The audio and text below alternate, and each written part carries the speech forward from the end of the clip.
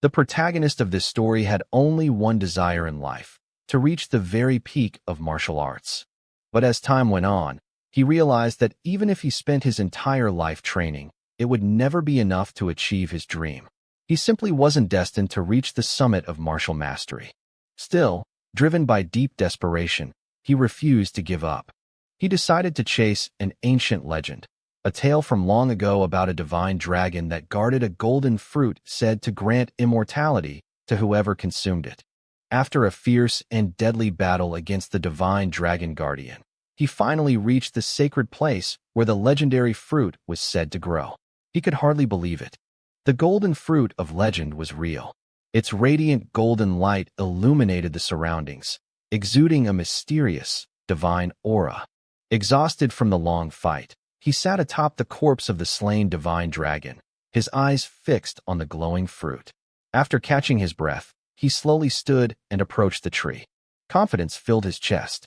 With this fruit, he believed, he could finally reach the peak of martial arts that he had dreamed of all his life. Without hesitation, he plucked the golden fruit and began to eat it. The moment he swallowed, a strange and powerful energy surged through his body. His veins throbbed, his blood boiled, and his entire being trembled as if being reforged by divine power. It was then revealed that this man's name was Gilfus Eldragon, the one hailed as the strongest human in the entire world. But decades later, Gilfus Eldragon had grown old. Now lying weakly on his bed, he was surrounded by his children and grandchildren. They whispered that his time was near and that they must accept that he would soon pass away. His eldest son, Gilliam, held his father's hand tightly. Gilfus, the current head of the Eldragon family, told his son that he didn't want to see sadness on their faces, that his time had simply come. Gilliam forced a smile, his voice trembling as he said that the manor had already grown gloomy when their mother passed away, and it would be even lonelier once their father was gone. But Gilfus gently reminded him not to let weakness consume him, not to be swallowed by grief. Then, as silence filled the room, Gilfus thought back to the golden fruit. He admitted to himself that, in the end, perhaps no one could truly believe in the myths of the ancient world. Yet he still felt fortunate, for he had lived long enough to have a family of his own. He told his loved ones that he had lived a long and fulfilling life and that he had no regrets. But deep inside, he knew it was a lie. Even now, he still couldn't let go of his dream. If only he had more time, he would continue to pursue the peak of martial arts, the dream that had eluded him all his life. And so, in his final moments, he held on to that desire until his last breath. However, in a completely unexpected twist, Gilfus opened his eyes once again. Confused, he wondered if he had merely fallen asleep. Everything felt strange. His room was different. His body felt light, and his surroundings unfamiliar. When he finally looked at his hands, his eyes widened in disbelief. These are my hands. Am I a baby? He quickly realized he was in a bizarre situation. But as a 10-star level martial artist, he questioned how anyone could have done this to him without him noticing. Then a thought struck him: the divine dragon and the golden fruit. He finally understood. The fruit's effect wasn't immortality, but reincarnation. Though unexpected, the realization filled him with joy. He had been granted another chance, a second life, to reach the peak he had failed to attain before. Soon, he noticed he wasn't alone in the room. When he looked around, he realized he was inside the annex of the Eldragon Manor. Somehow, he had been reborn into the same family. He then noticed that the room was filled with other infants. Just as he was wondering why there were so many babies here, a group of maids entered, carrying baby bottles. But strangely, instead of milk, they carried a red liquid. Gilfus watched as the maids poured the crimson substance into the bottles.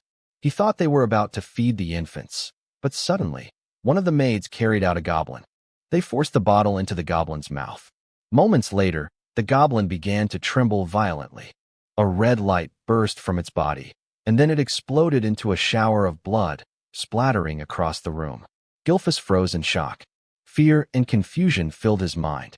What in the world is happening here? One of the maids calmly said that the mixture would be safe if they adjusted the right amount of water. As they began feeding the red liquid to the other infants, another maid picked up Gilfus himself. He looked at the bottle and immediately realized it wasn't milk. The energy coming from it was terrifyingly strong.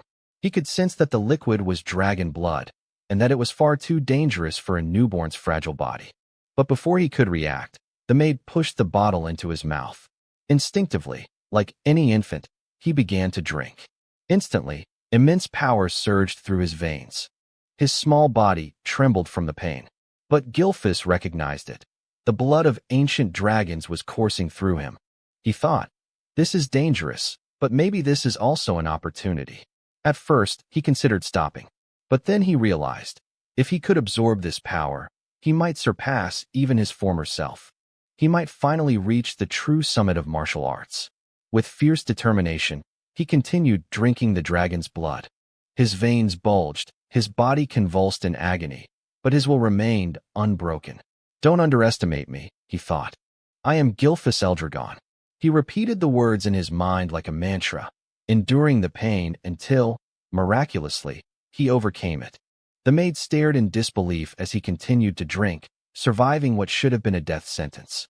Within his tiny body, two colossal dragon energies clashed violently, battling for dominance. When one finally overpowered the other, Gilfus could hardly believe how easily he had absorbed the power. When the two dragon forces finally merged within him, he realized this was the perfect opportunity. After finishing the last drop, he couldn't believe he had survived the overwhelming pain. His body hadn't exploded. Instead, it had adapted. He noticed a few other infants had also survived, which made him smirk inwardly. Never underestimate the survival instincts of a newborn, he thought. But, as expected from a baby's body, exhaustion soon overcame him. His eyelids grew heavy, and despite his triumph, Gilfus Eldragon, the strongest human reborn, slowly drifted into sleep. After 7 years, he was now undergoing intense physical training. While doing one-handed push-ups, a massive boulder was balanced on his feet. When he finally reached his 1000th rep, he kicked the boulder upward. And as it came crashing down onto his back, Gilfus couldn't believe the strength his body now possessed. Gilfus Eldragon, the former family head of the Eldragon clan, now lived under a new name, Zeke Eldragon. Zeke thought about how he had achieved such physical power at a young age, realizing it was all thanks to the ancient dragon blood flowing in his veins. It was said that every being in this world possessed something called a source of power, but the ancient dragon blood that had been given to them as infants contained a tremendous amount of that power. Those who survived drinking it developed bodies far stronger than ordinary humans. With the divine dragon source of power within him, Zeke knew he had already surpassed the limits he had reached at the same age in his past life. And since he was the only infant who had managed to drink an entire bottle of ancient dragon blood, his body underwent a drastic transformation, one even he did not expect. Yet despite his progress, what frustrated him most was that he remained a mere 1 star. He had trained relentlessly, expecting to reach at least 4 stars by now. The star was the measure of one's source power. In this world, the human body was said to resemble a universe. The more stars one had floating within that inner universe, the stronger they became. However, as the number of stars increased, so too did the difficulty of reaching the next level. In his past life as Gilfus Eldragon, Zeke had achieved the unimaginable, 10 stars. He was the only person in the world to ever reach such a level. "Time really flies," Zeke muttered. He was now 7 years old. He learned that he was an illegitimate child of the current Eldragon family head. His mother had died when he was still an infant, and to this day, he had never even seen his father's face, something he considered deeply irresponsible. What shocked him most was the realization that 1,000 years had already passed since his reincarnation. He thought that reincarnation itself was already unbelievable. But after 1,000 years, the world had changed. It had become a true survival of the fittest era. The greatest proof of this was the practice of feeding infants the blood of ancient dragons, followed by a ritual known as the Dragon Trial. Only those who survived both the drinking of dragon blood and the Dragon Trial were deemed worthy to receive education and training as Eldragon warriors. Naturally, Zeke should have been one of them. Yet whenever he asked the servant assigned to take care of him why no instructor had ever been sent to train him, the servant would only say that he wasn't allowed to answer such questions. Even after turning 7, Zeke had never received a single lesson. Isn't that strange? Zeke wondered aloud. Every child who survived the dragon trial was supposed to begin combat training, everyone except him. Day after day, he lived alone with only a servant by his side. When he confronted the servant about it, the servant merely asked what was wrong with that arrangement. Zeke sighed and said that, for now, conditioning his body was more important than combat training. After all, he could teach himself if he wanted to. He had once been a 10-star warrior in his past life. Zeke then requested information about the other surviving infants or anything about the main family that could help him. But once again, the servant refused, saying she wasn't permitted to disclose such information. Frustration clouded Zeke's face. "Will you always refuse to answer me?" he asked sharply. The servant firmly repeated that she couldn't speak of such matters. "Isn't it cruel?" Zeke asked bitterly. "Treating me like this?" But the servant explained that she was only following orders, her duty being to attend to Zeke's daily needs, nothing more. The servant, a 3-star level practitioner, could have easily taught Zeke basic combat techniques. Yet Zeke had no interest in such trivial lessons. After 7 years of living with this maid, he had grown used to the same lifeless responses. Finally, Zeke decided to leave and head into the forest. The servant said nothing, merely watching as Zeke walked away. "So, she's really going to let me go?" Zeke thought, a hint of irritation in his tone. Deep in the forest, Zeke uprooted wild poisonous herbs and ate them without hesitation. As before, the taste was vile, but this was part of his training method. Then, suddenly, he noticed something. He took a deep breath, forcing himself to stay calm as he repeated to himself, "Be patient. Be patient." He could feel someone, or something, watching him from afar, observing his every move. No matter how hard he tried, he couldn't shake the presence. After a few moments, Zeke sighed. "They followed me all the way here, huh?" When he could no longer stand it, he called out, "You might as well come out if you've got something to say." Then he moved into the tall grass, hiding himself. Moments later, while crouched in the grass, Zeke sensed a dark, oppressive aura nearby. When he looked toward the source, he saw a creature known as an anger boar. What is that aura, he wondered. The black mist surrounding the beast was something he had never seen before, not even 1,000 years ago. As the anger boar grazed on the grass, Zeke suddenly stood and revealed himself, startling the beast. It charged at him immediately, and rather than fear, a smile formed on Zeke's face. He was genuinely thrilled to fight it. The boar lunged forward, but Zeke swiftly dodged, gathering golden energy into his fist. With a powerful strike, he unleashed an explosion that tore through the anger boar's body. He couldn't help but grin at the sight. His attack had been far stronger than he expected. Even as a 1-star, his power surpassed that of most practitioners at the same level. Hoisting the slain creature over his shoulder, Zeke muttered, "It'll be even better once I raise my star level." He was tired of 7 years of being ignored and isolated by the Eldragon family. He wondered if it was time to leave and travel on his own, maybe even venture toward the ocean. Meanwhile, in the distance, a cloaked man watched from the shadows. "What's going on with that boy?" he muttered. Even without formal training, he's reached 1-star level, and he killed that anger boar with a single strike. What puzzled the man even more was how Zeke managed to sense his presence. "That child isn't ordinary," he said quietly. He recalled that Zeke's mother had died young, and his father, the current family head, had shown no interest in him. Without proper guidance, the boy shouldn't have grown this strong. Still, as the son, illegitimate or not, of the Eldragon head, Zeke was bound to remain under the clan's watch. That was why someone like him had been assigned to monitor the boy from the shadows. An illegitimate son, yet the blood of the family head runs through his veins, the man whispered. Could that be why he's so strong? Uncertain, he chuckled softly. That kid will be interesting to watch in the future. Then he disappeared into the darkness. Back at Zeke's home, the boy was packing his belongings, ready to set off on his journey.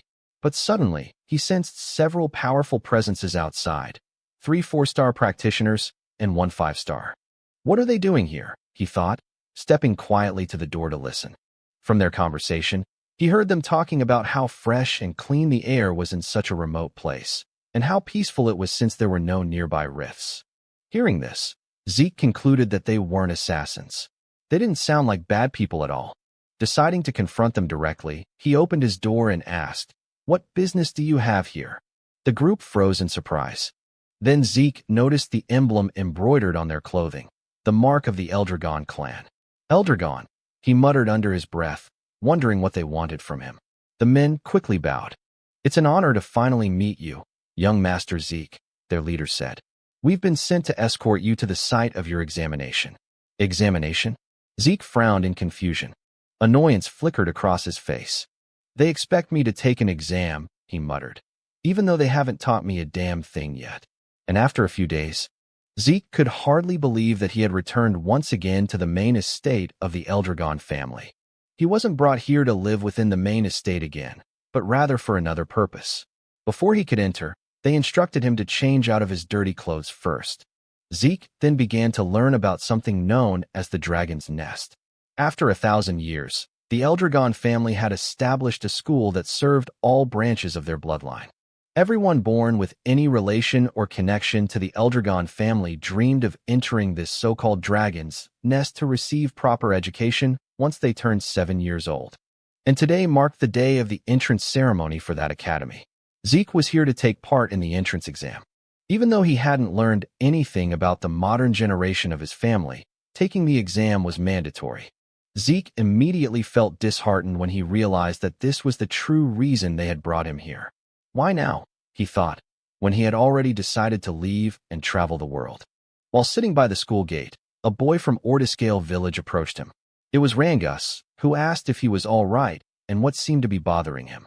When Zeke asked who he was, the boy formally introduced himself as Rangus and said he had approached because Zeke looked troubled. Is that so? Zeke replied casually. After observing the flow of energy in Rangus's body, Zeke quietly thought to himself that the boy seemed shy but had an unusually strong sense of perception.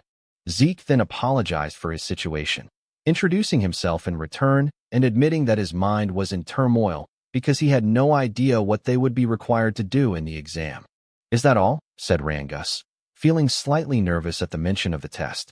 Still, he explained that the annual entrance exam for the Dragon's Nest didn't really change much.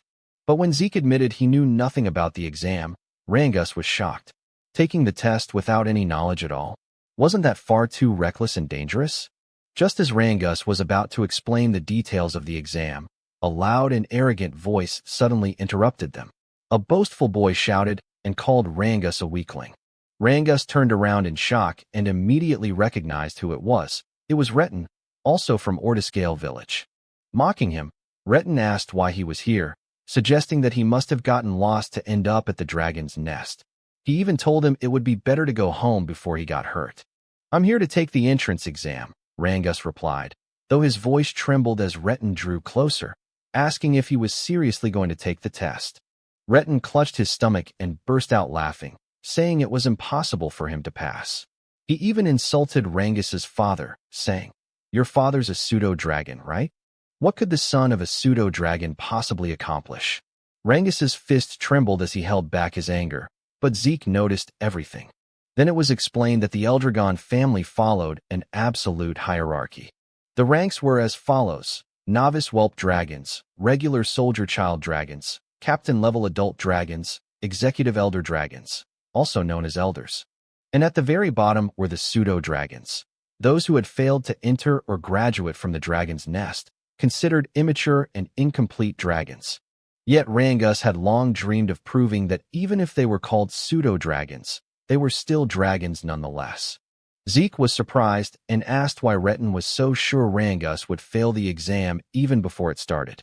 "Who the hell do you think you are?" Retin snapped, asking if Zeke had a problem with him. Zeke calmly said he was merely curious why Retin was so confident Rangus couldn't pass. Retin pointed at Rangus and shouted that the reason was obvious. He was just a weakling. Zeke tilted his head and asked if he really thought Rangus was weak, because from what he could sense, Rangus seemed even stronger than them. Hearing that, Rangus's eyes widened in disbelief. It was the first time someone had stood up for him. The arrogant boys grew angry and asked if Zeke was seriously claiming they were weaker than a pseudo-dragon, a being they saw as inferior. But before things could escalate, a man arrived and drew everyone's attention. He was the adult dragon examiner, announcing that the Dragon's Nest entrance exam was about to begin and that all participants should register to receive their numbers. As Retin left, he glared at Zeke and warned that he wouldn't forget his face. Zeke sighed and said there was no need for anger, remarking that the children of this generation seemed to have such short tempers. Rangus quickly replied, "That wasn't that strange, since we're about the same age." Rangus added that anyone would be angry if told they were weaker than him. "Is that so?"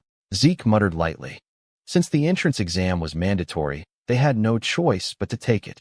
Though Zeke was surprised when Rangus said it was actually possible to skip the test, Zeke's eyes widened, and Rangus realized Zeke truly didn't know anything about it. Rangus advised him that it might be better to withdraw now before he got hurt. But Zeke replied confidently that a genius like him would never withdraw from a challenge. Rangus could only shake his head and say that Zeke was overly confident despite knowing nothing about the exam. Zeke simply laughed and said that whatever the test may be, they should hurry since it was about to start. Rangus had no choice but to agree. When they arrived at the testing grounds, the examiner announced that the exam was simple. To pass, they only needed to scratch the stones placed behind him. However, no other weapons were allowed except those provided by the academy. Still, they were free to use their bare hands if they wished, but each participant only had 3 attempts. "That's it," Zeke said, sounding unimpressed. After surviving the dragon trial when they were still infants, he expected something far more terrifying and intense. But this seemed disappointingly simple. The examiner then called the first participant and instructed him to begin. The boy, nervous but determined, struck the massive stone with all his strength.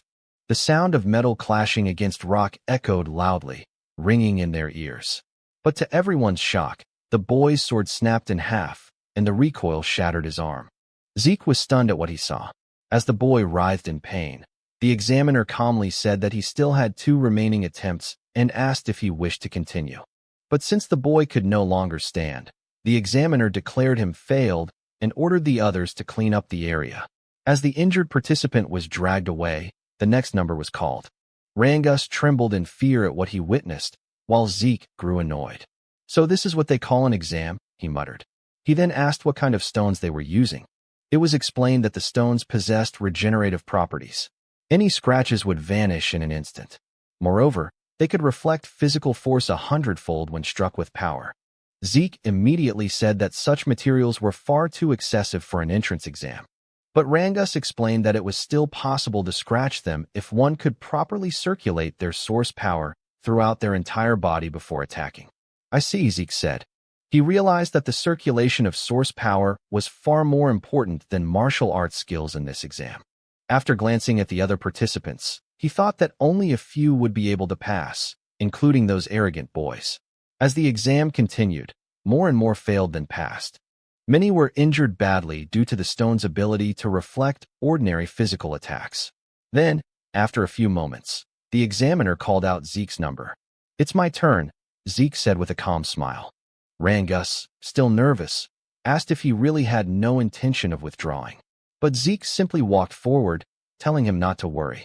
As he approached the examiner, the man's eyes widened in shock. Zeke's aura began to flare up, faintly revealing the might from his previous life as Gilfus. The examiner told him to step forward and choose a weapon, but Zeke said it wasn't necessary. His fists alone would be enough. The crowd murmured in disbelief. No matter how skilled he might be in circulating source power, they thought there was no way he could scratch the stone with his bare hands. His fists would surely shatter instead. Some of them said that not only Zeke's fists but also his arms would be destroyed, which made Rangus extremely nervous for him. Along with his fear came anger toward himself, thinking he should have forcibly stopped Zeke to prevent him from getting hurt. The examiner then gave the signal to begin. As Zeke approached the massive stone, he placed his hand on it, noting that this was the first time he had ever seen such a material. He thought to himself that it must have been formed over 1,000 years ago. And even now, there were still many things about the current generation that he didn't fully understand. But that didn't matter anymore. He immediately gathered his source power into his fist.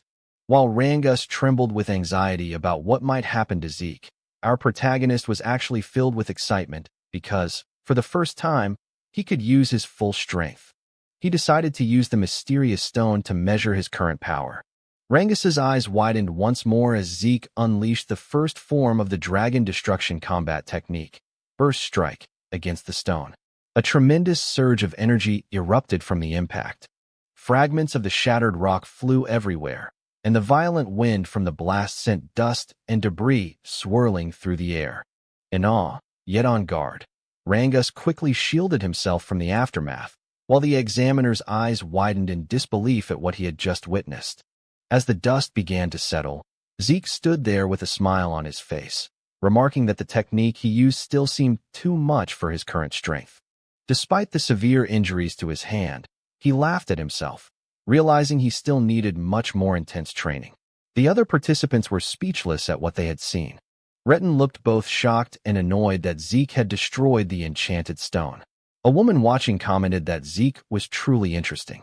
While the others still couldn't get over what had happened, Zeke waited happily for the examiner to announce the results, but the examiner was still in shock. The stone Zeke had destroyed was known to regenerate itself, and the only ones capable of breaking it were supposed to be those who had already reached the 4-star level or higher. Yet now, a mere child stood before him, having done what seemed impossible. "He's just an illegitimate son," the examiner muttered to himself, then wondered if Zeke's ability came from the blood of the family head that still flowed within him. He also realized that the technique Zeke used seemed strangely familiar. Still dazed, the examiner didn't respond right away, so Zeke called out to him impatiently, asking for the result. Snapping back to his senses, the examiner finally declared that Zeke had passed the test. One of the examiners then handed Zeke a small bottle containing a green liquid. Curious, Zeke asked what it was, but the man only asked if he could leave already since Zeke was blocking the area. Annoyed, Zeke frowned and muttered if everyone in this generation was this rude. Before he could complain further, Rangus ran up to him with excitement, praising Zeke's performance. Zeke proudly grinned and said it was nothing but peanuts. Zeke then asked what the liquid was, and Rangus explained that it was a healing potion, the standard potion of the Eldragon family. Healing potion? Zeke repeated. Rangus confirmed it. But since Zeke was an illegitimate son of the family, he suspected it might be poison. However, since Rangus had vouched for it, he wondered if it might actually be a spiritual medicine. The elixir, known as cloud-piercing clarity wood, was made from extremely rare materials, herbs found only in secret realms, along with the pure source power of divine beasts and the essence of elusive phantom beasts. When used, it could heal not only fresh wounds, but also old scars and injuries. On top of that, it could enhance one's source power. Because the ingredients were so rare and the process so complex, such elixirs were rarely seen. After drinking it, Zeke was amazed by its immediate effect on his body. "Is this really a spirit medicine?" he asked Rangus. Rangus replied that he didn't know what spirit medicine meant, but he was certain that the Eldragon family's potions were of far higher quality than any commercial ones outside their domain. Rangus then asked if the potion's effect surprised Zeke that much. "Of course," Zeke said, explaining that it healed both his serious injuries and the strain from his training. Still, he noticed that, unlike spirit medicine, it didn't seem to boost his source power. Rangus, on the other hand, said he was even more amazed by Zeke himself, to which Zeke chuckled and told him not to joke. Zeke thought to himself that the potion's existence showed how far knowledge had advanced over the last 1,000 years. Rangus praised Zeke's strength again, and Zeke declared that his dream was to become the strongest of all. Soon, the examiner announced that Retin had also passed the test, as well as his companions. Zeke expected as much, but then Rangus trembled nervously when his number was called. Despite his fear, he gathered his courage and walked to the front. Watching his stiff movements, Zeke wondered why Rangus was so nervous, then shouted to encourage him, telling him to trust himself. Embarrassed, Rangus asked him to lower his voice. When Rangus chose a sword as his weapon, Zeke watched closely, wondering what he was doing. Once the examiner gave the signal, Rangus attacked the stone, but as he expected, he failed on his first try.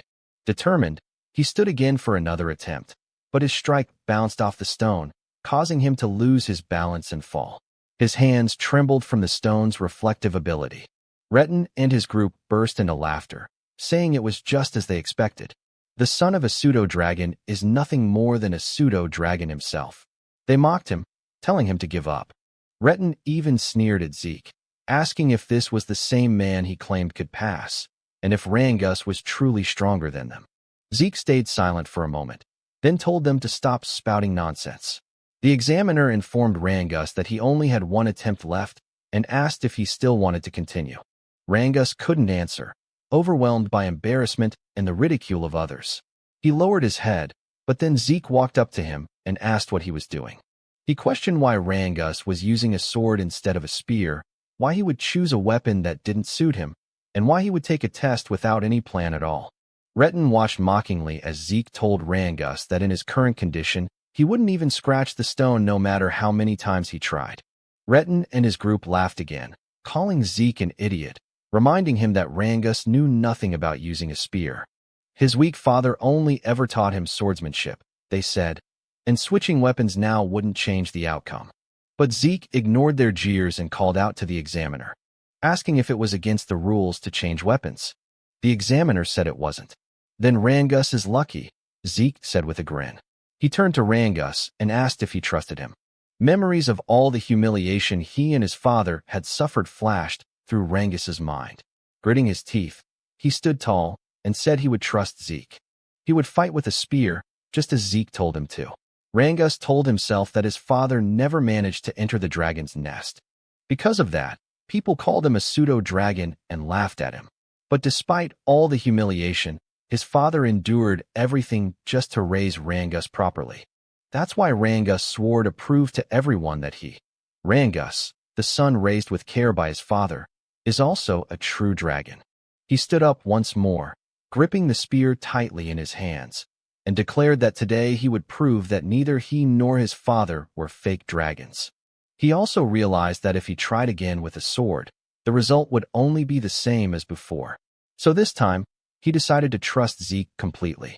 The only problem was that he didn't know how to use a spear.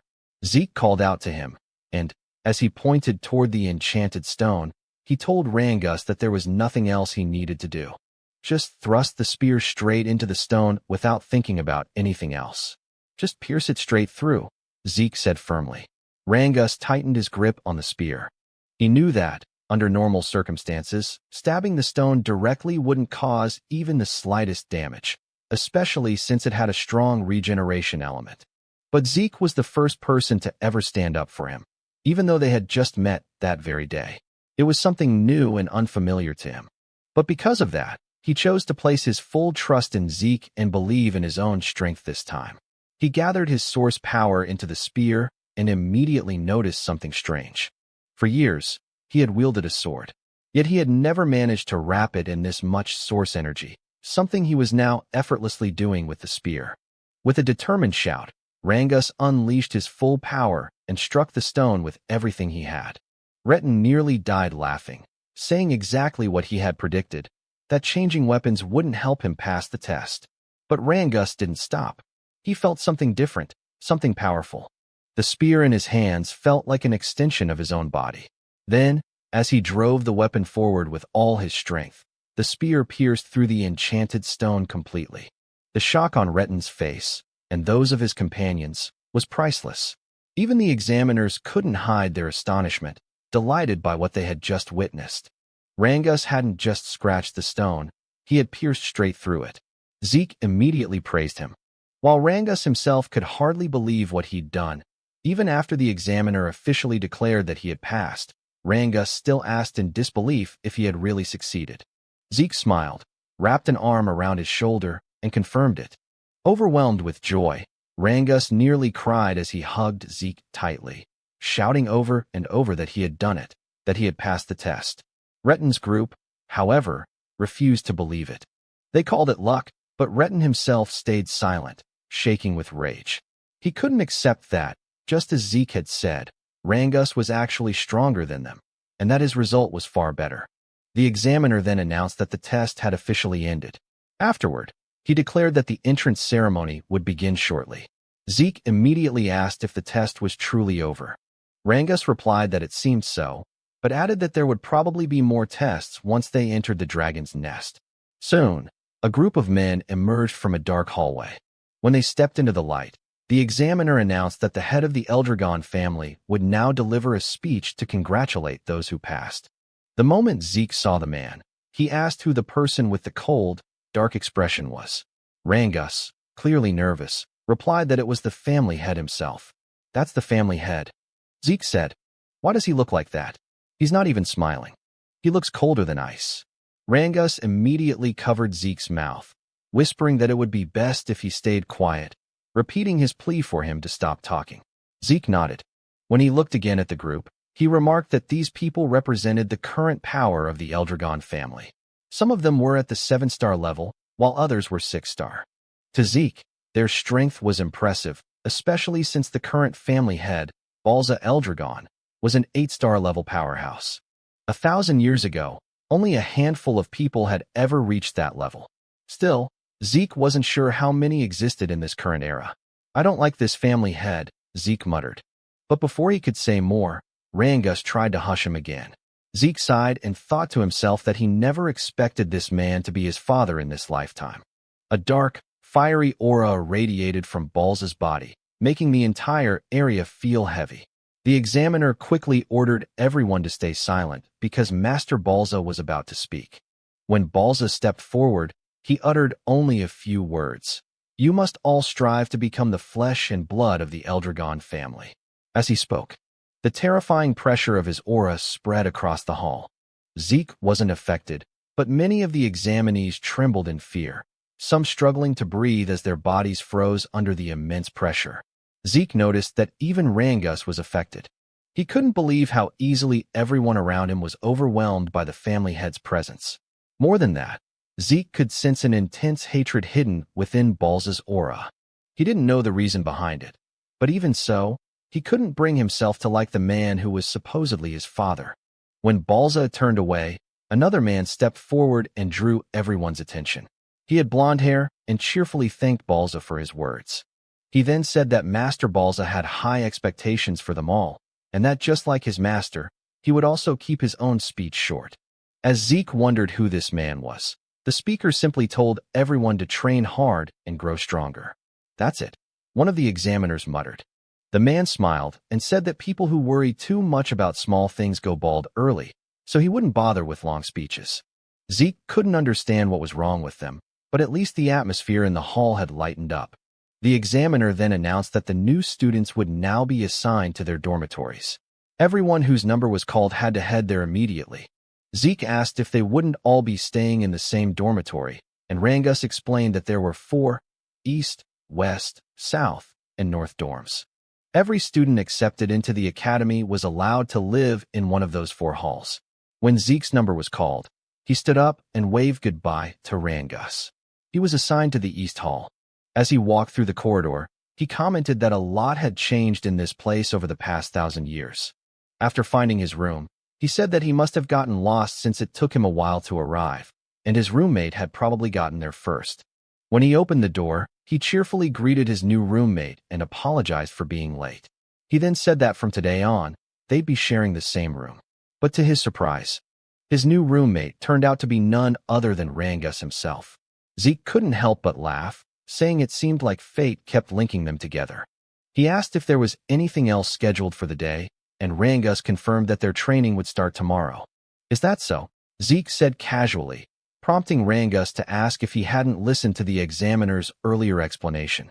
Zeke admitted that he hadn't, on purpose. Rangus sighed and said they should get some rest early since training would begin the next day. As Zeke gazed out the window, he thought about his plan to escape from the Eldragon family and travel the world. But after what he'd learned about the enchanted stone with regenerative properties and the healing potion, he realized he had discovered many interesting things during the exam. If he truly wanted to understand all the changes that had taken place over the past 1,000 years, he thought, then maybe staying with the Eldragon family for a while wouldn't be such a bad idea after all. A month passed at the academy, and their training continued to grow harsher, holding heavy dumbbells in both hands. The instructor explained that the dragon's breath he was teaching them was one of the most important techniques ever created by the 15th Eldragon family head. After reminding them that they had to master the technique under any condition, the instructor's attention was drawn to a few students. Some of them, he noticed, had already mastered Dragon's Breath, especially the young woman he called Master Lika. Her overflowing energy suggested that she was close to reaching the 2-star level. But aside from her, one other student caught his eye, and he could hardly believe what he was seeing. Zeke was training while not only holding the dumbbells, but also balancing large stones on his head and arms. The instructor stared in disbelief and muttered to himself that the blood of the family head truly ran in Zeke's veins. However, it was said that no one had ever taught Zeke anything since he was a child, which is why everything he was witnessing now felt unfamiliar to him. Zeke, on the other hand, couldn't believe that the technique he once called the Dragon King's breathing technique had been further developed by the succeeding family heads, and that it was now being taught to other branches of the family as well. According to Zeke, breathing techniques were methods that gathered the source power from the surroundings into the body. Once circulated, this source power would strengthen a person's own inner energy. The effectiveness of such techniques depended on an individual's ability and intellect. That was why the great families of this world kept their techniques secret, never allowing them to be learned by outsiders or those not belonging to their bloodline. Zeke also realized that the Dragon's Breath was a safe and simple technique, easy enough to master, but it was useless to him if it could only be used while resting. His own version of the breathing technique allowed him to manipulate the surrounding source power even while moving. Because of that, it was far more complex and powerful in actual combat, but also much harder to learn. Only a few had ever mastered it. He thought the current generation must have simplified his original version so that even the family's branch members could learn it. And that decision had clearly helped strengthen the Eldragon family. Zeke couldn't help but feel a strange satisfaction. He never imagined that the techniques he had discovered long ago would still have an impact after 1,000 years. It made him wonder if the other martial arts techniques he created had also evolved over time. Interesting, he muttered to himself, amused by the thought. Lika, meanwhile, quietly observed Zeke from a distance. Later in the cafeteria, the other students were astonished by how much food Zeke was eating. As he continued devouring his meal, he noticed Rangus sitting silently across from him. "What's wrong?" Zeke asked. "You won't get strong if you don't eat." Rangus simply asked if Zeke didn't find his stamina strange. "That's it," Zeke replied. "You just need to eat more if you want to get stronger. Train harder. Push yourself." He even offered some of his food to Rangus, but the latter politely declined, saying he'd had enough. As Zeke thought about how some of the students were already well trained even before entering the academy, a girl suddenly approached them. "You're quite impressive," Lika said, her tone calm yet confident. Zeke blinked. "And who are you supposed to be?" he asked casually.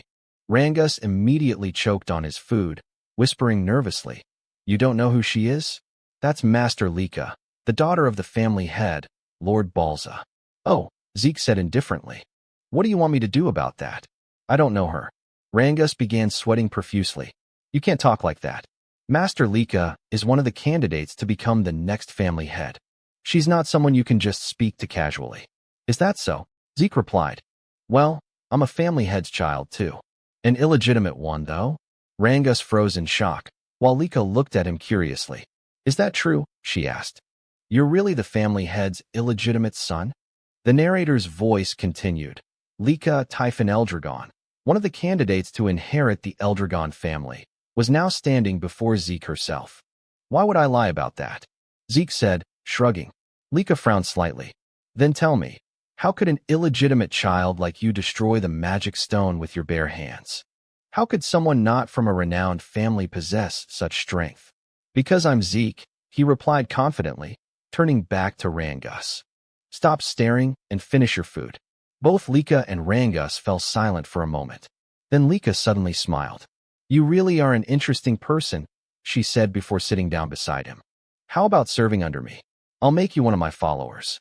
Zeke raised an eyebrow. "What exactly do you mean by that?" "I want you to join me," she said. "Be my ally, and I'll be your backer. Every illegitimate child needs allies and influence, don't they? Use your strength to help me become the next family head. And once I do, I'll help you achieve your own dreams." Zeke didn't even hesitate. "No," he said flatly. Lika frowned again. "Why not? Don't tell me you want to become the family head yourself." As her aura flared with a faint crackling energy, Zeke could tell that she was close to reaching 2-star level. For someone her age to release an aura like that, she was indeed impressive. Still, Zeke remained calm. "You can think and do whatever you want," he said. "But I have no interest in being family head or any kind of title." "Why?" Lika asked coldly. Zeke stabbed his knife into the table. "Because I don't need to serve anyone," he said, his voice steady but sharp. "I'm the strongest person there is." The cafeteria went silent. Even Lika couldn't believe what she was feeling. Zeke's presence had completely overwhelmed her for a moment. Rangus immediately stepped in to diffuse the tension, urging both of them to calm down. But Lika wasn't the type to back off, embarrassed and angered by what just happened.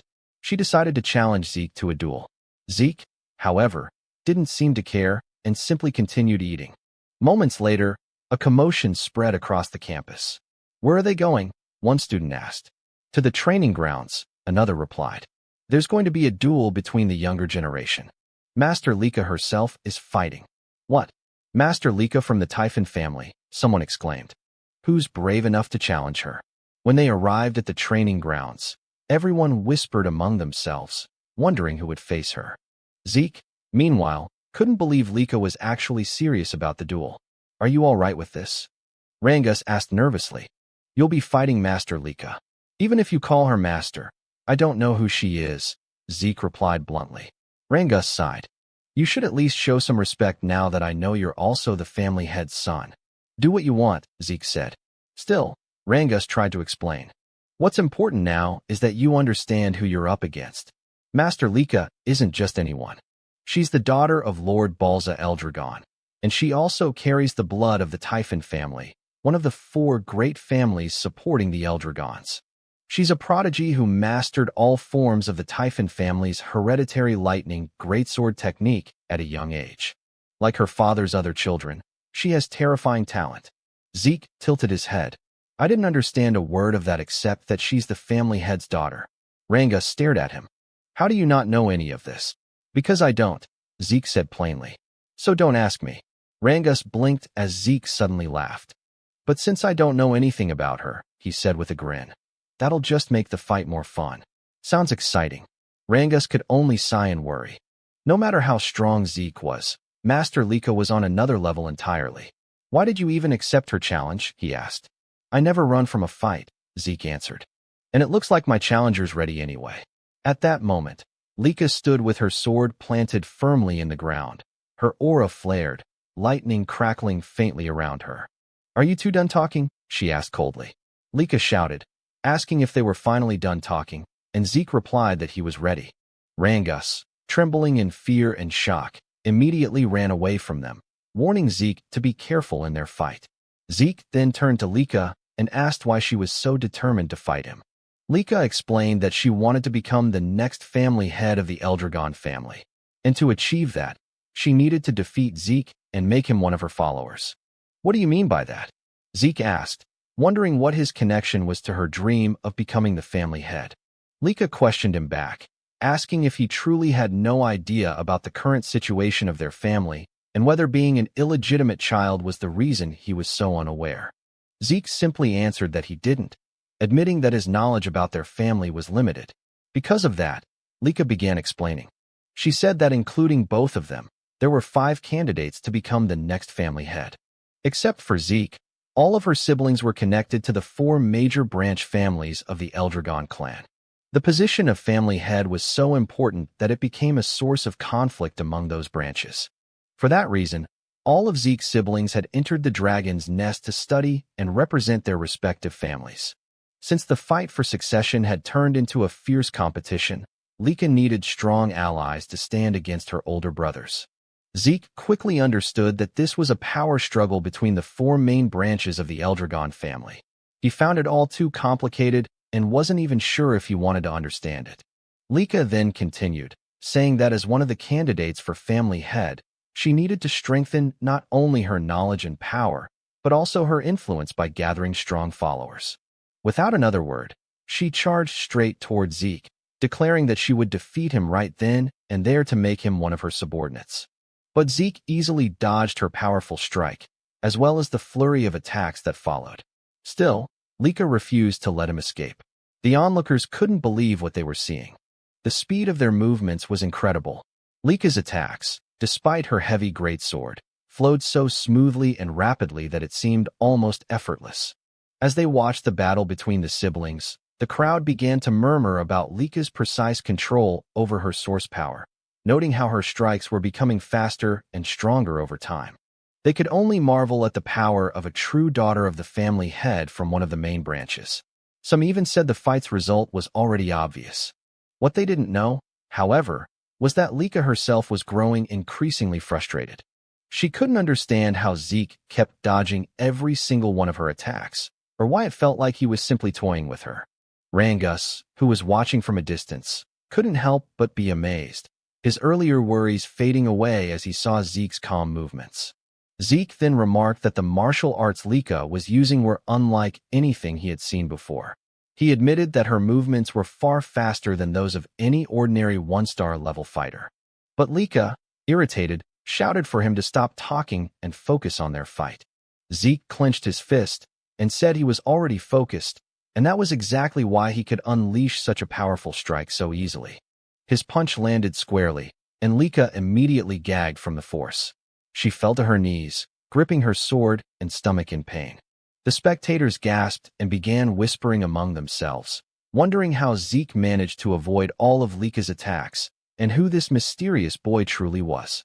As Lika struggled to stand, she asked why none of her strikes could land. Compared to other one-star fighters, she knew she was much faster. So, logically, Zeke shouldn't be able to keep up. Zeke admitted that she was indeed faster than any one-star he had ever seen. But in his eyes, she was still just a one-star. "You're a one-star, too," Lika snapped, saying that Zeke shouldn't be able to match her speed and movements. "There's a simple reason for that," Zeke replied. "Your breathing, the movement of your eyes, even the shift of your muscles. I can read them all. By observing these small details, I can predict your next move. It's all based on experience." "Don't make me laugh," Lika shouted, launching another fast strike toward him. But Zeke easily dodged again, saying that just like his words a moment ago, he could see and read her every move. In the next instant, he countered with another powerful attack that sent Lika crashing into the wall with violent force. The spectators screamed in shock, asking if Lika had really been defeated. "Master Zeke, that was amazing. You beat Master Lika," Rangus shouted in excitement. But Zeke calmly said that it wasn't over yet. Their fight wasn't finished. As the dust cleared, Lika stood once again, bruised but defiant. Zeke noted that she had focused her source power into her core, allowing her to endure his attack without suffering serious damage. He smiled slightly and admitted that Lika was truly an extraordinary girl. "That's enough, Master Lika," Rangus pleaded. But Zeke told him to move back, warning that he could get caught in their next exchange. Zeke then noticed an intense surge of aura flowing from Lika. He wondered if she had just advanced to the 2-star level. The spectators noticed it, too. They couldn't be mistaken. The glowing mark on her body was proof that she had indeed become a 2-star with a white aura. The 2-star level was a stage where one could channel source power into their martial arts, even manifesting it outside their body. Lika thanked Zeke, saying that because of him, she had achieved the 2-star level earlier than expected. But because of that, she declared, "You no longer have any chance of winning." With her aura blazing, she charged toward Zeke, her great sword surrounded by radiant power. Zeke only laughed. He looked genuinely thrilled. "You've really improved," he said with excitement, dodging another rapid strike. "Your speed is incredible now." But his expression suddenly changed when he felt a sting on his cheek, a shallow cut. "I know I dodged that attack," Zeke thought to himself. Lika smirked and asked if he could finally see the difference in their strength. "This is my true ability," she said proudly. "Now that I've become a full 2-star and gained my aura, I'll show you the real power of the Typhon Greatsword technique." "Oh, then I get to witness a martial art I've never seen before," Zeke said, smiling in excitement. To him, this was turning out to be the most thrilling and enjoyable moment of their fight. Lika suddenly unleashed the lightning greatsword technique, Lightning Flash. Her sword crackled with blinding golden energy as she charged forward. Zeke was instantly enveloped in a storm of lightning, forcing him to retreat a step back as he shouted, "Wait a second. What kind of technique was that? How can you manipulate lightning like that? Isn't this too much for a sparring match? Lika smirked, driving her sword into the ground as golden light surged around her. You seem surprised, she said calmly, summoning another move. Lightning net. Sparks erupted from the earth, forming a glowing web of electricity that shot toward Zeke, but he narrowly dodged it. As he landed, he muttered to himself, her power has grown tremendously. Her strength now is nothing like before. At this rate, this fight won't be easy. The audience murmured in awe, unable to hide their astonishment. Ever since Lika had advanced to 2-star level, the tide of the battle had completely turned. Rangus, who had been watching anxiously, began to worry. Zeke noticed that Lika's movements were simple, nothing new compared to her 1-star self. But every swing of her blade now carried far greater force. Her lightning greatsword technique was overflowing with power, her aura amplifying each strike. What surprised Zeke even more was the speed. Lika was moving faster than he could have anticipated, and her lightning felt strangely mysterious. Still, he remained confident. Even if she could cloak herself in thunder, he was sure he could counter it. Yet curiosity filled him. What kind of power was this? What kind of lightning could she command? While evading her continuous assaults, he studied her every move, analyzing her aura and its rhythm. Lika, noticing Zeke's calm smile as he danced away from her attacks, frowned. You look too relaxed for someone in a duel, she sneered. Let's see how long that lasts. She dashed forward once more, her sword blazing with light as she used swift thunder, enveloping herself in golden lightning. But again, Zeke evaded at the last moment. She's as fast as lightning itself, he thought, only for Lika to swing her sword mid-charge. The blow struck true this time, sending Zeke flying backward with a powerful shock wave that scattered dust and debris across the field. Rangus gasped and rushed towards Zeke out of sheer panic, but one of the spectators grabbed his arm to stop him. Meanwhile, Zeke stood up, his clothes scorched, but his will unshaken. Lika charged again, unleashing another lightning flash, striking him head-on. Yet Zeke still stood tall afterward. How is he still standing? Lika muttered, her brow furrowed in disbelief. Rangus ran toward them, shouting, Master Lika, stop. That's enough. We've already seen your strength. But Lika snapped back coldly. Do you not understand, Rangus? Stopping mid-battle would be an insult to Zeke. Desperate, Rangus turned to Zeke and begged, Please, Master Zeke, surrender. That's enough. Lika chuckled. He's right. Judging by your condition, surrendering would be wise. If you kneel and pledge loyalty to me, I'll stop. But Zeke only smiled silently. Lika's eyes hardened. Even as an illegitimate child, you're truly a proud Eldragon, she said with a hint of mockery. She raised her great sword high, her aura surging. If that's what you want, then I'll use my full strength to end this. Lightning roared from the heavens as Lika summoned her first secret art, Heaven's Thunder.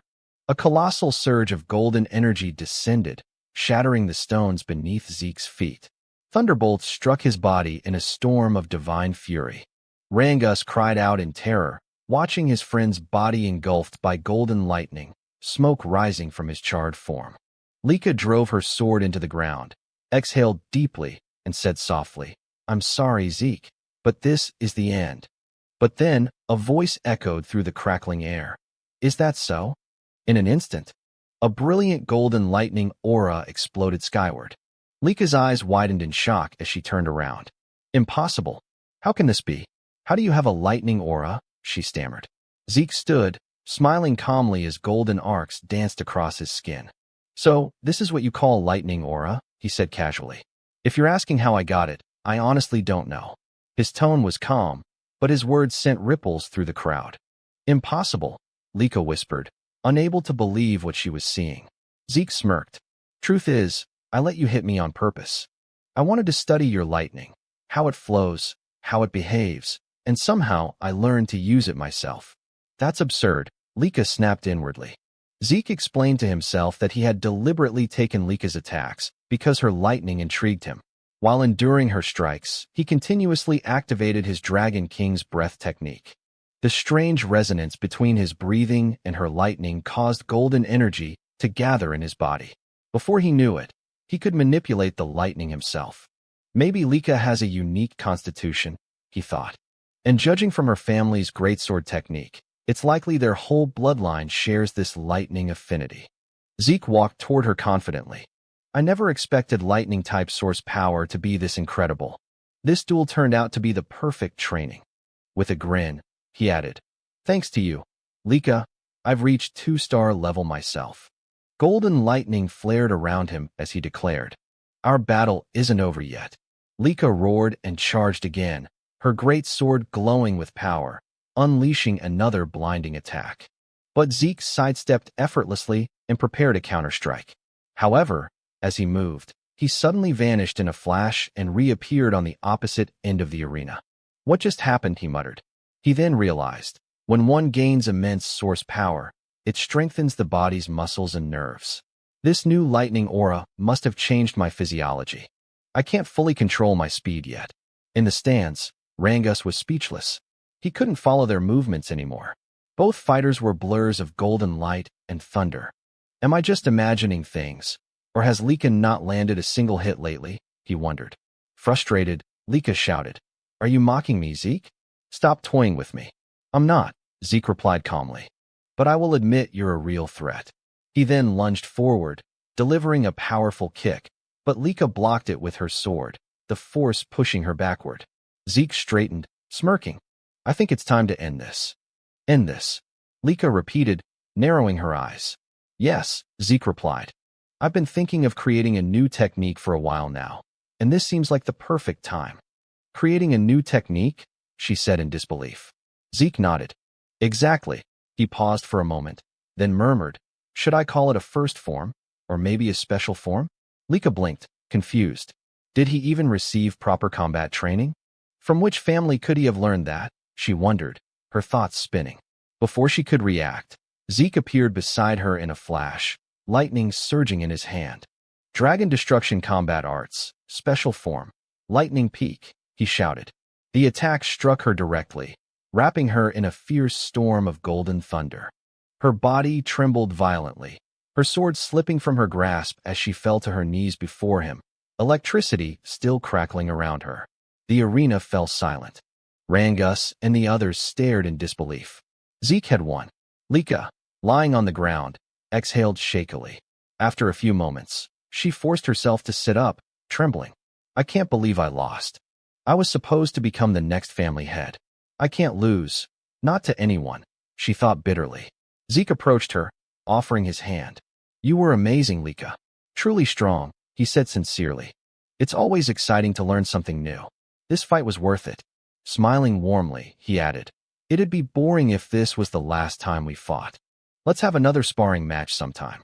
Lika froze, her cheeks turning red as she stared at his outstretched hand.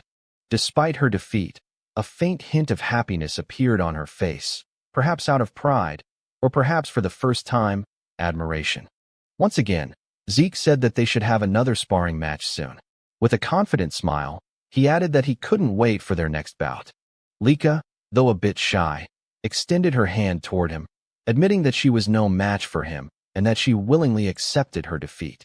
Meanwhile, several hours later, deep inside a dimensional rift, Zeke Eldragon, the father of Lika and Zeke and the current head of the Eldragon family, stood surrounded by countless strange and feral monsters.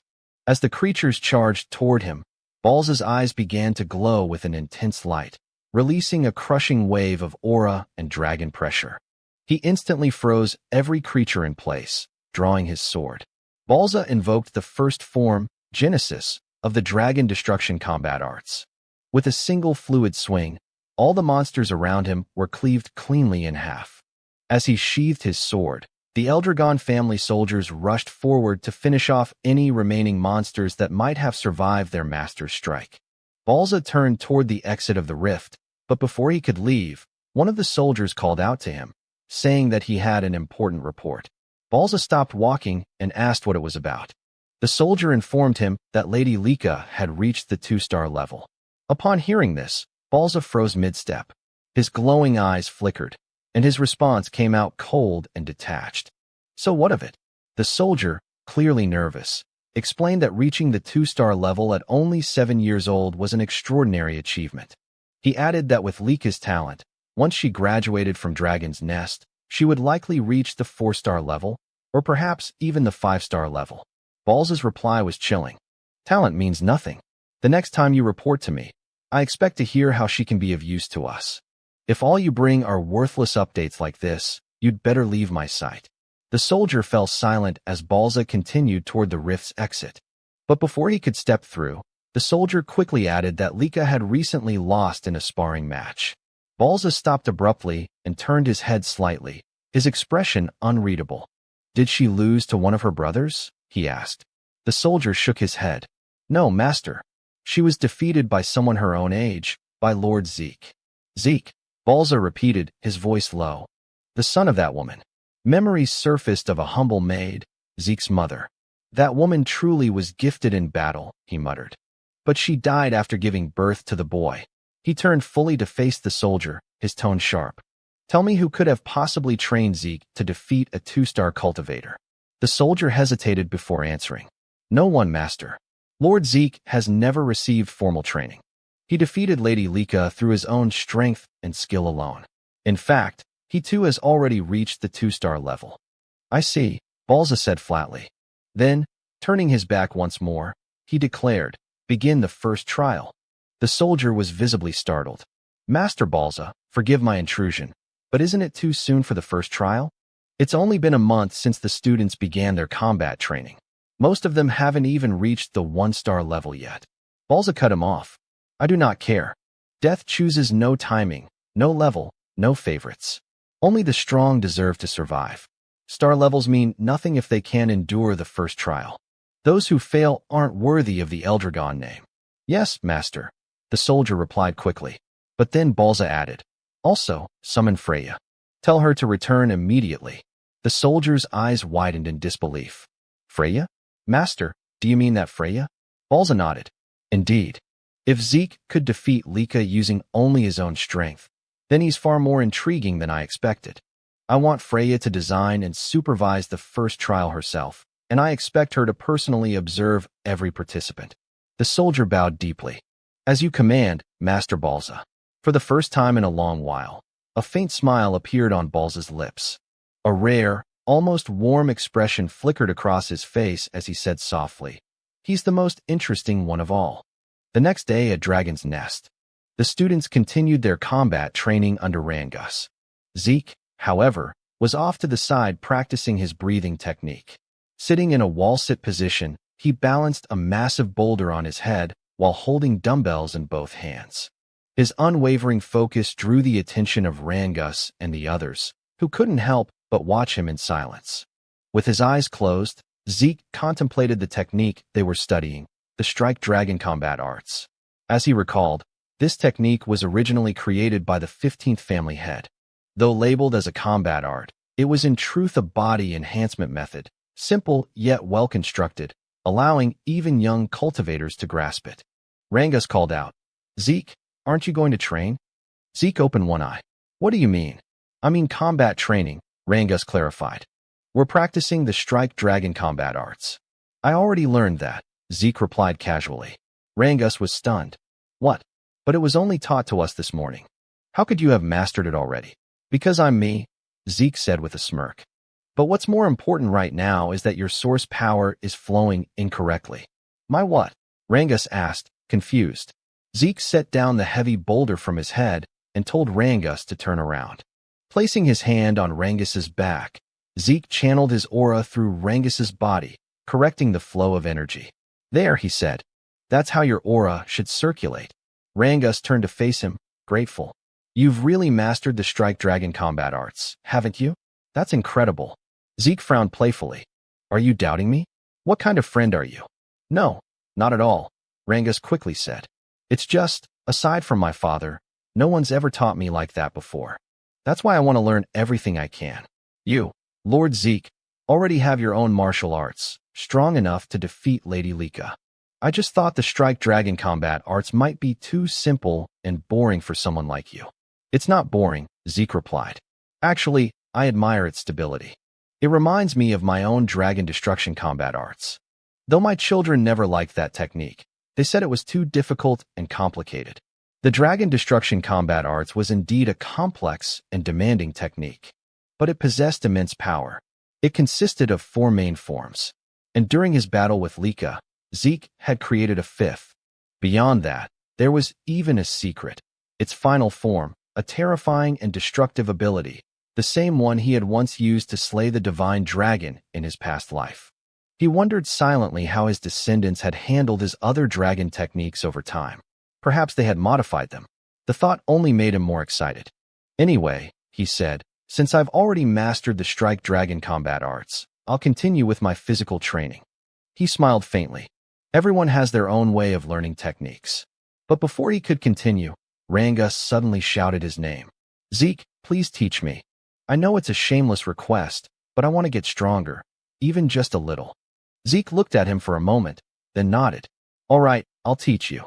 Rangus blinked in surprise. Wait, you mean it? You'll really teach me? Of course, Zeke replied. Why do you look so surprised? You were the one who asked. I just didn't think you'd agree so easily, Rangus said sheepishly. I'm not lying, Zeke said.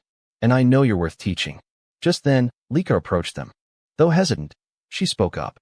Zeke, I'd like you to teach me too. Rangus turned to her, startled. You too, Lady Lika? Is there a problem? She asked calmly. Honestly, I used to think that no one my age could defeat me. As a candidate to become the next head of the Eldragon family, I was confident in my power. But yesterday's match shattered my pride. I still don't know how you managed to use lightning aura or how you wield it even better than I do. Zeke sighed. So now this is my fault, he muttered half-jokingly. Determined, Lika continued. I want to become stronger, strong enough to defeat our older brothers and you as well, Zeke. Please teach me. Zeke fell silent for a moment, deep in thought. Since Zeke did not answer right away, Lika asked if he was truly fine with it. Even though he was also a candidate to become the next head of the Eldragon family, Rangus agreed with her, realizing that even if Zeke was an illegitimate child, Balza Eldragon was still his father, which technically made Zeke one of the successors, whether he liked it or not. Zeke calmly replied that he did not mind, but the real question was whether Lika's body was in good enough condition to train. He said that from what he had seen in their match, her injuries would normally take at least a month to heal. Lika shook her head and said she had already used a healing potion, so there was no need for him to worry. Zeke and Rangus exchanged a look, whispering to each other. Zeke asked if that medicine truly had such absurd effectiveness. Rangus replied that if Zeke was referring to the basic potion given during the entrance exam, it definitely was not strong enough to heal Lika's wounds so quickly. Because she was the daughter of the family head, she must have used a much stronger kind of potion. Zeke sighed in amazement, muttering that this era truly was something else. Lika nodded, admitting that without the potion, she would have been bedridden for at least a month. But now, what mattered most was her request, whether Zeke would agree to train her as well. She knew that he, too, needed to train, but she wanted to grow stronger under his guidance. Zeke agreed without hesitation, saying that he never turned down young people with ambition. Both Lika and Rangus were surprised by his answer. Lika pointed out that he was also young like them, while Rangus added that they were about the same age. Zeke chuckled and agreed. Then, with a teasing tone, Zeke asked if she was truly sure about having him as her instructor. After all, he was the one who had defeated her. Lika replied firmly that she did not care about that. She did not have the luxury to be picky if she wanted to become the next head of the Eldragon family. She had to become stronger, no matter what it took.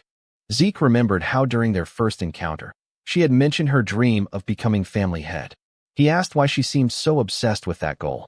Without hesitation, Lika answered that if she failed to become family head, she would only be used for a political marriage. She spoke bitterly, saying that in the best-case scenario, she would probably be forced to marry one of her cousins, but the worst case would be marrying a man she did not even know. Zeke's expression darkened, anger flickering in his eyes as he asked what she meant by that. Lika said it was natural, considering how valuable the Eldragon bloodline was, especially within the 4 branches of the family. Their source power was special. It could be used in countless ways. That was why the family was obsessed with keeping their bloodline pure. Rangus shuddered, sensing the terrifying aura that suddenly emanated from Zeke. His voice turned cold and sharp as he said that the Eldragon family had truly begun doing disgusting things like this. He clenched his fists, saying he would destroy such filthy and meaningless traditions. But before the atmosphere could grow heavier, several instructors arrived, immediately drawing everyone's attention. Lika blinked in surprise, wondering why they had come, while Zeke muttered that the timing could not be worse. He worried that they might have overheard what he had just said. Then, from behind them, a woman with fiery red hair appeared. One instructor stepped forward and announced that starting today, they would have a new instructor. Despite how busy this person was, she had taken the time to teach them personally, so they should be grateful. As the red-haired woman approached, she reached out her hand toward Lika and asked if she was Lady Lika. Feeling a wave of danger, Lika instinctively leaped backward. Zeke stepped forward protectively, while Rangus grabbed onto his arm in fear. The red-haired woman smiled faintly, praising Lika's sharp reaction and saying her aura quality was not bad at all. Zeke frowned slightly. He had not even sensed her presence until now. Rangus nervously asked who she was. The instructor then introduced her as Lady Freya Fywinkick of the Black Dragon Corps. Freya gave a polite smile and greeted everyone, saying she was pleased to meet them all. She then looked straight at Zeke and asked if he was Lord Zeke. When he confirmed it, she asked if he was not surprised by her sudden appearance. Zeke replied calmly that nothing she did was surprising. Freya froze for a moment as Zeke's eyes began to glow faintly, and he commented that her stealth technique was rather interesting. Freya quickly realized why even the family head, Balza Eldragon, was interested in this boy. Meanwhile, Zeke analyzed her movements. He noticed her source power was concentrated in her lower body, following a flow pattern he had never seen before. That must be why her footsteps made no sound at all. A spark of excitement lit up his eyes as he wondered what kind of martial art she used. Freya then took command of the class. She confirmed that she would be their new instructor. The students began whispering among themselves in disbelief. Lady Freya, the Tempest Wind, was known as one of the strongest warriors in the family. The other instructor confirmed that Freya was a 6-star practitioner under the Black Dragon Corps, the elite unit serving directly under the family head himself. The students were in awe, unable to understand why someone of her rank would come to teach at their academy. Freya smiled faintly and said she would indeed train them, but under one condition. They had to pass a simple test. The students gasped at her words. She told them not to worry. The test was simple. They just needed to bring a crystal like the one she was holding and survive for 1 full month inside the Poison Dragon Mountain. Rangus went pale at the name, while Zeke felt a sense of nostalgia. The Poison Dragon Mountain, he explained, was home to countless poisonous creatures. Even brushing against a single leaf could kill an ordinary human instantly. It was a region of pure danger. Zeke recalled how, in his previous life, he had often used that place as his personal training ground. Still, he thought this test might be too cruel for young students. Freya explained the rules. Each student would receive 1 crystal orb. If their orb broke or was lost, they would immediately be disqualified. When someone nervously asked what happened to those who were disqualified, Freya replied bluntly that they would be expelled from the dragon's nest. She added that they did not need to worry about the poison itself. If they properly used the dragon's breath-breathing technique, they would be fine. As long as they held on to their orbs and controlled their breathing, they could survive. Lika pointed out that aside from poisonous plants, there were monsters there, too. Freya's eyes turned sharp as she said they would need to defeat those monsters themselves, since that was the only way they could secure food. Without hunting, they would not last even a few days. The students were horrified. Retin muttered that it was impossible. Many doubted whether their basic combat technique, the strike dragon, could even hurt the creatures living there. Freya smirked and told them not to panic. They had 5 days to prepare. During that time, they could each choose a basic weapon art from the Eldragon family archives to learn. If they mastered it, their survival chances would improve. But if they failed to learn it within 5 days, she would not take responsibility for whatever happened in the mountain. One student asked timidly if Freya would help them in case things got too dangerous. Freya chuckled darkly, saying, "You're in the dragon's nest, the land of the Eldragon family. Here, the weak do not last. Only the strong survive. If you can't defeat a few monsters on your own, then you might as well sleep peacefully beside them in the bed of poison." The The students trembled in terror, sweat dripping down their faces. Rangus was on the verge of tears, while Lika stayed silent in deep thought. Zeke frowned to himself, wondering if this was still the same Eldragon family he once knew. It felt so different from when he had been the family head. Freya then said that was all for now. She began distributing martial arts books for every weapon type and told them to step forward to pick whichever technique they wanted to learn. As students crowded around, Rangus hesitated, unsure what to choose. Zeke advised him to take a spear technique, reminding him that he had used a spear during the entrance exam. Rangus quickly agreed and thanked him. Lika said she would pick a greatsword technique since she already knew the lightning greatsword's basic forms. But Zeke stopped her, suggesting she try axe arts instead. Lika asked why, and Zeke explained that it would help cover her current weaknesses. Since it was Zeke who had suggested it, she did not argue and simply nodded, quietly trusting his words. Freya then asked if everyone had chosen their books. When they confirmed, she told them to make good use of the remaining 5 days. Their survival depended entirely on mastering those techniques. If they failed to do so, they would die pathetically in the Poison Dragon Mountain. Just as she was about to leave, Freya suddenly remembered something and turned back. She warned them that during the test, their seniors would be trying to steal their crystal orbs. Rangus was stunned and asked what she meant. Freya explained that their 10-year-old senior group would also be taking the same test, but their task was to hunt down and steal the orbs from the younger batch.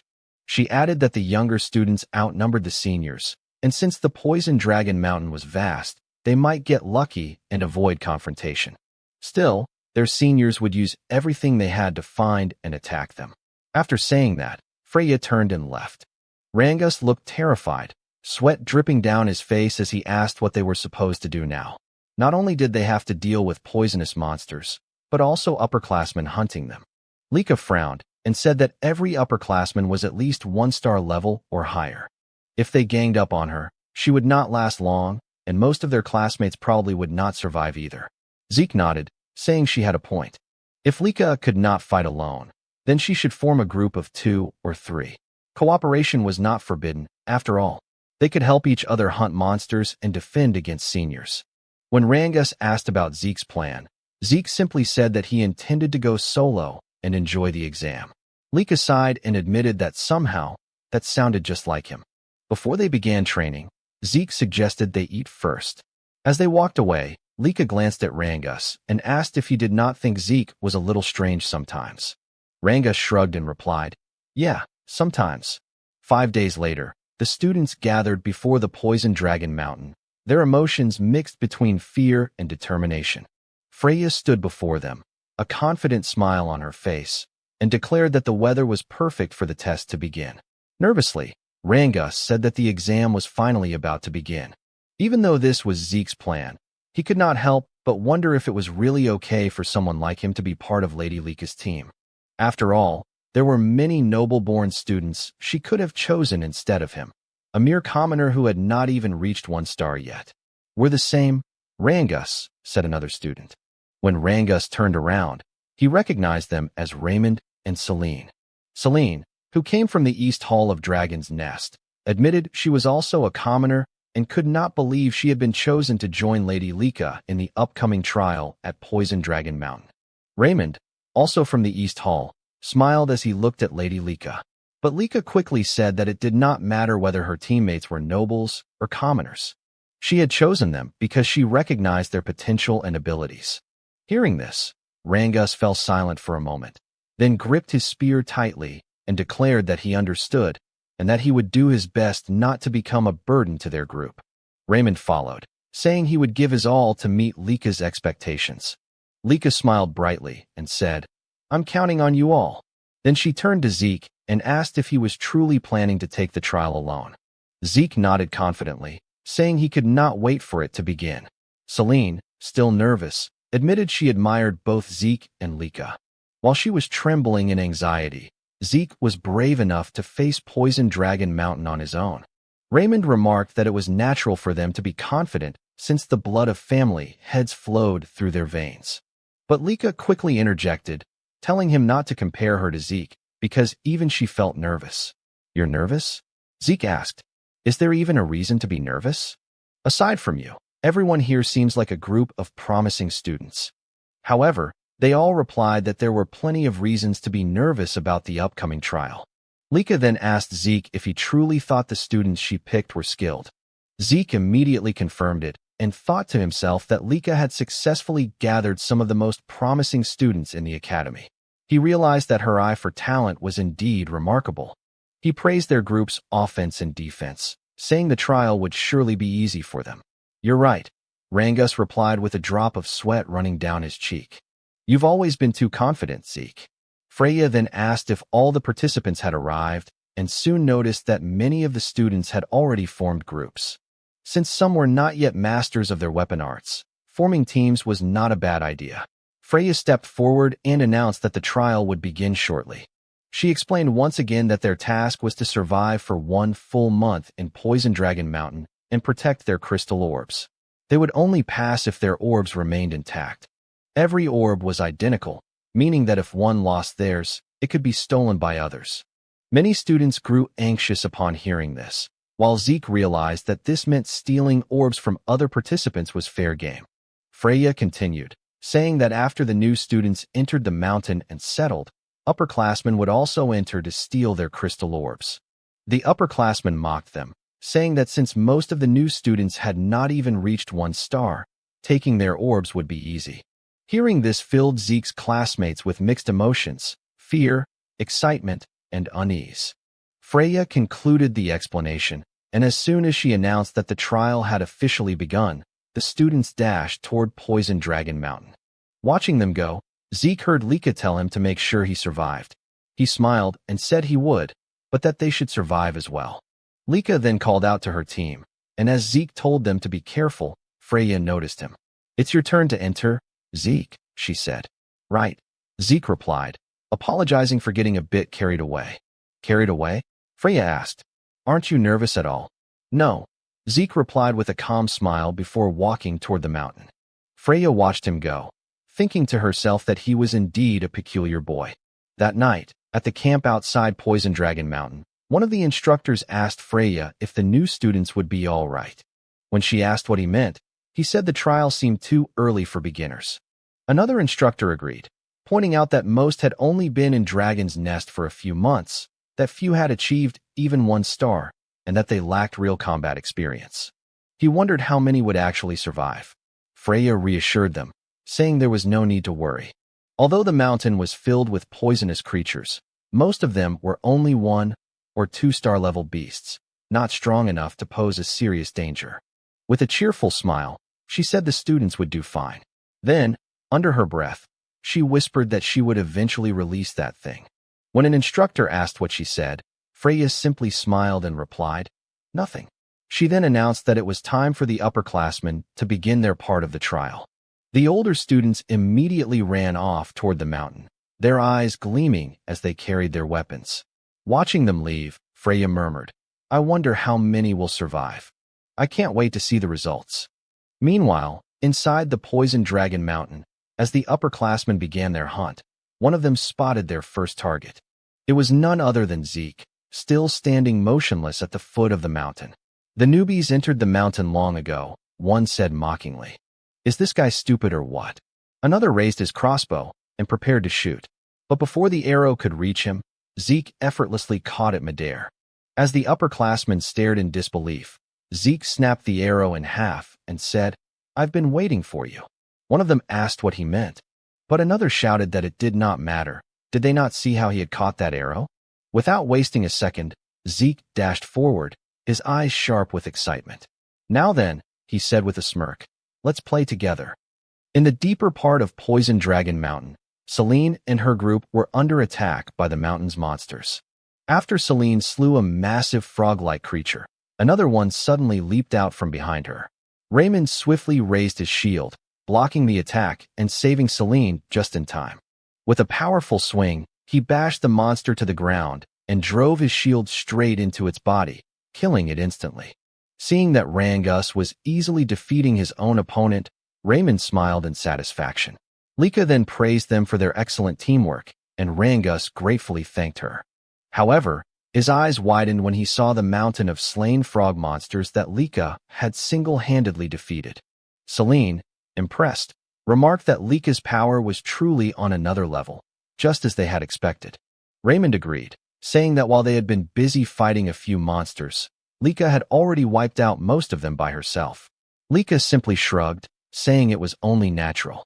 After all, she was a 2-star warrior, and these creatures were nothing more than a warm-up for her. She also noted that since the exam had started a week ago, everyone had improved significantly, especially Celine and Raymond, who had both reached 1-star level. Celine gratefully acknowledged Lika, saying they wouldn't have advanced so quickly without her guidance, and Raymond echoed her gratitude. Rangus, however, remained silent, quietly thinking about how far he had fallen behind now that both Celine and Raymond had achieved their first stars. Celine noticed his downcast expression and gently told him that he would surely get stronger in time and reach 1-star level, too. Raymond agreed, telling him to be patient and keep working hard. Hearing their encouragement, Rangus smiled again and thanked them both. Lika then spoke, saying that Rangus had managed to defeat 3 giant frog monsters even without a star, which was truly impressive. She added that before the exam began, Rangus had trained personally with Zeke and had already perfected his spear handling, so it was only a matter of time before he became a 1-star. Moved by her faith in him, Rangus nearly teared up. As Lika looked toward the sky, she noted that night was fast approaching and told everyone they needed to head back to base. Celine agreed, warning that Poison Dragon Mountain was far too dangerous after dark. While they were on their way back, Lika suddenly stopped. Rangus immediately asked what was wrong, but Lika didn't answer. Her expression darkened as she stared ahead and demanded to know what a certain student was doing near their base. A moment later, a figure emerged from the tall grass. Rangus and the others were startled, and Celine and Raymond instinctively drew their weapons. The student stepped out with a smirk, holding his weapon loosely as he said he hadn't expected Lika to notice him so soon. Lika immediately recognized him as one of the upperclassmen and asked if he had come to steal their crystal. When he confirmed it, she realized that at last, an upperclassman had decided to attack their group, and this one was a 2-star. The upperclassman grinned, saying that their current exam required them to steal the crystals from first years. Though he hadn't expected his first target to be none other than Lady Lika's group, Lika asked if he still planned to stay even after realizing whose base he had invaded. She warned him that a single upperclassman wouldn't stand a chance against her team. But the upperclassman's grin widened as his expression turned menacing. "Who said I was alone?" he replied. From the grass behind him emerged 3 more upperclassmen, all 1-star level. Their leader sneered, saying that even Lady Lika would have trouble fighting them since her teammates were nothing but burdens. Drawing his sword, he shouted for them to surrender and hand over their crystal orbs. He then charged at Lika with a powerful attack, but she evaded effortlessly and ordered Celine and the others to maintain their battle formation while she handled him. Meanwhile, Rangus, still without a star, struggled to defend against the attacks of his opponent. The upperclassman taunted him, saying it would be better to surrender and hand over his crystal. Rangus hesitated, unsure of what to do, until he remembered a conversation he once had with Zeke. Back then, Rangus had asked Zeke if there was any way for someone weaker like him to defeat stronger opponents. He admitted he was still starless and worried that if stronger enemies appeared, he'd only drag his team down. Zeke's reply had shocked him. "Then you should surrender." Zeke explained that if the opponent was far stronger, 3-star or 4-star, then surrendering was the only logical choice, since a starless person could never hope to win. However, he added that if Rangus ever faced an opponent around 1-star level, there was still a chance. When Rangus asked how, Zeke simply said, "It's nothing unusual. You just have to exploit an opening." "An opening?" Rangus had asked, confused. "Exactly," Zeke replied. "If you can find and exploit an opening in your opponent's defense, you can defeat them, even if they're a 2-star. When Rangus asked how he was supposed to find such an opening, Zeke's answer was simple: endure. Keep enduring until your opponent shows one. Rangus had been doubtful, but Zeke continued, "There's no other way. You can't force an opening against someone stronger. You can only endure until they make a mistake. If you can't even do that, then defeating someone stronger will always be a fantasy for you." Zeke added. If your opponent is someone special like Lika, then you won't last long. But against an ordinary 2-star, you should be fine. He then told Rangus that confidence in his own strength was crucial and gave him one last piece of advice. Don't overthink it. Don't think about how to create an opening or the difference in power. Just wait patiently, and when it appears, thrust your spear straight into it.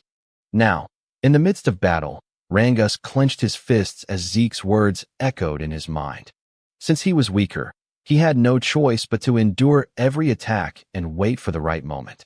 The upperclassman grew more and more frustrated as Rangus continued to withstand his blows. Just fall down already, he shouted in anger, unleashing a powerful strike. But in that instant, Rangus saw it, the opening Zeke had spoken of. Without hesitation, he gathered all his strength and thrust his spear straight into his opponent's body. The upperclassman coughed, collapsed, and lost consciousness instantly. As he fell, a radiant light glowed on Rangus's chest, the mark of his newly awakened 1-star. Lika noticed immediately, surprised yet proud that Rangus had taken down his opponent.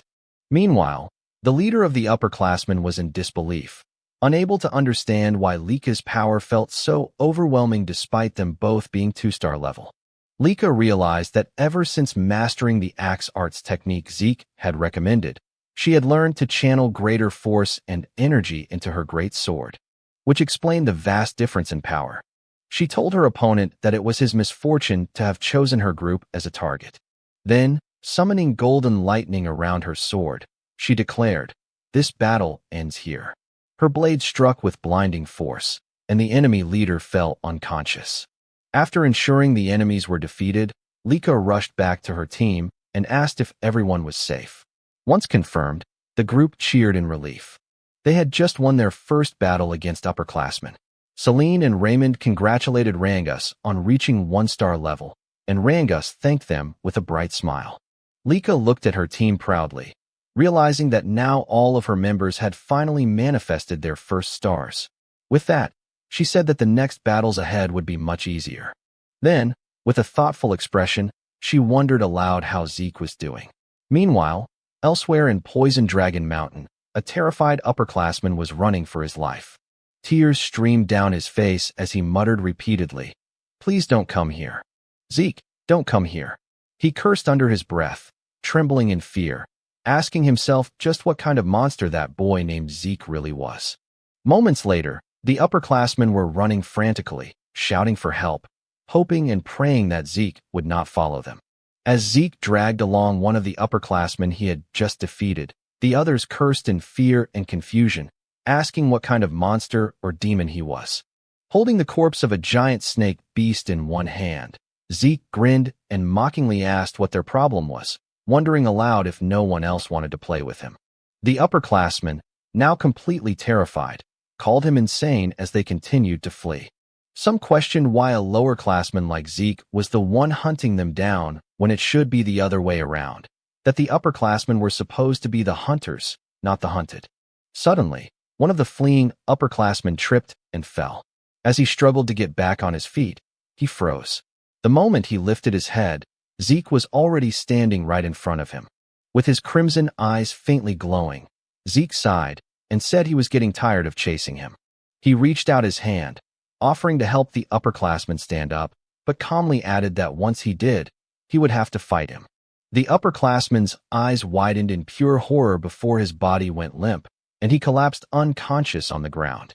Zeke tilted his head in confusion, muttering to himself and wondering what had just happened to the man.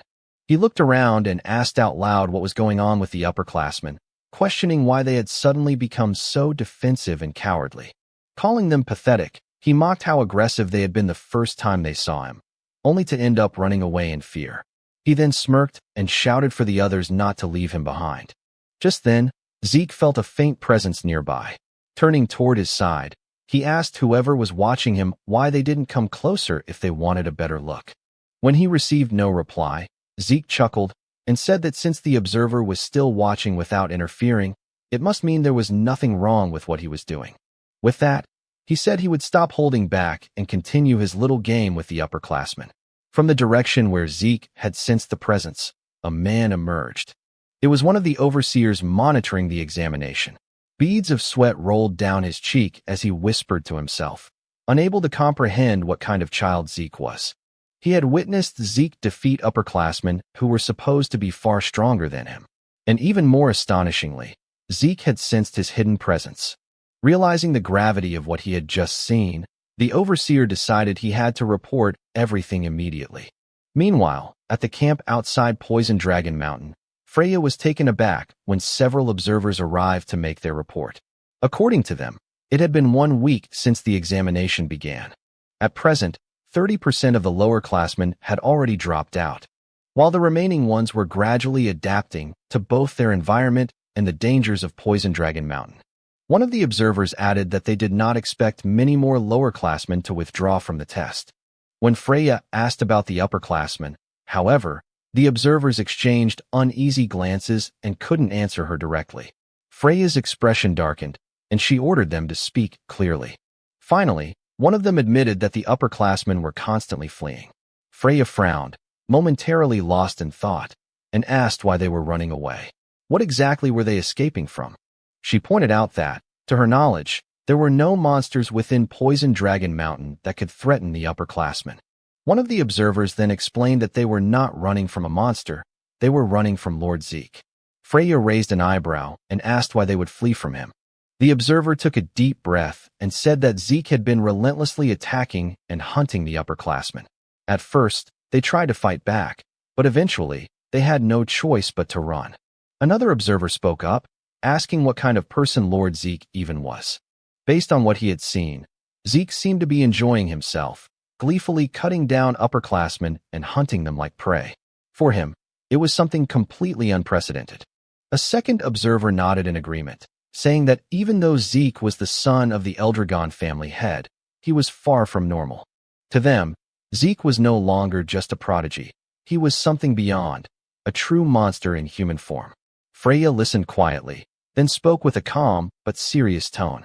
She admitted that she had also suspected Zeke was unusual from the very beginning. Unlike the others, he had chosen to take the exam alone and appeared completely relaxed upon entering Poison Dragon Mountain. That could only mean one thing. Zeke never planned to hide from the upperclassmen. From the very start, his intention had been to hunt them down himself. Remembering the look in Zeke's eyes when they first met, Freya couldn't help but think that the boy was indeed a monster. Suddenly, one of the observers frowned, asking what that strange sound was. Freya's lips curved into a faint smile as she said that what they were hearing was something she had been waiting for. A man then approached and asked Lady Freya where they should place the massive cage they had brought. Freya told them to leave it where it was and thanked them for their work. When the observers turned to look at the cage, their eyes widened in shock. They immediately asked what kind of creature was inside, and some even questioned whether Freya truly intended to release it into the mountain, as the creature's aura alone revealed it to be at least a 3-star level beast, far too powerful for any of the students to handle. But Freya, clearly pleased, reassured them that there was nothing to worry about. Adjustments had already been made to the creature. It would only target individuals of 2-star level strength or higher. Ordinary students would not suffer serious harm. One of the observers then asked why such a creature was suddenly being released during the exam. Freya replied calmly that it was a direct order from their family head, Balza. In her mind, she wanted to witness the abilities of the boy whom their soldiers had already begun calling a monster. She wanted to see whether Zeke could survive against such a being. With that thought, she ordered that the mysterious creature be released into Poison Dragon Mountain at dawn. The next morning, deep within Poison Dragon Mountain, Rangus and his team suddenly stopped in their tracks as the ground trembled violently beneath them. Lika frowned, saying she had a bad feeling about the tremor. Raymond wondered if perhaps the upperclassmen had caused it, but Rangus shook his head, saying it was most likely the work of a beast, probably a massive anger boar. Still, Lika couldn't shake off her unease and said that something about it felt different. A moment later, a second, stronger quake shook the mountain. As a giant tree began to fall toward them, Lika's instincts kicked in. She shouted for everyone to move, and the group jumped aside just in time as the enormous trunk crashed down where they had been standing seconds earlier. When they turned around, Lika froze in disbelief. Celine gasped and asked what kind of creature it was, while Rangus's face went pale and sweat dripped down his temples. In a trembling voice, he said they needed to run immediately because standing before them was a colossal golem.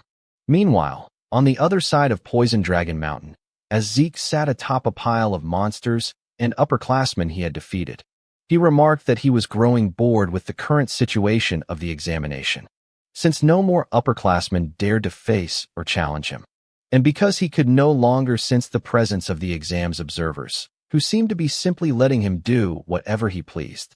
Zeke found the entire situation rather disappointing.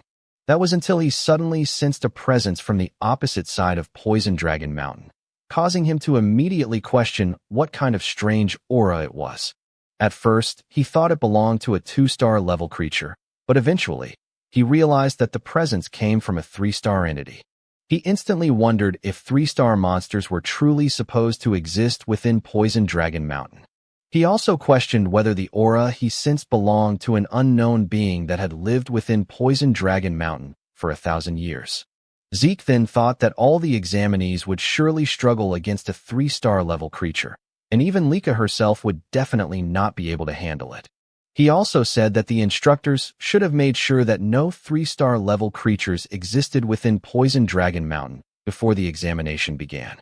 But after pausing in brief contemplation, he questioned whether Freya and the other instructors had intentionally allowed a 3-star creature to remain on Poison Dragon Mountain as part of the exam. He then admitted that he had no idea what the instructors were thinking. Still, he found it perfect because it meant he would once again have an opponent to entertain himself with. Zeke also realized that the presence he sensed was far from where he currently was, and he wondered aloud why the creature did not simply appear near his location. Still, he stated that he couldn't just sit and wait.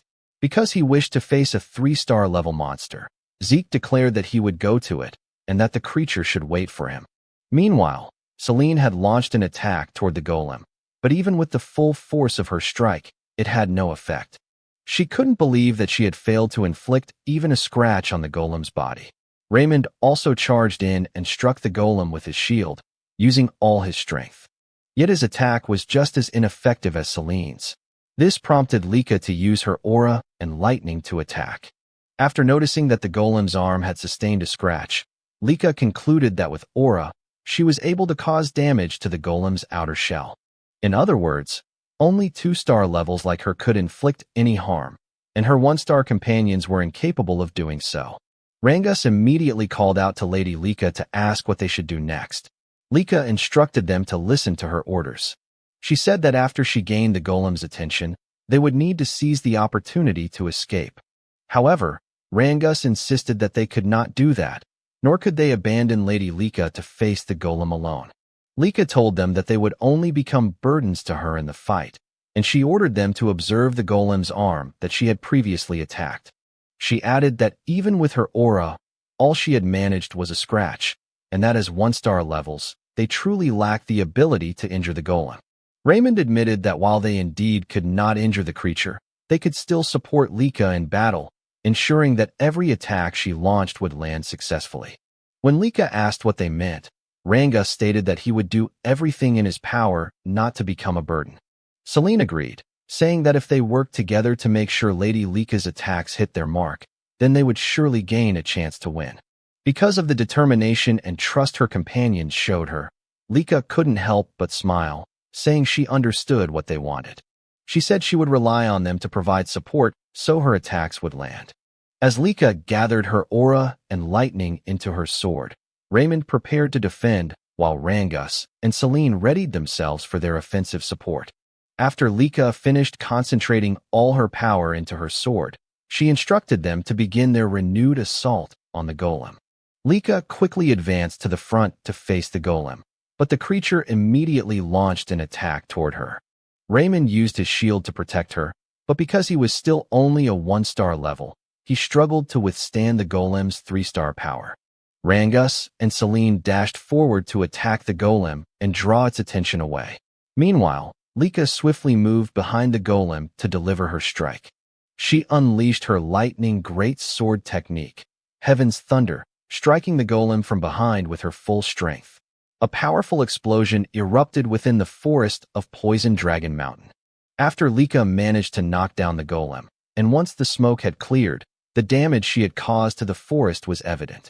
Rangus immediately approached her to ask if she was all right, and Lika said she was fine, though she had used up all the source power in her entire body. She then asked how Raymond was doing.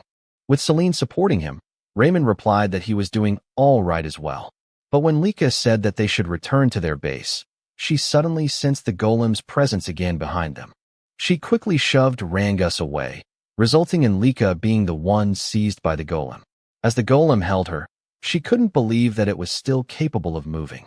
She realized she had grown too complacent after her attack. Celine also couldn't believe that after being hit by Lika's full power strike, the golem was still alive and able to move.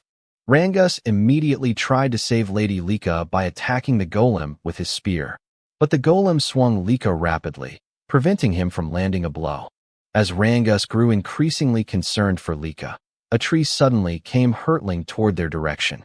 When the tree struck the golem, it released Lika from its grip. Rangus quickly helped her stand and move away from the creature. Lika, still confused, wondered aloud what had happened and how she had managed to escape the golem's hold. Then Zeke suddenly asked what kind of situation they were dealing with.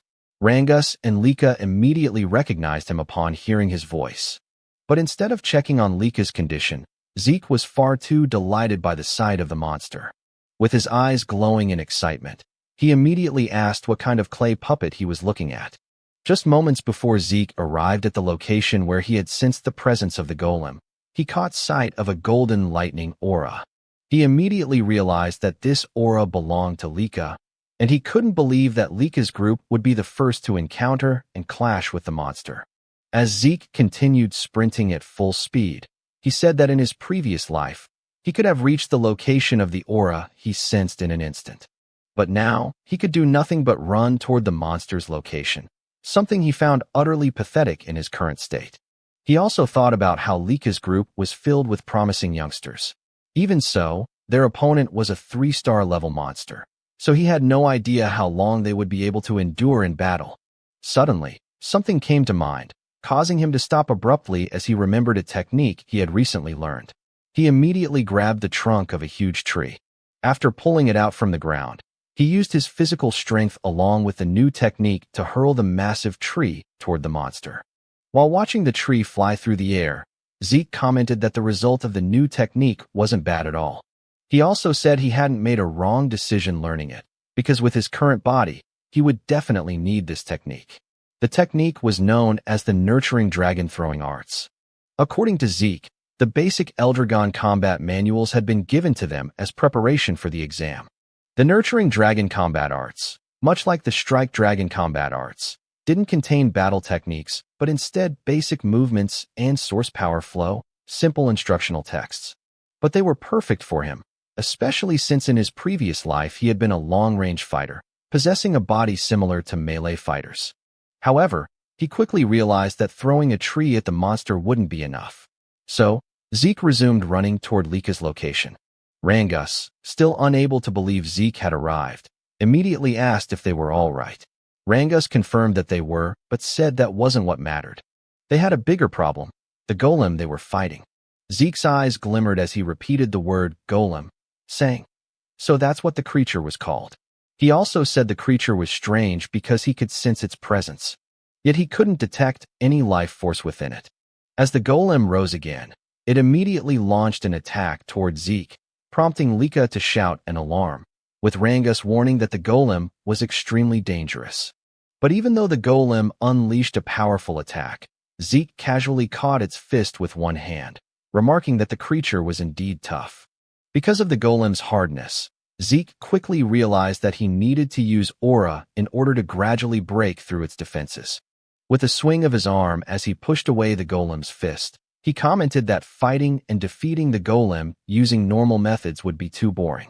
Lika, exasperated, said that Zeke was always too reckless, while Rangus couldn't believe that Zeke actually found the golem boring to fight, considering their group had nearly died and struggled greatly against it.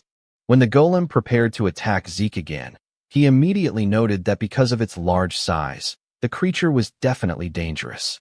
Even so, he didn't hesitate to raise his arms and block the attack head-on, resulting in a powerful impact that shook the area. While defending himself, Zeke stated that the place was too dangerous, so they needed to move away. Lika's group immediately obeyed Zeke's order and hurriedly evacuated the battlefield. Once they were far enough, Zeke gathered momentum and threw the golem with tremendous force. As the creature crashed away, he remarked that its outer shell truly was extremely durable. While gathering aura into his fist and rushing forward, Zeke said he wanted to know if the inside of the golem's body was as tough as its outer shell. After leaping into the air, he declared that it was time to find out whether its interior was just as hard. He then activated the first form of the Dragon Destruction combat arts, Burst World, striking the monster and causing a massive explosion upon impact. In Zeke's mind, instead of dragging out the battle by slowly breaking through the golem's defenses, it was better to use Burst World to inject source power into the monster's body and destroy it from within. After confirming that his plan and attack had worked, Zeke was overjoyed, saying that fighting this way made the battle far more enjoyable. Meanwhile, 1 month later, at the Eldragon State main building, Zeke was irritated as he questioned why he had been summoned and had his training interrupted. It was then explained that the 1-month exam at Poison Dragon Mountain had concluded safely. After the 3-star golem attack, no other serious incidents had occurred. The number of 7-year-old class members had dropped to 30% from the beginning due to the harsh environment of Poison Dragon Mountain. But because they were exposed to constant danger and the brink of death, the remaining 30% of the 7-year-old class achieved good results and reached 1-star level. After the exam ended, Zeke was directly summoned by Zeke Eldragon, the head of the Eldragon family. As they walked through one of the hallways in the main estate, Zeke asked what the family head wanted from him. Freya was displeased that Zeke referred to the family head simply as head, so she requested that he address the family head as Master Head, although Zeke argued that it was practically the same. In Freya's mind, the reason for the summons was already obvious, but she still explained that Zeke had been called because of his behavior and actions during the exam and that he had brought this upon himself. When Zeke asked if it was truly because of his behavior, Freya immediately confirmed it. She said that the purpose of the upperclassmen exam was for them to attack the lowerclassmen and steal their crystal orbs. But Zeke, a lowerclassman, had done the opposite by attacking the upperclassmen, something they had never expected. Freya added that because of Zeke, not a single upperclassman had managed to steal a crystal orb from any lowerclassman, and so the upperclassmen had to retake the exam.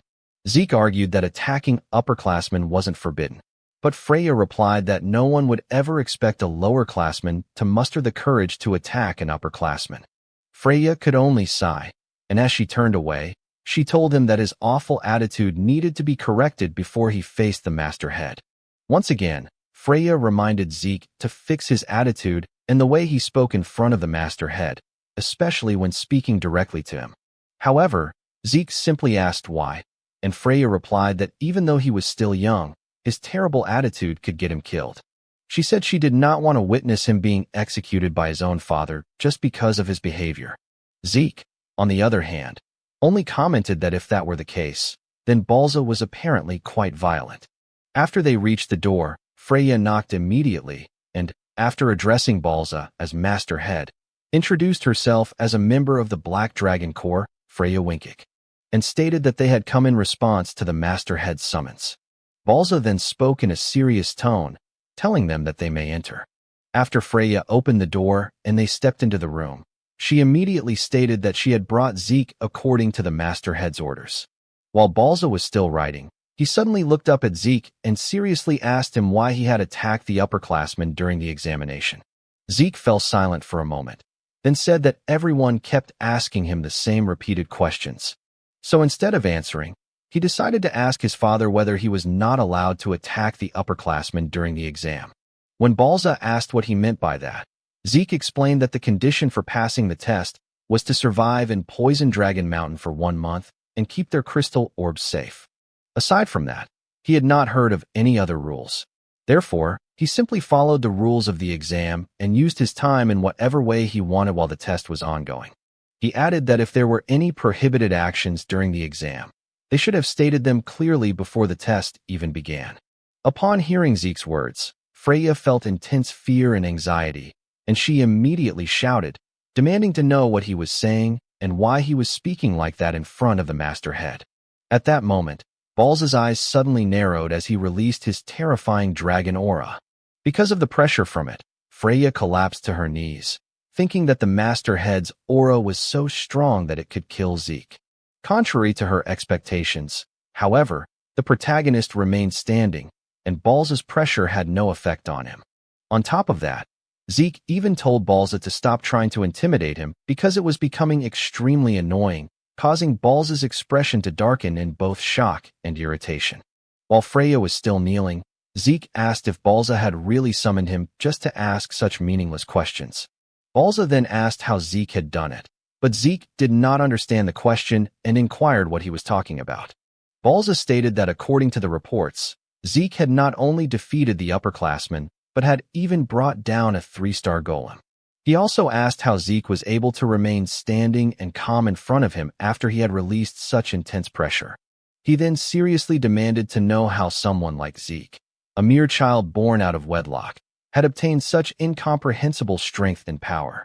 Zeke simply asked if Balza really wanted to know the reason for his strength and said it was very simple. The only reason being that he was Zeke, which caused Balza to furrow his brows in frustration, while Zeke's gaze sharpened as he stood by his arrogant answer. After a moment of silence, staring between them, Balza finally said that Zeke's personality really was as terrible as the reports claimed. Yet, he would still reward him for defeating the golem. Balza told him that he could choose what he wanted. Either take any single item from the dragon treasury or gain access to the second floor of the dragon hall, which made Freya silently question what was happening and why Balza was actually rewarding him. According to Freya, both the Dragon Hall and the Dragon Treasury were repositories of rare items collected by the Eldragon family for more than 1,000 years, beginning with the patriarch Gilfus Eldragon. She explained that the Dragon Hall contained various kinds of books, including those now considered forbidden techniques, while the Dragon Treasury held relics from previous family heads of the Eldragon family, including legendary weapons, spirit medicines, artifacts, and other items from different eras. These facilities also contained the secret treasures of the Eldragon family, which was why they were heavily guarded, and only a few people were given the opportunity to enter, as one had to demonstrate extremely excellent results to even gain access to the second floor or higher levels of the Dragon Hall. Freya could not believe that despite all the disrespect Zeke had shown to his father, Master Balza still considered him an outstanding child. Zeke then said that if Balza was going to give him a reward, there was no need to be stingy and make him choose, and asked why he could not just be given access to both the Dragon Hall and the Dragon Treasury. Balza, however, stated that he could only choose one and then told them they could leave. But Zeke suddenly pointed at him, unable to believe that their conversation was already over, saying that he still had many things he wanted to say. This angered Freya, and she immediately grabbed Zeke by the collar and, while pulling him away, cheerfully said that it was a great honor for him to receive a reward directly from the master head, adding that she now understood his orders and that they would be leaving. As she turned her back and dragged Zeke along, he said that if that was the case, there was just one last thing he wanted to say to Balza. He stated that as long as Balza continued to kill off his own emotions the way he was doing, he would never become any stronger, no matter what he did. Balza was shocked as he released his aura once more, only to find that his dragon aura had been suppressed by the protagonist's divine dragon. Freya, trembling, told Zeke to be quiet, and after they left Balza's room, the father of the protagonist remained silent, questioning to himself what kind of presence he had felt from Zeke. Meanwhile, as they exited the main hall, Freya shouted, asking what had been going through Zeke's mind and why he had been so rude to the master head, and asked if he had not listened to her warnings before they entered Balza's room. Zeke merely asked what she was talking about, saying that he had done everything he could to hold himself back so that he could behave properly in front of Balza, which made Freya ask if that really counted as him restraining himself, and why he could speak politely to the instructors and even to her, yet be so disrespectful to the master head. Zeke simply replied that Balza was his father, so the way he spoke to him was different. Because of Zeke's abilities and personality, Freya could only say that he truly was not an ordinary child and asked who he really was. Zeke, however, asked if she was seriously questioning who he was, and as he always said, he was Zeke, which left Freya speechless. In her mind, all of them had drunk ancient dragon blood as infants, and they had no ability to defy the Master Head, because Balza possessed the power of the Dragon King, a superior species among all ancient dragons. Even Zeke should not have been able to oppose him. That was why she wondered what kind of child Zeke truly was, someone who could stand calmly in front of the Master Head. When Freya fell silent, Zeke asked if there was a problem, but she replied that there was none, while thinking that she needed to thoroughly investigate Zeke's birth records. She then asked which reward Zeke would choose.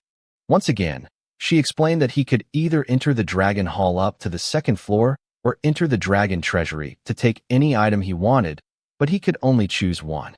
When Zeke asked if he could have both, Freya said no. So, he had no choice but to select the Dragon Hall, as it contained knowledge. Zeke then thought that he lacked understanding of the current era. For now, he wanted to learn about the new medicines and tools that had been created over the past 1,000 years, but he could only choose one.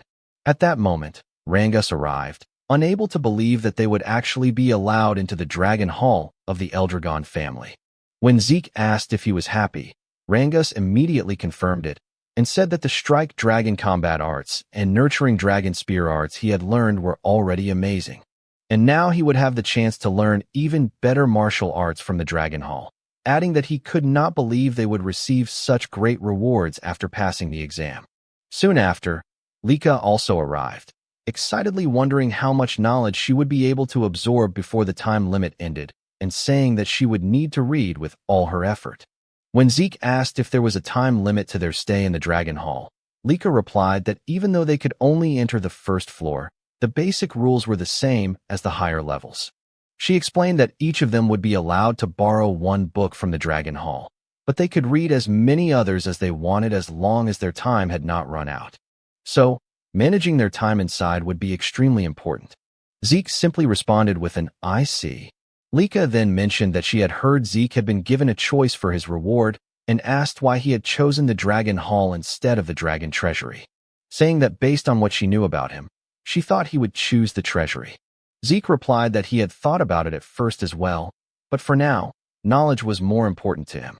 Upon hearing that, Lika said that the second floor of the Dragon Hall contained much rarer books than the first floor, especially when it came to martial arts, and that according to what she had heard, the difference in the quality of books between the floors was enormous. Even so, she said she believed there was no technique better than her lightning greatsword technique. Zeke, however, was simply staring at the Dragon Hall, causing Lika to ask whether he was even listening to her. When they finally arrived at the Dragon Hall, the Guardian announced that their time limit inside would be 5 hours and reminded them to use their time wisely and to remain silent while inside. Zeke was unsure if 5 hours was considered long or short for them, but Lika said that it was already a generous amount of time compared to others who were only allowed 2 to 3 hours inside the Dragon Hall. She then said that the first thing they had to do was decide which book they wanted to borrow, and after that, they should use the rest of their time to read as many other books as possible. Rangus mentioned that he had heard of talented people who could read multiple books at the same time, but his current goal was simply to find a martial arts book that suited him before their time ran out. After they entered the Dragon Hall, Zeke commented that finding the books that suited them, and that they wanted to borrow, would probably be difficult. While Rangus and Celine still could not believe that they were actually inside the Dragon Hall, and that this was what it truly looked like. Zeke, on the other hand, said that the number of books in the Dragon Hall was even more impressive than he had expected. He immediately smiled, excited about whether there was some new knowledge he could discover that might surprise him. After Zeke finished selecting and reading some of the books he wanted, it was as though he had been struck by lightning from the shock, wondering what kind of new information he was uncovering. With a mountain of books stacked in front of him and at his sides, Zeke still couldn't believe what he was reading about rifts, chaos, and magic. Because of the overwhelming amount of new knowledge he was discovering, his mind struggled to process everything all at once. Eventually, Zeke simply laid down beside the books he had already finished, remarking that the events of the past 1,000 years were terrifying. More than anything, he still couldn't believe what had happened to their world within just 1,000 years, especially the fact that their world was now becoming connected to another world through rifts. According to the information he discovered, 900 years ago was the first time the dimensional wall was torn after a rift appeared. Beyond that rift lay a chaotic world, now known as the Chaos Realm. In the Chaos Realm, monsters known as Chaos roamed freely, and there were also humans in that world who possessed powerful source power and continued to fight these chaos. After the Eldragon family learned about the existence of these people, they cooperated with them to fight against the chaos. Through the bond formed in war and their continuous battles against the chaos, for powerful female warriors from the other world eventually married into the Eldragon family. They were Typona, Fafnilde, Levius, and Bahamut, the founders of the 4 great Eldragon branch families that still exist to this day. Zeke's thoughts then drifted back to the anger boar he had killed in the forest, the one covered in a strange black mist, as well as the lightning aura he had recently seen from Lika. He admitted to himself that he truly knew nothing about any of those things, because both the strange black mist from the anger boar and Lika's lightning aura originated from the other world. But what truly caught his interest was magic. For to Zeke, it felt like an advanced form of technology brought by the people from the other world into their own. His eyes shone with excitement as he wondered where the books on magic might be, questioning why he couldn't find a single book that could teach him magic. Normally, such books would be placed near the history section. But then, Zeke was startled when he suddenly heard a voice telling him to be quiet while inside the Dragon Hall. When he turned around, he noticed a golden aura in the darker area of the hall, and immediately wondered how it was possible for him to hear a voice even though he sensed no presence. He also questioned whether it was truly just a voice or if this was what they called magic, a technique capable of transmitting sound alone. As he looked up at the ceiling of the Dragon Hall, Zeke confirmed he still couldn't sense any presence aside from the source power he had seen earlier. Then suddenly, the books in front of him moved. When the books floated into the air, Zeke was completely shocked and cried out in surprise, asking what was happening. But his eyes gleamed again when he realized something: the use of source power threads to manipulate objects in books. Excited, Zeke exclaimed how interesting that technique was. But when the mysterious voice once again told him to be quiet, Zeke grabbed one of the books midair, asking how he was supposed to stay quiet in front of something so fascinating, and demanded that the source of the voice show itself to him properly instead. However, the cloaked figure sitting on the upper floor of the Dragon Hall remained silent. After using their source power threads again, Zeke immediately froze when he realized his entire body was now bound. In the next instant, the mysterious cloaked figure threw him down to the first floor, saying that his time inside the Dragon Hall was over. After tossing him out of the hall's doors, Zeke tumbled across the ground and stabilized himself before landing properly, saying he had discovered yet another thing he didn't understand. As he stood up, he wasn't sure whether he was angry or simply excited by this new discovery, demanding that the cloaked figure show him clearly how the source power thread was used. But before he could continue, Rangus arrived, full of confusion, immediately asking Zeke what happened. Lika followed, asking what he had done inside the Dragon Hall for him to be forcibly thrown out. Zeke simply said he had gotten a little too excited, then asked how things had gone for them, if they had found the books and techniques they wanted. Rangus confirmed this and said he had borrowed a martial arts book called Cloudwater Spear Arts, adding that he thought he had learned a few simple techniques while inside. Celine said she had also learned some techniques and, in addition, had borrowed a martial arts book called Windflower Sword Arts. Raymond said he had learned about the Eldragon-style Guardian Sword Arts inside, and the book he borrowed was also Eldragon-style, specifically about Guardian Shield Arts. Zeke greeted them awkwardly, thinking to himself that all the techniques they had borrowed were ones he had created in his past life as mere pastimes. When Zeke asked which book Lika had chosen, she happily said she had picked the Heavy Wave Great Sword Arts, created by the first patriarch of the Eldragon family, Gilfus Eldragon. In the present time, it was known as the Heavy Wave Great Sword Arts, revised and improved version by their 15th family head. She added that she also possessed their family's hereditary martial arts, so she could use the book for research. Zeke fell silent, thinking about how another one of his techniques had been revised by the 15th family head, just like his dragon's breath and strike dragon combat arts. He also remembered seeing many books in the Dragon Hall related to his other techniques from the past, but most of them now had improved versions placed alongside the originals. He wondered if the 15th family head was behind all those improved versions, finding the man more and more intriguing. When Zeke glanced back at the Dragon Hall, he thought that he had originally assumed things would become boring after entering it. But now, he could no longer wait for the next chance to go back inside. 5 years later, as Lika walked down a hallway, she suddenly stopped and wondered where Zeke and Rangus were. Just then, their classmates arrived and greeted Lady Lika, informing her that Lord Zeke and the others were currently at the training ground practicing. Again, Lika Typhona, she muttered before thanking her classmates. She was now 12 years old. When she arrived at the training ground, she immediately saw Rangus, Raymond, and Celine preparing to attack our protagonist, Zeke, who was now also 12 years old. Meanwhile, in Balza's office, he received a report about the appearance of a special rift. When he asked the person on the other end whether the report was truly reliable, it was immediately confirmed. The man reporting was Ein, captain of the Black Dragon Corps, who stated that according to their investigation, there was roughly an 80% chance that water magic existed inside this newly appeared special rift. Balza responded that the location where the rift had appeared was an extremely troublesome spot, and he questioned why, out of all the places within their territory, the special rift had manifested there. Still, they could not afford to ignore it, as there was a high probability that magic water existed inside the rift.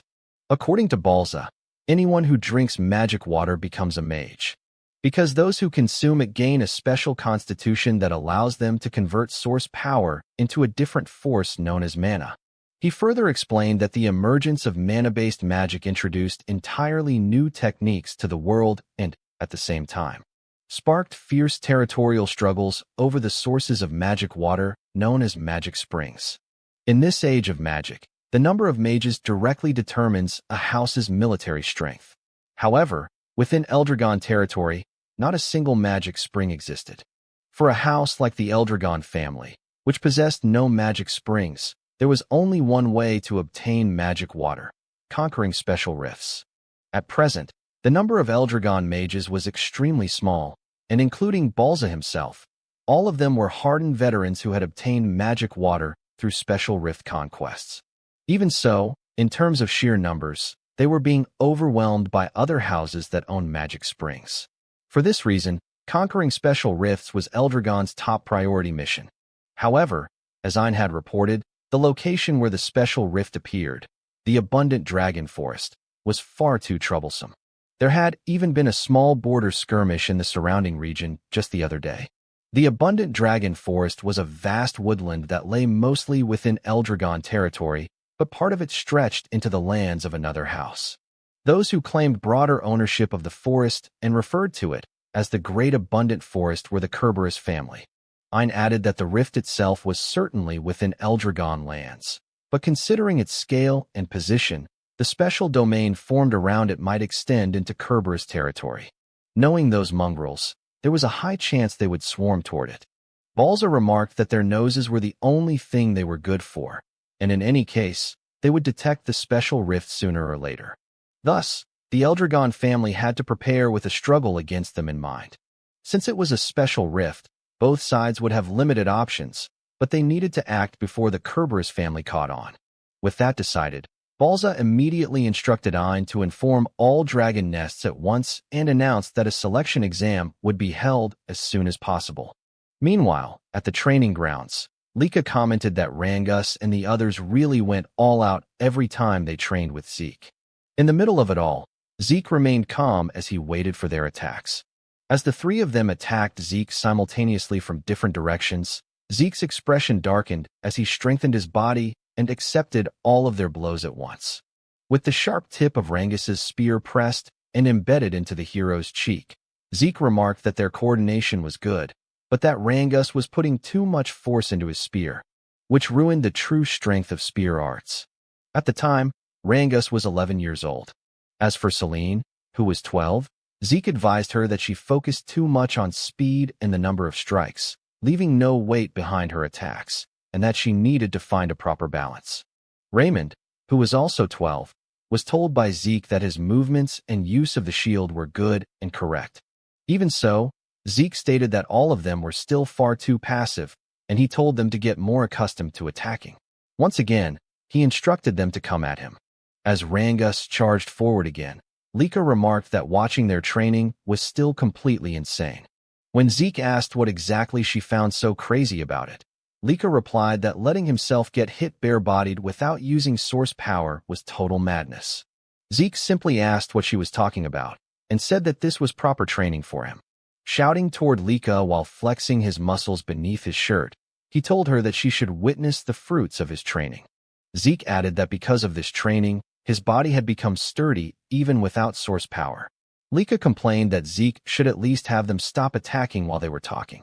But at that very moment, Rangus delivered a powerful spear strike from behind Zeke. Rangus declared that Lika should look closely at his attack to see just how insane Zeke's body truly was. This caused Lika to shut her eyes and clutch her head, muttering that all of them were truly abnormal. Not only did Zeke refuse to use any bodily defense, but Rangus and the others continued attacking him with full force. Raymond suddenly asked how Zeke could possess such incredible defense without using source power, while Celine said that it was far too mysterious to be explained by the human body. Lika told them not to lump Zeke in with humans, because Zeke was not one of them. She then asked if they knew what the seniors used to call Zeke and revealed that he was known as the Eastern Hall's demon child. This prompted Zeke to ask whether that title was meant as an insult before questioning what Lika's purpose was in coming to see them and whether she wanted to join their training. Lika replied that training was fine, but there was something she wanted to tell Zeke first. When Zeke asked what it was, Lika said it looked like they would soon be seeing children from the other dragon nests, and much sooner than expected. Rangus was visibly shocked by this, while Raymond commented that he had figured it would happen someday, though he hadn't expected it to be so early, and that it was finally time to meet them. When Celine asked if this was for the next test, Lika replied that even she didn't know the details. Zeke then asked where Lika had picked up such rumors, to which she answered that she simply observed the instructors, their conversations, and their movements. Zeke said that he had never paid attention to such things, meaning gossip and rumors from instructors, the way Lika always did. Lika responded that regardless, they needed to be careful because the West Hall had that guy. By that guy, she meant one of the next head candidates besides herself and Zeke. Zeke merely said that now it sounded fun. A few days later, the students of the East Dragon's Nest were gathered in the arena, including several students who were being introduced for the first time. Zeke noted that everyone had been assembled in the arena without any distinction by grade, and Lika agreed, adding that just as she had said before, they would meet students from other dragon nests. After a short while, the students suddenly fell silent as Freya arrived and immediately ordered them to quiet down. Once the students were lined up before her, Freya announced that 3 days from now, they would be fighting the children of the other dragon nests. Again, Freya announced that 3 days from now, they would be fighting the children of the other dragon nests, also known as the Dragon Halls. This immediately caused murmurs to spread among the students, as many of them could not believe that they would be facing students from other dragon halls this time. According to them, battles between students of different dragon halls usually only happened during graduation exams, so they could not help but wonder why such a fight was suddenly being held. Now, Freya explained that there were various reasons behind it, but she could not discuss the details yet. She then added one more thing she wanted to mention. Those who won these matches would be given a special mission. Upon hearing this, Zeke's eyes immediately lit up with excitement. He began to wonder if the special mission Freya mentioned would be worth fighting for, and in his mind, the situation was becoming more and more interesting. Freya then told the students that the matches would be elimination style, with 7 participants selected from each of the East, West, South, and North halls. She also said that the students themselves would decide who would compete and that the selection had to be finished today. One of the upperclassmen asked Freya if those 7 fighters would be chosen only from among the upperclassmen. In response, Freya simply asked him what he thought was the reason she had gathered every student of their hall there, then stated that participants would be selected from all grades. This caused several upperclassmen to look slightly shocked, and they immediately began questioning what the lowerclassmen could possibly do against students from the other dragon halls. According to them, there was not a single lowerclassman capable of fighting on equal footing with the upperclassmen, as all lowerclassmen were weak beings. However, before leaving, Freya bluntly stated that she did not care either way and that they should decide everything among themselves today. As soon as Freya left, one of the upperclassmen named Rick suddenly shouted, telling all the lowerclassmen to listen to him. He declared that the 7 fighters would be chosen from among the upperclassmen and asked if any lowerclassmen had a problem with what he said. Lika immediately shouted back, saying that she did have a problem with Rick's decision. She stated that it was obvious they should also select from the lowerclassmen because they had just as much right to participate in the battle. Rick looked at Lika with a mocking smile and said that she seemed to be under some misunderstanding. What they were discussing, according to him, was everyone's ability. He added that no matter how noble Lika's bloodline was, in a contest of skill, it meant nothing. In response, Lika slowly walked toward Rick as her aura burst forth. As she revealed her 3 stars, she asked him if ability was truly what they were talking about when choosing who would fight the other dragon halls. The upperclassmen were shocked, unable to believe that Lika was already at the 3-star level. Some of them had heard rumors that she was only at 2 stars, so they began questioning how this had happened. Lika merely said that she agreed with Rick's statement that strength and ability should be the basis for choosing who would fight the other dragon halls. She then loudly asked Rick if there were 7 upperclassmen stronger than her, and if not, then they should also select from the lowerclassmen. Enraged and irritated, Rick was unable to answer immediately and eventually said that the only reason Lady Lika was stronger than the other upperclassmen was because her bloodline was special. Nevertheless, Rick insisted that aside from Lika, there was not a single lowerclassman capable of standing against the upperclassmen, calling them nothing but trash. At that moment, Zeke suddenly told him that he was too noisy. Rick, now furious at the protagonist, asked if Zeke could repeat what he had just said. As requested, Zeke mockingly repeated that Rick was too loud and annoying, causing Rick's anger to flare even further. Zeke then calmly asked Rick if he truly believed that all lowerclassmen were weak beings and nothing but trash in the eyes of the upperclassmen. Rick fell silent in shock as Zeke's expression changed and his aura surged forward. Zeke asked if the upperclassmen would agree to everyone fighting each other until only 7 students remained. This made Lika immediately grab her head, saying that Zeke's suggestion was a huge problem. She also commented that his idea was far too violent. Lika then explained what she was trying to say instead. How about holding preliminaries for those who wanted to participate, allowing anyone who wished to compete in 3 days to join, regardless of grade? She asked the upperclassmen what they thought of her suggestion, adding that if they were confident in their abilities, there should be no problem.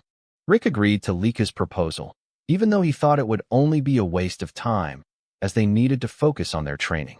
As the upperclassmen turned away, Rick glanced back at Lika and Zeke. Lika then asked Zeke if he would join the preliminaries, and Zeke immediately confirmed it. He also said that Rangus, Celine, and Raymond should join as well. The 3 were slightly shocked, and Rangus quickly asked if Zeke was serious about making them join the preliminaries and fight the upperclassmen. Zeke confirmed it without hesitation. He said that they had been training with him all this time, and if they could not show the results now, then when would they ever be able to show them? Celine commented that the pressure of fighting upperclassmen was insane, while Raymond simply said that since Zeke had already decided, all they could do was give their best against the upperclassmen in the preliminaries. Lika then said that it seemed she would once again be fighting alongside her teammates, and she immediately asked the other lowerclassmen if any of them also wanted to join the preliminaries. However, the other lowerclassmen were too nervous, whispering among themselves and saying that they had no chance of winning against the upperclassmen, especially since there were 3-star levels among them. Hearing this, Zeke let out a sigh and asked his fellow lowerclassmen why they lacked motivation. He told them that fighting stronger opponents was where they gained the most and added that, for now, he wanted to see the so-called abilities of their upperclassmen. After the upperclassmen took out their weapons, they spoke among themselves, saying that the selfishness of lowerclassmen these days was such a pain. No matter how hard the lowerclassmen tried, there was no way they could win against them. As Rangus and the others gathered together, Trembling from the anxiety they felt about facing the upperclassmen, one of the upperclassmen mockingly said that they should go easy on the lowerclassmen. Another upperclassman laughed and agreed, adding that aside from Lady Lika, the lowerclassmen were all like babies, only at 2-star levels. Zeke noticed the reactions of Rangus and the others. So he asked them why they looked so gloomy and whether they were worried about the battle. Rangus immediately confirmed it, saying that their opponents were all 3-star upperclassmen, so it was only natural to feel worried. Zeke then reminded them that they had trained hard with him for the past 5 years and had done well in their training. Because of that, he said they needed to have more faith in themselves. Celine and Raymond were immediately encouraged by Zeke's words and reminder, while Rangus still could not completely shake off the nervousness he felt about the upcoming fight. Suddenly, one of the upperclassmen shouted, telling them to stop chattering because they were just wasting precious time, and that upperclassman did not have time to waste on lowerclassmen. He told them to hurry up and start the fight already, saying they would teach the lowerclassmen their proper place. However, in less than a minute, the spectators could not believe what they were witnessing, immediately questioning what was happening and how the lowerclassmen had managed to defeat the upperclassmen so easily. Some of those watching even wondered if the upperclassmen were really this weak this year, but others said it was not that the upperclassmen were weak. Rather, the lowerclassmen they faced were simply monsters. Zeke wore a wide smile, clearly delighted by the result of the battle, and he immediately praised and congratulated Rangus and the others. In Zeke's mind, Rangus's deflection techniques and his eye for spotting openings had become much sharper. Celine was also handling the multi-strike windflower sword arts very well, and Zeke thought it was impressive how Raymond could smoothly switch between his shield and sword arts. According to Zeke, all of them had shown magnificent results from their training, and at this rate, if they gained confidence through real combat, it would only benefit them further. Zeke also thought that Lika had grown stronger as well, and with her lightning aura, she could defeat her opponents in a single attack. While the other upperclassmen were still in disbelief at the speed and ferocity of the fight they had witnessed, Lika commented that she believed it was only right to defeat her opponent decisively in order to teach them a lesson for their arrogance. However, Rick could not accept the result of the battle. According to him, there was no way 3-star upperclassmen would lose to 2-star lowerclassmen. At that moment, Zeke walked toward him and said that Rick was naive, because even after seeing the results with his own eyes, he was still spouting such nonsense. As Zeke approached Rick, he said that age and the number of stars were merely indicators, because in actual combat, the strong were simply the victors. Zeke added that if the upperclassmen were weak, then they would lose, and that was all there was to it. Rick suddenly pointed his finger at Zeke, shouting and calling him stupid. He insisted that the number of stars was equivalent to power and asked if Zeke did not even know something so basic. Zeke calmly replied that whether Rick had stars or not, if his heart was destroyed, he would die all the same. Rick fell silent for a moment when Zeke told him not to lose sight of the essence of strength, because in combat, strength was simply whether one could win or not, and nothing more. Rick then shouted again, telling Zeke to shut up and demanding to know who Zeke thought he was. Rick said he was an upperclassman, so a brat like Zeke should not try to twist logic because it would not work on him. He added that he had been going easy on the lowerclassmen because they were just kids, but because of Zeke's words, it was now too late for Zeke to cry later, as he would not hold back anymore. Zeke simply replied that he was already tired of their war of words. He said that children should act like children and move their bodies before their mouths. And since only the two of them were left in the arena, he asked Rick to show the martial arts he had mastered and was so proud of, as well as how much he had trained. This only made Rick boil with rage, shouting at Zeke not to underestimate him. Rick immediately charged forward with his great strength technique, using all his power. However, before Rick's attack could even land, Zeke's eyes suddenly emitted a golden light, and with a single punch to Rick's face, Rick was sent flying across the arena. After that, Zeke even laughed, saying that Rick had indeed trained well. Because of Zeke's remark, the entire audience fell silent, as did Rick, who remained kneeling on the ground. Other students quickly agreed with Lika's comment that Zeke was truly ridiculous for saying Rick had trained well, because before Rick could even show the results of his training at the Dragon's Nest, he had already been defeated by Zeke. Meanwhile, at the West Hall training grounds, students could be seen groaning in pain, clutching various parts of their bodies from the injuries they had sustained after the battle. After letting out a deep sigh, one man said that every single one of them was useless. This man was one of the candidates for the next family head, Untitled Eldragon. Soon after, other students arrived, and one of them addressed him as Lord Vanille, reporting that the selection here was already complete. This man, Alan, Vanille's right-hand man, was a 3-star level, and behind him were the other 3-star students who had passed the selection, including Retin, who was only 12 years old. Vanille immediately noticed Retin and called him over, asking if he was truly already a 3-star level despite being a lowerclassman. When Retin confirmed it, Vanille praised him, saying that he liked competent people like Retin. Vanille added that if Retin proved useful, he would make him one of his subordinates. Retin immediately bowed and thanked Vanille, thinking to himself that Lord Vanille had acknowledged his strength and that with Lord Vanille here, there was no way the West Hall would lose to the other halls. Retin also believed that if they achieved great results in the special mission, Lord Vanille would become the next head of the Eldragon family, and when that happened, he would become a direct subordinate of the family head. Alan then stepped closer to Vanille and said there was something he needed to inform him about. When Vanille asked what it was, Alan whispered that apparently Lady Lika would be participating in the East Hall selection team. This made Vanille scratch his head in irritation, with annoyance clearly visible on his face. He said that Lika was an endlessly annoying pest to him. He then stood up and said that it did not matter, because no matter how excellent Lika was, they would be the ones to win. Vanille declared once more that they would win, complete the special mission, and prove to his older brothers that the seat of the next family head truly belonged to him. On the day of the selection, all of the participants gathered along with the students of Dragon's Nest from the various dragon halls. Because of the sheer number of students who came to watch, Rangus couldn't help but feel nervous as he muttered that there were so many people in the arena.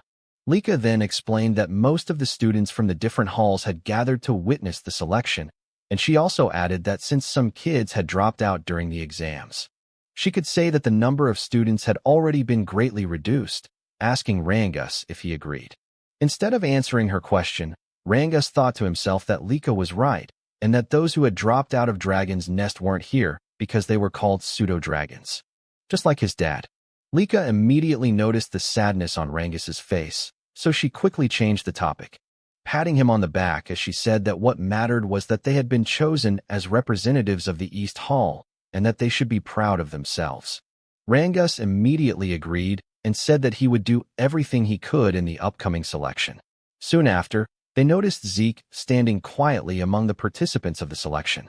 When they approached Zeke, Rangus immediately asked if something was wrong, while Lika also remarked that Zeke seemed unusually quiet today.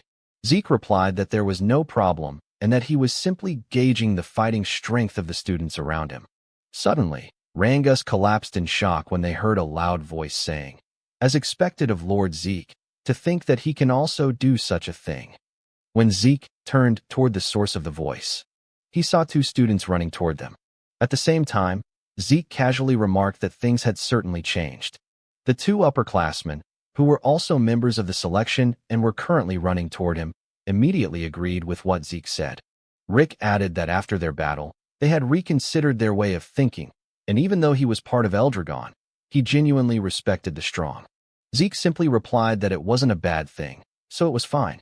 Meanwhile, Rangus burst into tears as he clung to Zeke's legs, saying that he was truly shocked by Rick's sudden shout as they helped Rangus stand up.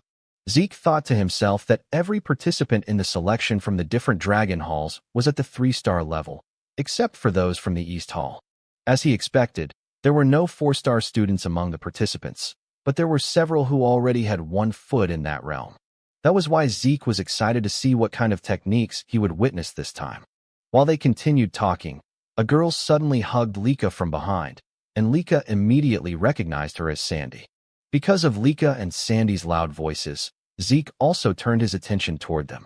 While still hugging Lika, Sandy said that it had been a long time since they last saw each other and asked how Lika had been. She also asked if anyone was bullying Lika, but Lika simply replied that she was fine. When Celine asked who the person hugging Lika was, Lika immediately introduced her as Sandy, her cousin Sandy Typhona, the daughter of the Typhona family head. This shocked Rangus and the others, as Sandy was also a member of one of the 4 great families. With a serious tone, Sandy asked Lika who these kids were, and Lika answered that they were her companions and also her friends. Sandy then asked if Lika was sure they were her friends, saying that while it was good to get along with other kids, they lacked the ability to be Lika's companions. Since Lika was one of the candidates to become the next family head of the Eldragon family, Zeke immediately intervened, saying that it would only become clear when they fought. When Sandy asked who he was, Lika quickly said that he was Zeke and also one of the candidates like her. Sandy then asked if he really was a candidate and whether he was the rumored illegitimate child of the current family head. She bluntly stated that she never thought a mere bastard like Zeke would still be alive. Despite Sandy's harsh words, Zeke remained smiling, while Lika was clearly shocked and immediately asked Sandy why she was acting like that in front of her friends and Zeke. Sandy was surprised by Lika's reaction and said that even if Zeke was an illegitimate child, he was still Lika's rival. She added that Lika wouldn't be able to defeat the other family head candidates with such an attitude. Sandy also remarked that Zeke's group was of poor quality, as none of them were even 3-star level, and asked if the East Hall students were really that weak now. Zeke suddenly cut in, pouting slightly as he warned Sandy that if she kept looking down on them the way she was now, she would end up having the rug pulled out from under her. Sandy's expression immediately darkened, her eyes narrowing as she asked Zeke to repeat what he had just said, questioning whether a mere illegitimate child with no backing other than the family head's blood was actually daring to lecture her.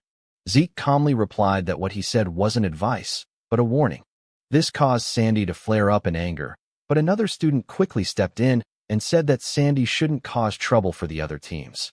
The student introduced himself as Edgy's Vanblade, a representative of the North Hall. As Rangus tried to recall who Edgy's was, Sandy told him not to interfere, saying that they were in the middle of an important conversation. Edgy's, however, smiled and said he couldn't let it slide since the selection battle was about to begin. As the students continued chatting while waiting for the selection to start, a man suddenly arrived and drew everyone's attention. Rangus, Lika, and Sandy all fell silent, while Zeke smiled brightly, excited for the battle to come. The man who announced that the selection battle would now begin was none other than the captain of the Gold Dragon Corps, Teach Mintrick, Teach also known as the Educator. Mintrick announced that from this moment on, the selection battle would officially begin. He then explained to everyone that the matches would follow a tournament-style elimination format, combining all 4 halls. According to him, the 4 halls would be split into 2 groups, and the halls that emerged victorious from each group would face each other in the finals. He added that the battle format would be one-on-one duels, where each hall would send out its fighters one at a time following a predetermined order of the 7 participants from each hall. Mintrick further explained that the hall which defeated 4 opponents first would be declared the winner, and once the match began, no changes to the fighting order would be allowed. Because of this, the fighting order itself had to be carefully considered as part of each hall's strategy. As a final point, Mintrick revealed that those selected through this match would be assigned a special mission, one that was extremely important to the Eldragon family. Anyone who took part in this mission would make a significant contribution to the family. And for Lika and Vanille, gaining such contributions meant taking a major step closer to the head seat. After that, Mintrick said they would now determine the brackets and called forward the representatives of each hall in order to draw a stone from the box. The first he called was Vanille Fafneild, the representative of the West Hall. As Vanille approached the officer holding the box, he immediately reached inside and took a stone. Afterward, Mintrick promptly sent him back to his position. As Vanille walked away, a bead of sweat rolled down Lika's face as she stared at her older brother, who was also looking back at her and her group with a malicious smile. Zeke quickly noticed this and asked Lika if she knew that man. Lika immediately confirmed it and told Zeke that the man was the West Hall's head candidate she had mentioned before, none other than Vanille Fafneild Eldragon. I see, Zeke replied simply, a faint smile forming on his face as he thought about it. Aside from Vanille, the West Hall had many strong warriors overall. Not only that, Zeke could also tell that the other halls were well trained too, though everyone could clearly feel the difference in power between them. Soon, Zeke's gaze landed on Retin, and he thought that it had been a while since he last saw that face. According to Zeke, Retin already had considerable skill during the entrance exam, but to have reached the 3-star level at the age of 12 made Zeke smile, thinking that Retin must have trained extremely hard as well.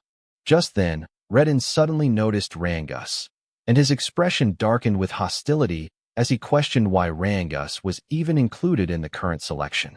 Students who recognized Rangus were also shocked, some even shouting in surprise as they wondered what Rangus was doing in the arena. Because of this, Rangus once again felt nervous. When Raymond noticed it, he immediately asked if Rangus was okay. Rangus hesitantly replied that he was fine, while Retin continued to stare at him with clear malicious intent. Soon after, Mintrick called the representative of the North Hall. After Edgies drew a stone from the box, Mintrick then called the representative of the South Hall, who likewise took a stone. Finally, he called the last representative from the East Hall. When Lika heard this, she immediately told Zeke that he was being called forward, causing Zeke to look at her in confusion as he asked why he had to be their representative. Lika calmly replied that the reason was simple. It was because he was the strongest in their group. Eric and the others immediately agreed with her, while Zeke questioned whether, in situations like this, it would be better to send the youngest member of the group instead. Lika merely asked what he meant by that, then added that they were all about the same age anyway before ordering Zeke to go forward and take a stone. With no other choice, Zeke accepted his role as the East Hall's representative and stepped forward. However, Sandy suddenly questioned why an illegitimate child like Zeke was chosen as their representative instead of Lika herself. Lika simply replied that it was because Zeke was the strongest among them. Even so, Sandy did not believe her. According to Sandy, Zeke was not even at the 3-star level like Lika. She also reminded Lika that the selection was effectively a head candidate battle between her and Vanille, and that at this rate, Lika would surely lose. Lika merely smiled and said that it was fine and that there would be no problem, confidently declaring that their team was strong. After Zeke took the last stone from the box, Mintrick instructed each hall's representative to channel their source power into the stone they had drawn. As they did so, the stones began to glow, turning either blue or red. Mintrick then explained that the colors would determine the brackets, announcing that the first match would be East Hall versus North Hall, followed by West Hall versus South Hall. Upon learning that their first opponent would be the North Hall, Zeke's group immediately turned their attention towards Sandy and Edgies' team. They soon noticed a particularly tall student, and upon seeing his appearance and the sharpness of his gaze, Rangus shuddered in shock and asked if that tall man was truly a student of Dragon's Nest. Lika confirmed it, though she had not expected that they would be facing Sandy's team in the very first match. Meanwhile, Sandy released her lightning aura and told Lika that this was a good opportunity to wake her up. Pointing at Lika's team, Sandy declared that she would thoroughly crush Lika so that she would remember her position and purpose in life. Lika, however, did not waver. As her golden lightning aura surged forth, she told Sandy to bring it on. At the same time, while holding the blue stone, Zeke noticed Edgies smiling calmly as he said that it looked like they would be fighting in the first match and that he was really looking forward to it. Seeing Edgies' reaction and hearing his words, Zeke replied that it seemed like they would get along, adding that he too was looking forward to the battle and could not wait to fight anymore. Meanwhile, after a brief moment of silence filled the entire arena, Mintrick declared that the first match would take place between East Hall and North Hall. As soon as everyone heard the announcement, Eric immediately told Lord Zeke that he would do everything he could to win his fight. However, despite his determined words, his expression betrayed him. This caused sweat to trickle down Lika's cheek as she nervously asked Zeke if Eric would really be all right. Zeke simply agreed with her observation.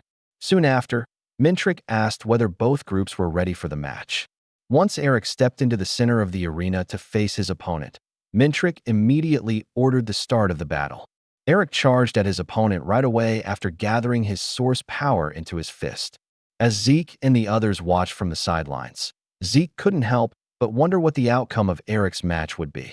Lika responded by saying that, judging by their appearances, it was going to be a tough fight, and she quickly asked for Zeke's opinion.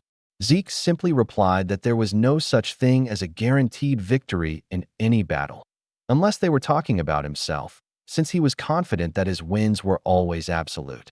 Lika then clarified that she wasn't referring to him, but to Eric, so Zeke decided to just focus on watching the fight. Zeke added that, in terms of skill alone, North Hall's fighter wasn't much different from Eric, and if Eric fought the way he normally did, he should be able to win. Lika immediately agreed but pointed out that this was their first time fighting in front of such a large crowd, and the pressure of representing their team was also a heavy burden. As Eric continued to receive relentless attacks, Zeke admitted that her words were true. After Eric was eventually knocked down by his opponent, Mintrick declared that the winner of the first match was North Hall. Because of this, Marin became extremely nervous, and despite her hesitation, she said she needed to win. Lika tried to comfort her, telling her not to be too anxious and that she would be fine. But in just a moment, Marin was also defeated by her opponent, leaving Zeke and Lika with nothing but a sigh. As Eric and Marin trembled, they apologized to Zeke for their losses. But Zeke simply laughed and said he already knew they were completely overwhelmed by the atmosphere of the arena. He added that they didn't need to worry, because if this were a real battlefield where life and death were at stake, the results would surely be different. Zeke cheerfully reminded them that the place they were in now was meant for learning and testing their strength. However, their team had already suffered 2 straight losses, making the next match extremely important, and Zeke immediately asked if Rangus understood that. Rangus, already overwhelmed with fear and shock, begged Zeke not to make him even more nervous, saying he had been anxious since morning. To make matters worse, he would be facing the largest and most intimidating member of North Hall. Zeke calmly reminded Rangus that he had already fought senior students before when they were forming teams. But Rangus insisted that none of the East Hall seniors had looked as frightening as this opponent. Rangus also admitted that fighting someone so intimidating in front of such a huge crowd made him extremely nervous, causing Zeke to sigh while gently holding Rangus's head and trying to calm him down. Zeke then wrapped his arm around Rangus and told him to carefully observe his opponent, asking what weapon he was holding. After taking a closer look, Rangus saw the massive sword his opponent carried. When Rangus told Zeke that his opponent used a sword, Zeke confirmed it and explained that Rangus was simply fighting someone holding a sword, so he didn't need to think about anything else. Zeke said that if his opponent thrust the sword, Rangus only needed to parry it. If the opponent slashed upward, he only needed to pull back. And if the opponent swung downward, he only needed to step forward and thrust his spear. Zeke emphasized that Rangus only needed to focus on dealing with the weapon in front of him, just like he always did. Because of Zeke's words, Rangus gradually regained his confidence. After Mintrick signaled the start of the match, Rangus's opponent immediately charged forward and used the triple leaf sword style technique called single blade branch. But before the attack could land, Rangus swiftly dodged it. The giant opponent followed up with the twin fong branch technique, launching a barrage of attacks. However, Rangus skillfully dodged and parried every strike, growing more focused. After once again dodging his opponent's sword swing, the giant used another technique called Leaf Storm Dance to attack Rangus. But before the attack could hit, Rangus's eyes suddenly flashed with clarity. He immediately used his Cloud Water Spear style technique called Flowing Clouds and Water to parry the sword. The force from their clash caused the giant opponent to lose his balance. Rangus wasted no time seizing the opportunity. Using another Cloud Water Spear style technique called Raging Current Strike, he thrust his spear into his opponent's chest, knocking him unconscious and sending him crashing to the ground. Mintrick immediately declared the match over and announced that East Hall had won the 3rd match. Rangus sighed in relief, while Zeke smiled. Beginning with Rangus' victory, East Hall steadily gained momentum as Celine won the 4th match and Renauld claimed victory in the 5th. Soon, the 6th match began between Lika and Sandy. Lika greeted Sandy, saying it had been a while since they last crossed swords like this. While both wielded lightning thunder techniques, Sandy admitted she had never expected North Hall's elites to lose to younger students who hadn't even reached the 3-star level. Lika calmly replied that, as she had said before, her companions were strong. Sandy mockingly agreed, admitting she had underestimated Lika's companions, but stated that they weren't the real issue between them.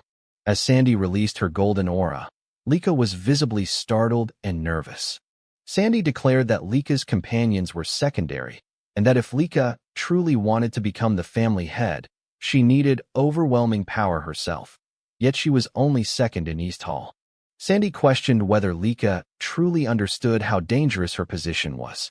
Lika answered that she fully understood her standing and, while glancing at Zeke behind her, said she had not given up on becoming the family head, nor on surpassing her sister Sandy, because she believed her current strength was enough to defeat her. Sandy responded by saying she wanted to see that confidence for herself. As soon as Sandy activated her ability, she vanished from Lika's sight, shocking the spectators. In an instant, Sandy reappeared behind Lika, saying she wanted to witness Lika's so-called strength. Lika quickly defended herself with her sword, but Sandy suddenly ducked in front of her and launched another attack. As they exchanged intense blows, Edgies observed that, as expected, Sandy held the advantage. Though he wondered how well Lika could fight against someone who wielded lightning great sword arts even better than she did. When Sandy used the lightning great sword art called Judgment, Lika suffered a wound on her side, causing Celine and Marin to panic.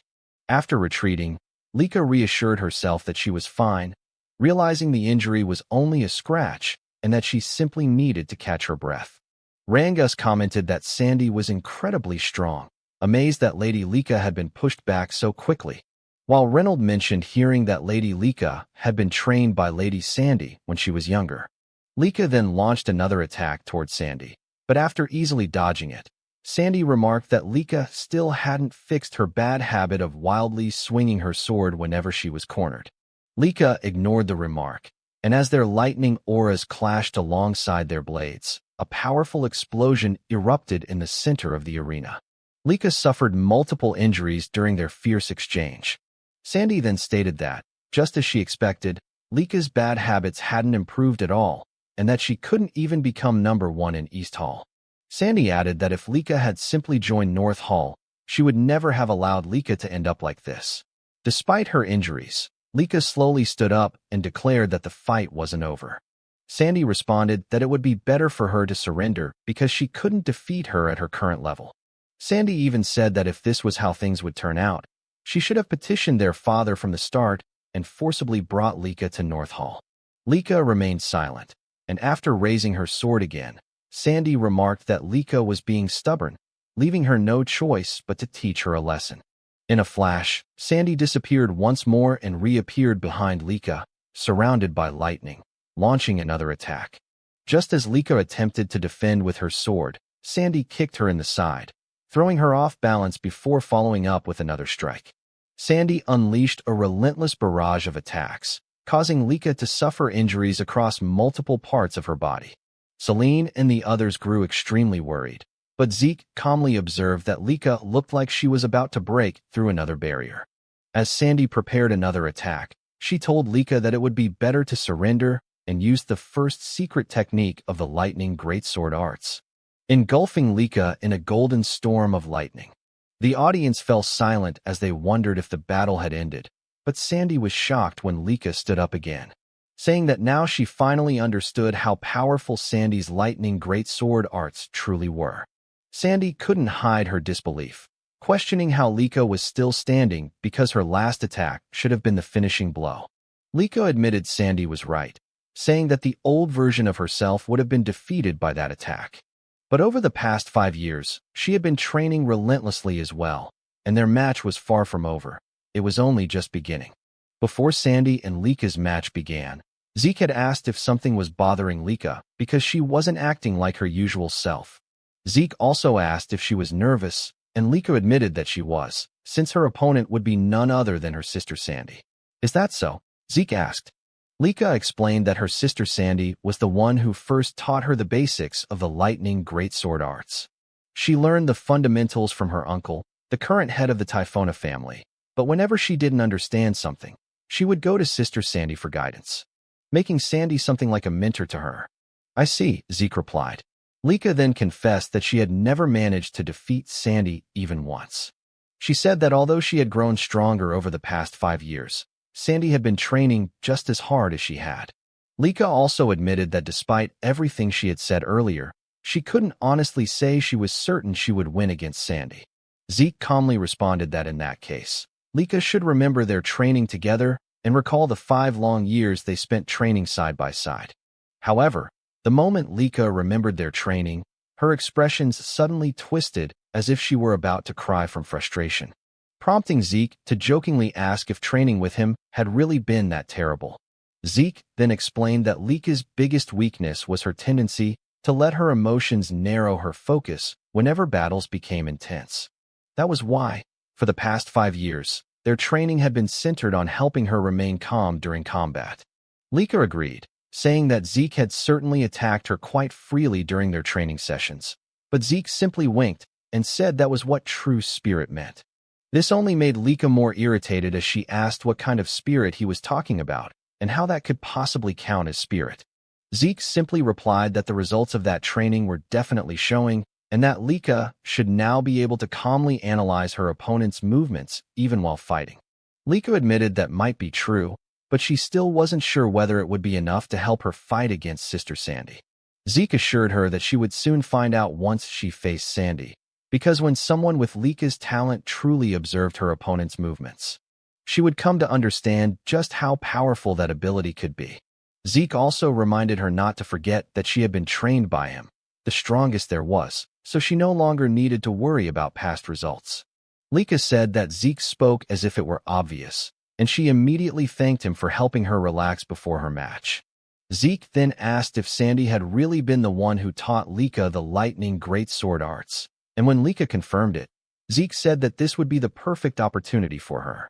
Just like during training, all she needed to do was carefully observe Sandy's techniques, because if she did that properly, she would surely grow even stronger than Sandy. Back in the present battle, Lika stated that she had carefully observed her sister Sandy's lightning greatsword arts, even taking Sandy's attacks head-on to study them thoroughly. And now she had finally begun to see through them. When Sandy asked what Lika was talking about, Lika suddenly launched an attack toward her. Because of the afterimages created by Lika's sword movements, Sandy couldn't determine whether Lika had slowed down or stopped, allowing Lika to land a successful strike. While Sandy was still shocked by Lika's sudden counterattack, Lika continued to unleash a relentless barrage of lightning-infused sword strikes, leaving Sandy with no choice but to endure each attack. As Lika charged forward once again, Sandy could only question what was happening and why Lika had suddenly become so fast. When Lika attempted to replicate Sandy's earlier finishing move called Judgment, the attempt initially failed. However, Lika quickly realized that her mistake was failing to replicate the tempo variation that Sandy naturally possessed, something Lika previously lacked. Now that she understood it, she simply needed to apply it properly.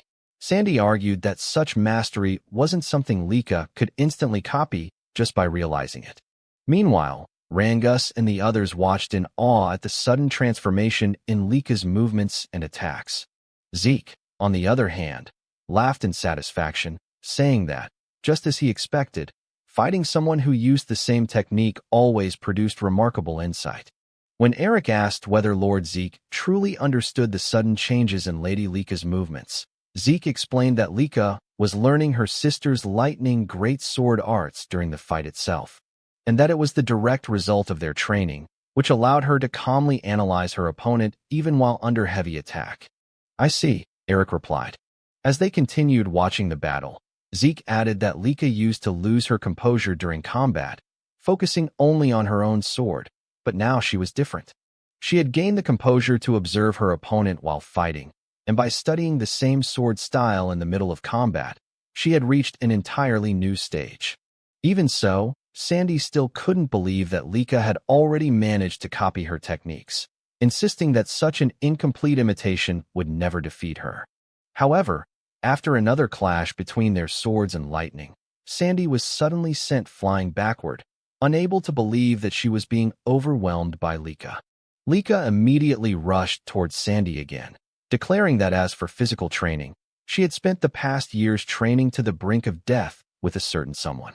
As she gathered lightning for her next attack, Lika told Sandy that this was the true strength of her lightning great sword arts now, before unleashing her grand thunder technique. The attack caused Sandy's eyes to widen as golden lightning surged violently across the entire arena.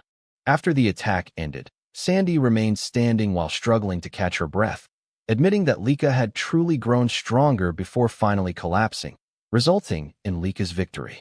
Even Venel couldn't believe the strength Lika had displayed, especially in defeating Sandy. As Lika walked back toward Zeke and the others, Zeke immediately praised her, saying that it seemed he wouldn't need to fight after all. Lika smiled happily and said she was glad she had managed to secure the victory for her team. She also mentioned that if she had lost, not that she had ever intended to, Zeke would have been the one to face Edgies in the next match. This immediately prompted Zeke to ask if Lika knew Edgies personally. Lika replied that she didn't know him personally, but Edgies was extremely famous, as he was said to be the greatest genius ever produced by the Van Lade family. Is that so? Zeke muttered, thinking to himself that judging by Edgies' aura, he indeed stood far above the other participants in this tournament. Lika then added that even for Zeke, facing Edgies would have been uncertain, and there was no telling what might have happened. Meanwhile, Menrich stepped into the center of the arena and announced that although East Hall's victory had already been decided, the matches would still continue until the end. Rangus and Zeke were both surprised by this announcement. Lika commented that it was strange because she thought the competition was supposed to end once 4 opponents had been defeated. Zeke, however, remained silent as he stared toward Menrich and Edgies, unable to stop himself from wondering what they were planning. Regardless of whatever scheme they had in mind, Zeke thought to himself that as long as he could fight, that alone was more than enough for him. Edgies then said that although North Hall may have lost, he was happy that he still had the chance to fight Zeke like this. When Zeke asked if Edgies really wanted to fight him that badly, Edgies immediately confirmed and explained that what he meant was that Zeke was East Hall's representative. Despite having Lady Lika present, it was Zeke who was chosen, so how could he not be curious about who Zeke truly was? Edgies also added that even if Zeke carried the blood of a family head, from what he could sense, Zeke was only at the 2-star level. And yet he was chosen as the representative instead of the 3-star Lady Lika. That was the main reason he wanted to fight him. Zeke remained silent as he listened to Edgies' words. After a moment, Zeke said that, just as he expected, they seemed to get along because he himself had been eager to cross blades with Edgies as well. When Edgies asked if that was true, Zeke replied that there were many skilled fighters in this venue, but Edgies was exceptional. Zeke also mentioned that he had heard about Edgies' reputation, being called a once-in-a-century genius at such a young age, and that he truly wanted to measure Edgies' strength through a direct battle. Good, if that's the case, Edgies responded. And as he slowly drew his katana, he said that he was becoming more excited by the minute. Meanwhile, Zeke immediately noticed that his opponent used a katana, and it had been a long time since he had faced someone who wielded that type of weapon. As soon as Menrich announced the start of their match, Edgies rushed toward Zeke with incredible speed, slightly catching him off guard, but also filling him with excitement.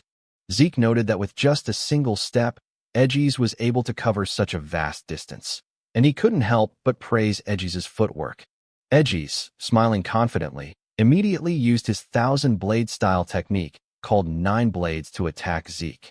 Because of the golden glow from Edgies' aura, Zeke was shocked to realize that the presence of Edgies' katana seemed to completely vanish. However, before Edgies' attack could strike Zeke's body, Edgies himself was startled when his blade only cut through Zeke's afterimage. After launching his attack, Edgies quickly realized that Zeke had avoided his strike by twisting his body within a split second. Edgies admitted that he was certain his attack would land, but Zeke simply smiled and praised the excellence of Edgies' strike, even asking him to show more of his techniques. Without hesitation, Edgies moved swiftly once again and unleashed another 1,000-blade style technique, called Wave Blade, toward Zeke. As Zeke carefully observed Edgies' attack, he commented that Edgies' blade trajectory was extremely difficult to read. Suddenly, Zeke was caught off guard when he realized that one of Edgies' attacks was coming from beneath the ground, something he had not anticipated. Even so, Zeke remained calm and continued praising Edgies' skill, saying that although he had no intention of allowing Edgies to cut him, the sword paths of Edgies were truly unpredictable. At that moment, Zeke concluded that Edgies was truly a genius, constantly changing his attack patterns without sacrificing speed or power. Edgies' source power flowed flawlessly without a single wasted movement, delivering sharp strikes that perfectly read Zeke's breathing and rhythm. Zeke knew that such mastery was impossible without relentless training.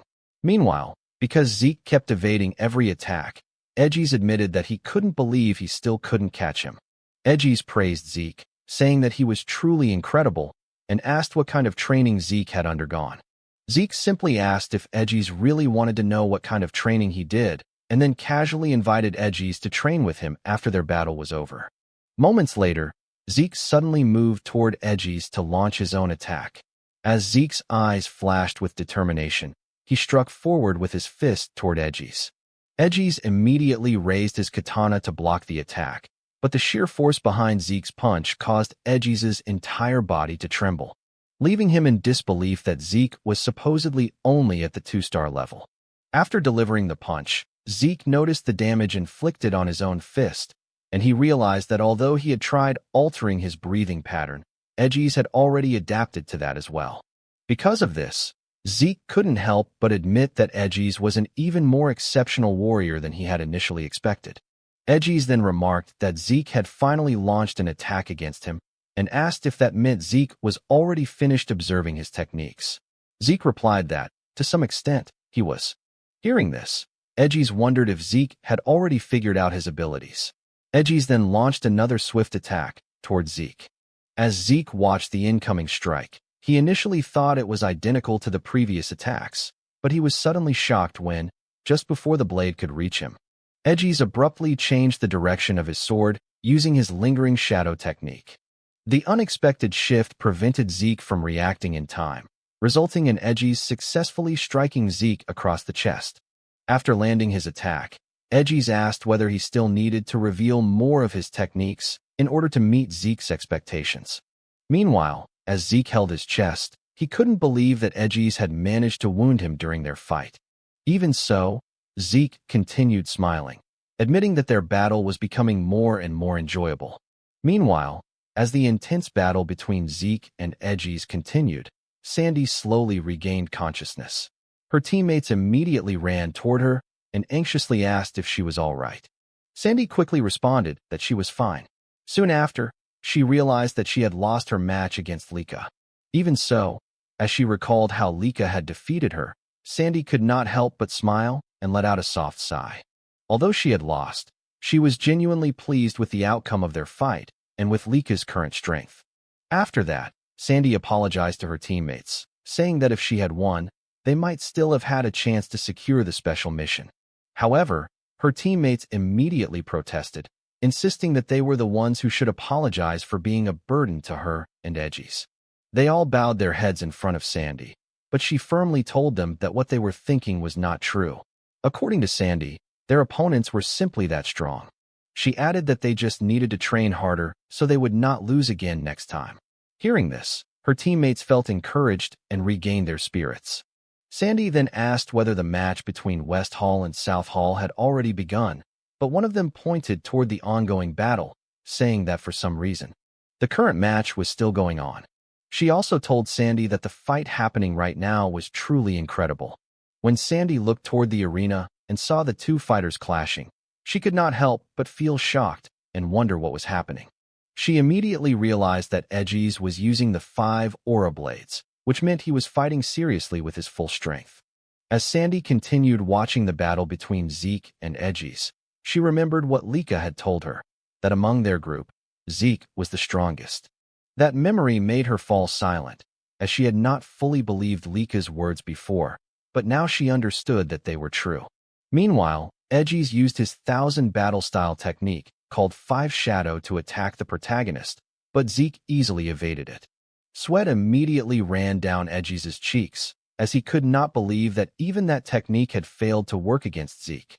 On top of that, Edgies said that after fighting this much, Zeke was not even out of breath, and he immediately asked what kind of body Zeke possessed. Zeke simply replied that it was nothing special. He had just put a lot of effort into training his basic stamina. He added that techniques are good, but fundamentals are just as important. I see. Edges responded, saying that if that was the case, he would focus more on training his body from now on. He then used his ability once again to attack the protagonist, but with only his arms. Zeke shattered every single strike directed at him. At that moment, Zeke assessed that the blade's hardness, sharpness, generation speed, and range were around the lower upper tier overall, but considering Edges' age, he could become very interesting in the future. Zeke smiled as he realized that through this battle with Edges, he had finally confirmed something: the difference between 1,000 years ago and the present era. According to Zeke, in the martial arts of 1,000 years ago, the motion of the attack itself was paramount. The essence of martial arts was to express all creation through one's techniques, and source power was merely supplementary. But in the modern era, by manifesting source power, practitioners express all of creation through it. In other words, handling source power itself has become the essence of modern martial arts. As he continued evading the attacks, Zeke thought to himself that he had been foolish. He had focused so much on the techniques themselves that he had failed to notice this shift for so long. Even so, he found the changes of the past 1,000 years fascinating beyond measure. Meanwhile, as Edges continued attacking, he realized that all his strikes were being perfectly countered by Zeke. He could only conclude to himself that Zeke was truly a superhuman. Rangus and the others remained deeply worried, and Rangus mentioned that the fight had already lasted for over an hour with no sign of ending. Lika, however, calmly said that neither of them was normal, but their battle would probably be over soon. Edges then told Zeke that it looked like he had already finished observing all of his movements this time. Zeke did not deny it, and said that their fight had been a truly wonderful experience. "I think so too," Edges replied. Suddenly, the protagonist declared that he would pay his respects to Edges. Therefore, what he had learned from their battle, he would now present to Edges as a new technique. As Zeke clenched his fist, Edges suddenly felt an overwhelming pressure. Edges laughed, saying that now he understood why he could not defeat Zeke. Even so, he gathered his full power and activated the 1,000-blade-style secret technique called 5-Blade Ultimate Strike, declaring that he would continue struggling until the end. However, before Edges could launch his attack, Zeke suddenly leaped high into the air. While suspended above the arena, he gathered his source power into his fist and unleashed a rain of massive golden fists across the entire arena. This technique was Zeke's new move, the modified second form of his Dragon Destruction combat arts, which he called Fist Star. As a result, consecutive explosions erupted throughout different parts of the arena, causing the students watching to panic. When the attack finally struck Edges, a tremendous explosion shook the entire arena. Reynold quickly raised his shield to protect his teammates, marveling at the sheer power of Zeke's attack. Sandy, meanwhile, was so stunned that she could only ask who had won the fight. At that moment, Mentric declared that they had seen enough and announced the end of the match. As the smoke gradually cleared, Edges' broken katana became visible. Lying on the ground, Edges could only laugh, saying that he could not even move a single finger. He admitted that Zeke's strength was overwhelming and that he still had much more training to do if he wished to catch up. Though sweat continued to drip from Zeke due to exhaustion, he smiled as the victory was declared in favor of East Hall. The spectators could hardly believe what they had witnessed and could not stop asking what kind of battle they had just seen, as well as how Edges had been defeated. Mentric then announced that they would repair the arena first before starting the match between West Hall and South Hall, instructing everyone to begin preparing. Rangus and the others were filled with admiration and joy, as they had not expected Zeke to defeat Edges. Lika commented that Zeke had once again destroyed the arena and that he was strange in so many ways. Zeke immediately asked what she meant, adding that what mattered most was that he had won. He then said that whatever Lika meant was not important right now, because what they needed to focus on was watching the upcoming match between West Hall and South Hall. That's right, Lika agreed, adding that another candidate for the position of family head would be participating in the next match, none other than Vanille Fafnir Eldrian. After the battle between Edges and Zeke, Zeke asked Rangus if he had gone a bit overboard, because with that level of destruction in the arena, he thought it would not be repaired anytime soon. However, Rangus told him it was fine and asked Zeke to look toward the side of the arena. Zeke was completely stunned and immediately asked how it was possible and how they had managed to restore the arena so quickly. Rangus then explained that the entire arena had been built using a rare stone called etherite, and when someone infused it with source power, it could restore itself to its original form. Upon hearing this, the protagonist immediately realized that this was yet another incredible material that had appeared during the 1,000 years he had been gone. As Zeke continued to marvel at the sight, Rangus added that using such an expensive material to construct an arena of this size was truly astonishing. While smiling, Zeke said that West Hall seemed to have the best overall quality, but South Hall also had some strong-looking fighters, so he wondered how their battle would turn out. However, contrary to Zeke's expectations, the match between West Hall and South Hall became utterly one-sided. At the conclusion of the battle between West Hall and South Hall, Mintrick couldn't shake off a growing sense of doubt. He felt that something about Vanille's match was off. More than that, he found it hard to believe how overwhelmingly one-sided the fight had been. He couldn't help but question whether Vanille truly possessed enough strength to defeat Layla Sonar that easily. Meanwhile, Vanille calmly asked Mintrick if he was going to announce the winner. Snapping out of his thoughts, Mintrick looked away briefly before declaring that the victor of the match was West Hall, led by Vanille. He then added that the final battle between East Hall and West Hall would begin in 1 hour. As the announcement settled over the arena, the spectators remained unusually quiet, still unable to process what they had just witnessed. In contrast, Layla's teammates were deeply worried about her condition. One of them carried her away carefully, while Lika stared in disbelief, unable to accept that Layla had been defeated so effortlessly. Zeke, on the other hand, remained silent, observing everything. In Zeke's mind, he was certain something was wrong. The gap in strength and abilities between Layla and Vanille should not have been that wide.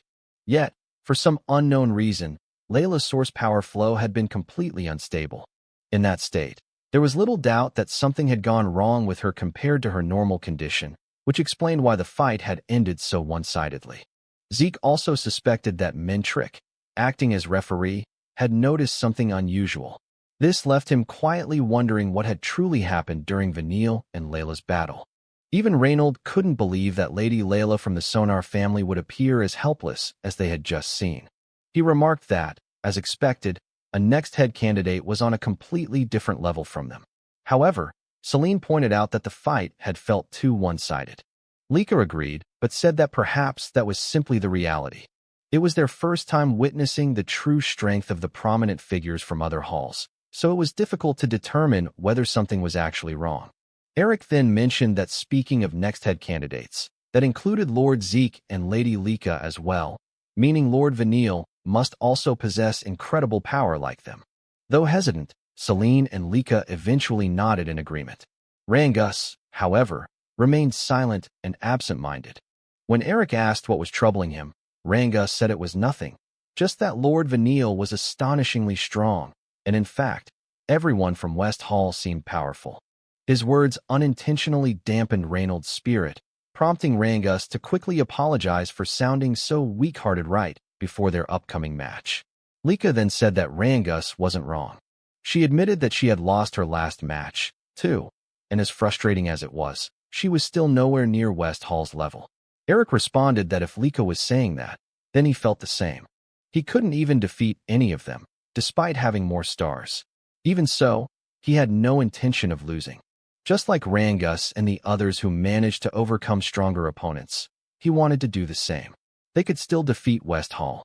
His determination reignited Celine's spirit. As Zeke watched them, he thought that their fighting spirit was finally in the right place. It seemed that Marin and Eric might truly grow from this battle. However, the bigger concern right now was Lika. To Zeke, it didn't seem like Lika had noticed Layla's abnormal source power at all. If she believed everything that happened was purely Vanille's strength, then her shaken reaction made sense. But since Zeke himself didn't know the full details, he couldn't offer careless advice. He quietly wondered what he should do. Rangus soon noticed Lika's unusual expression and asked if she was all right. Lika immediately replied that she was fine and, as she walked away, said she just needed to clear her head. Later, in a garden outside the arena, Lika sat alone by a fountain. She couldn't believe that Vanille had grown strong enough to overwhelm Layla the way he did. Even Edgies had been unable to completely overpower Layla without suffering a scratch. Yet Vanille had done it effortlessly. The last time Lika fought Vanille was when they were 5 years old, and she had lost. Since then, she had trained relentlessly, determined to one day defeat him. She had believed she had finally caught up. Yet what she witnessed today shattered that confidence. If the match order remained unchanged, Vanille's opponent would likely be Zeke. Strangely, she felt relieved at that thought, since it meant she wouldn't have to face Vanille herself. But she hated herself for feeling that relief. It was as if she had already admitted defeat, despite her long-standing desire to overcome him. Suddenly, Vanille appeared and asked what she was doing there. With a mocking tone, he commented that she looked awfully serious while sitting alone. Lika's eyes narrowed as she demanded to know what he wanted, stating that they had nothing to discuss and that she had no intention of talking to him. Vanille smirked and told her not to be so prickly. If he became the head of the Eldragon family, she might end up as his wife.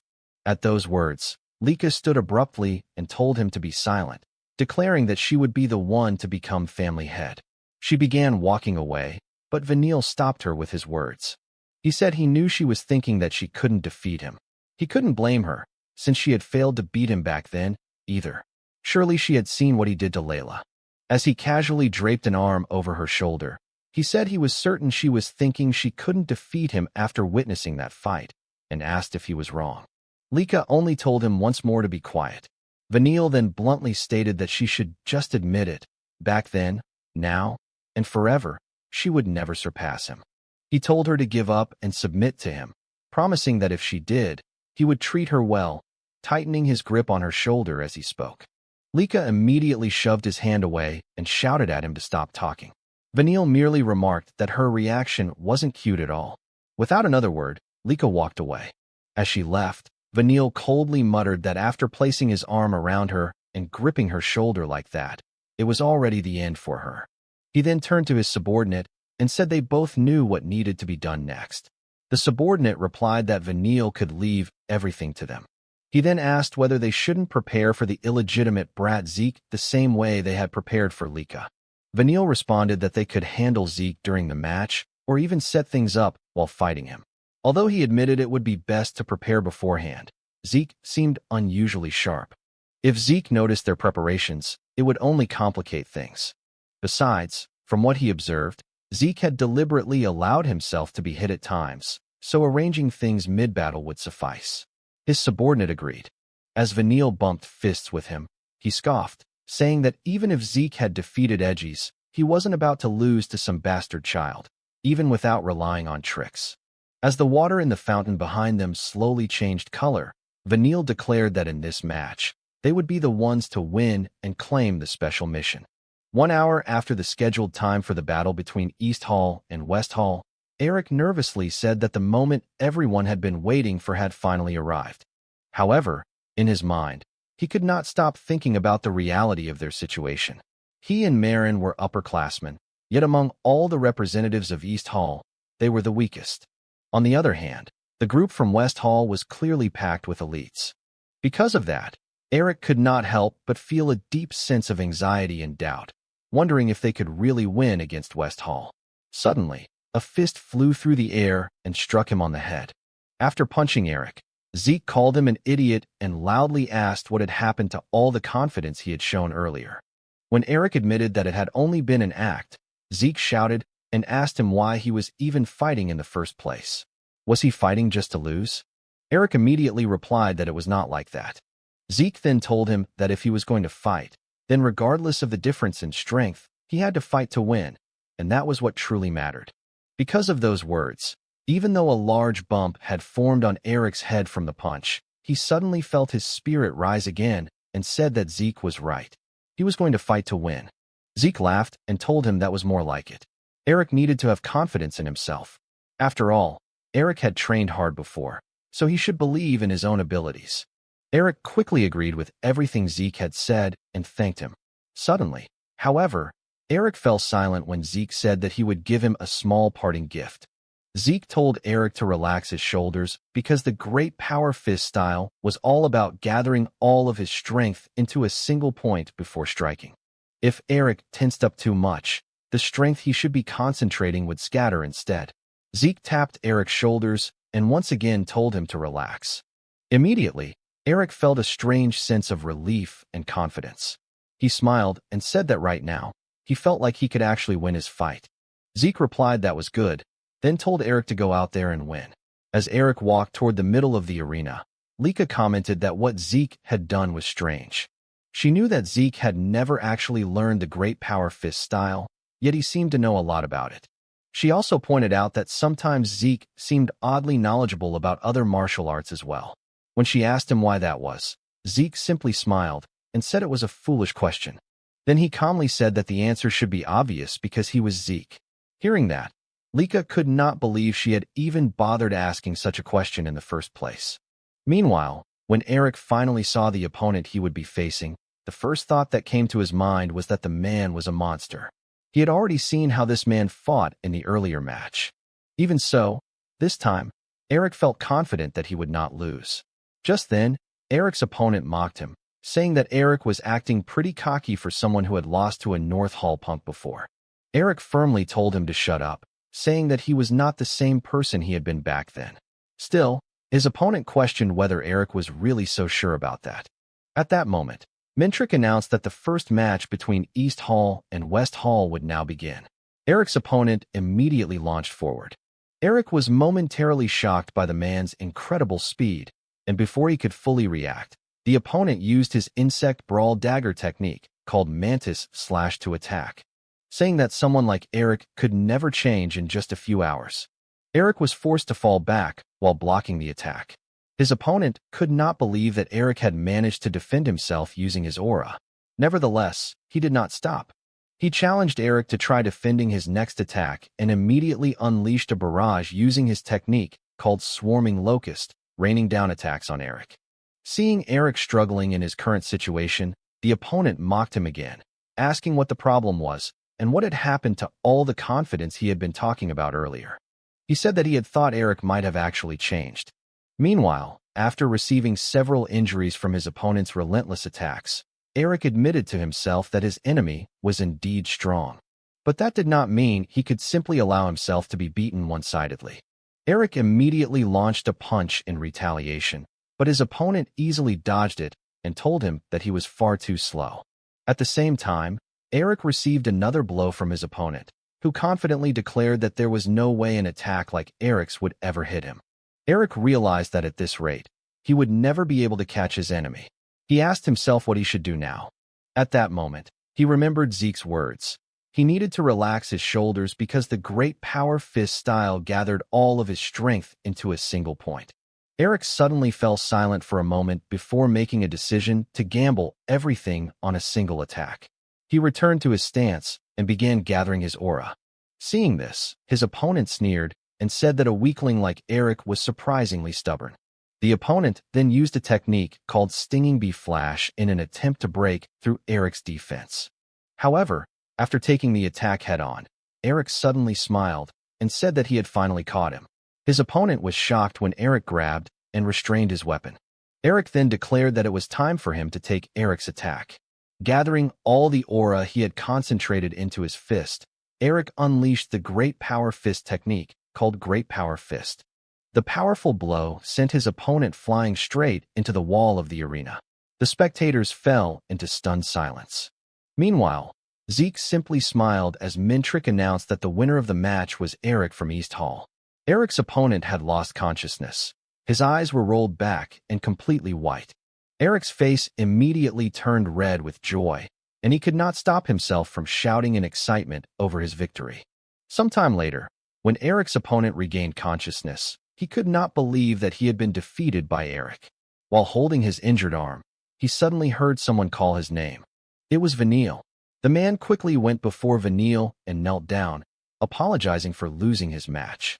However, before he could even finish speaking, Vanille suddenly attacked him. The brutal act caused intense fear among the members of West Hall, including Retin. Vanille then looked coldly at the rest of his companions and asked if they understood what they needed to do. He told them that they must crush every opponent they faced. None of them dared to object and simply obeyed his command out of fear. Meanwhile, Eric confidently told Marin that she could definitely win her match. Marin nodded in agreement, while her opponent simply stared at her with a serious and unwavering gaze.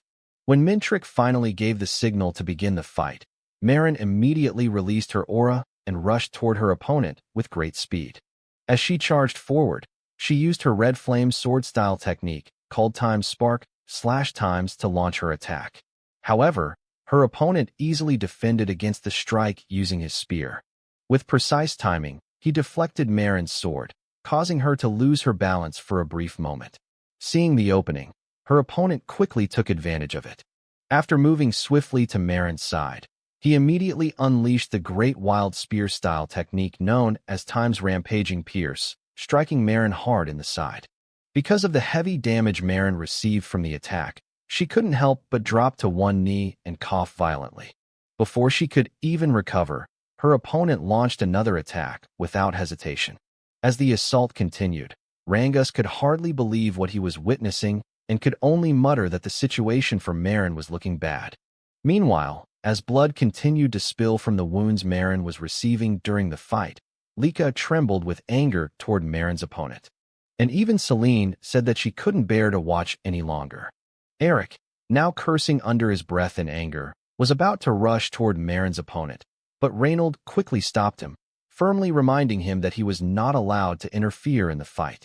Reynold added that the match hadn't been officially called yet, and if Eric jumped in now, East Hall would lose by disqualification. After some time passed, Mintrick finally declared that the winner of the match between Marin and her opponent was West Hall. While Marin lay there unconscious, her opponent arrogantly stepped on Marin's face. As Mintrick's declaration of victory echoed through the arena, Eric and the others immediately ran toward Marin. While Eric and Lika were filled with deep worry as they saw Marin lying there covered in blood, Zeke remained silent as he watched everything that had happened. However, the intense anger on his face revealed just how furious he was at the severe injuries Marin had suffered. As Rangus and Celine continued to worry about Marin, Eric shouted Marin's name in desperation. Rangus couldn't help but wonder if Marin would be all right, while Celine said that the injuries Marin had received from her opponent were far too excessive. Zeke, on the other hand, had a look of intense anger on his face. Yet he remained silent as he calmly watched their enemies. As Marin's opponent began walking away from the scene, Eric suddenly shouted at him. Raising his voice, Eric demanded to know if there had been any need for him to go that far. The opponent's expression darkened slightly, and when he turned back, he asked if they had a problem. When Eric asked what he meant by that, the man simply replied that what had happened was a battle, in other words, real combat, and he had merely gone all out to ensure a certain victory against Marin. Hearing that only made Eric angrier. He said that even if it had been a battle, what he did to Marin was still too much, especially since she had suffered severe injuries and lost consciousness. Celine also shouted in agreement, saying Eric was right and that Marin's opponent didn't need to go that far. The man merely smiled mockingly and said they were too soft. According to him, those from West Hall never showed mercy to their enemies in real combat. As he pointed at Eric and the others, he said that in West Hall, they simply crushed their enemies, and that was all there was to it. Lika immediately stepped forward and walked toward Marin's opponent. With a dark expression, she asked if what he had done was an order from Vanille. However, the man answered arrogantly, saying, "So what?" He added that if they didn't like it, they could just forfeit. Then he asked Lika if she didn't understand what it meant that the referee hadn't stopped the match. He continued by saying that Marin had still shown the will to fight, and that he had only needed to break that will. After that, he asked them if what he had done wasn't simply natural. Lika shouted again in anger, but Marin's opponent only complained that they were being too noisy before turning his back on them. As he walked away, he mockingly told them they should worry about themselves first before worrying about their friend, because all of them would end up the same way Marin did. Not long after that, Retin suddenly stepped in and said, "That's just how it is." He added that they were welcome to forfeit right there if they wanted. Then he looked at Rangus and asked if he had heard what was just said. Rangus suddenly turned his head toward him, sweat slowly running down his cheek as he uttered Retin's name. Retin then casually said that Rangus should start calling him by his name now, before immediately asking if Rangus planned to forfeit their match. Rangus remained silent. Retin mocked him again, saying that if Rangus wanted to be toyed with like that girl Marin, he wouldn't stop him. He even asked if Rangus wanted him to do the same thing he used to do to him back in the village, calling Rangus a weakling. Rangus lowered his head, his face darkening. Lika, on the other hand, was clearly furious at Retin's words, but Rangus suddenly told Lady Lika that it was fine. Slowly rising to his feet, Rangus said that he wasn't running away. This made Lika turn and look at him in surprise. Rangus then declared that today, right here, he was going to surpass Retin. Retin immediately looked annoyed and demanded to know what Rangus meant by that. Meanwhile, as Marin remained unconscious, the medical team continued treating her injuries while the spectators silently watched everything unfold. In the middle of the arena, Rangus let out a deep breath while gripping his spear when suddenly someone called his name, startling him. Rangus was both confused and astonished because he immediately recognized the voice. It was Zeke's. When he turned to look at him, Zeke calmly told him not to worry because no one else could hear them. According to Zeke, he was speaking directly into Rangus's mind. He explained that he had recreated this technique a few years ago after reading many books. As Rangus wondered where he should even begin commenting on what Zeke had just done, Zeke told him that more importantly, the reason he used the technique was to give Rangus a piece of advice. When Rangus asked what advice he meant, Zeke said, "There is a saying, clouds drift freely and water flows gently." Rangus began wondering what exactly Zeke meant by that proverb. Zeke continued, saying that clouds drift without a care and water flows ever so gently. He added that whenever Rangus was struggling, he should picture that image in his mind. Just then, Mintrick asked what Rangus was doing. Rangus immediately apologized and quickly assumed his battle stance. Mintrick then announced that the second battle between West Hall and East Hall would begin. The moment Rangus heard the start of the match, he moved forward and used his Cloud Water Spear style technique, called Water Pierce, to attack Retin.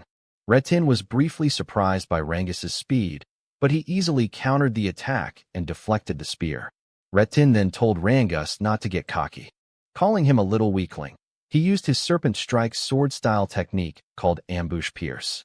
His aura took the shape of a snake as it shot directly toward Rangus's chest. As Rangus defended himself against the attack, Retin sneered and said that was all Rangus had behind his big talk. He mocked him further, saying Rangus looked pathetic and calling him a little runt as he charged forward to attack again. Rangus remained silent, raising his spear once more to prepare for the incoming strike. However, when Retin used another Serpent Strike sword-style technique called Serpentine Slash, Rangus was caught off guard. The attack twisted and curved like a snake, making it impossible for him to block properly, and he was struck in the side. Rangus immediately thought that he was certain he had defended against the attack, yet somehow Retin had changed the direction of his strike mid-attack. Retin mockingly asked what was wrong with him and told Rangus to try hitting him back if he even could.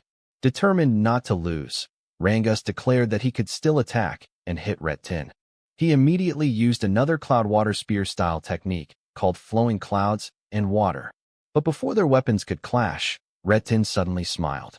In the next instant, his attack curved again and changed direction, striking Rangus once more and sending him flying away. The explosion that followed caused Lika and the others to worry greatly, while Zeke simply remained silent as he watched the battle. After the dust slowly cleared, Rangus could be seen kneeling on the ground while holding onto his spear.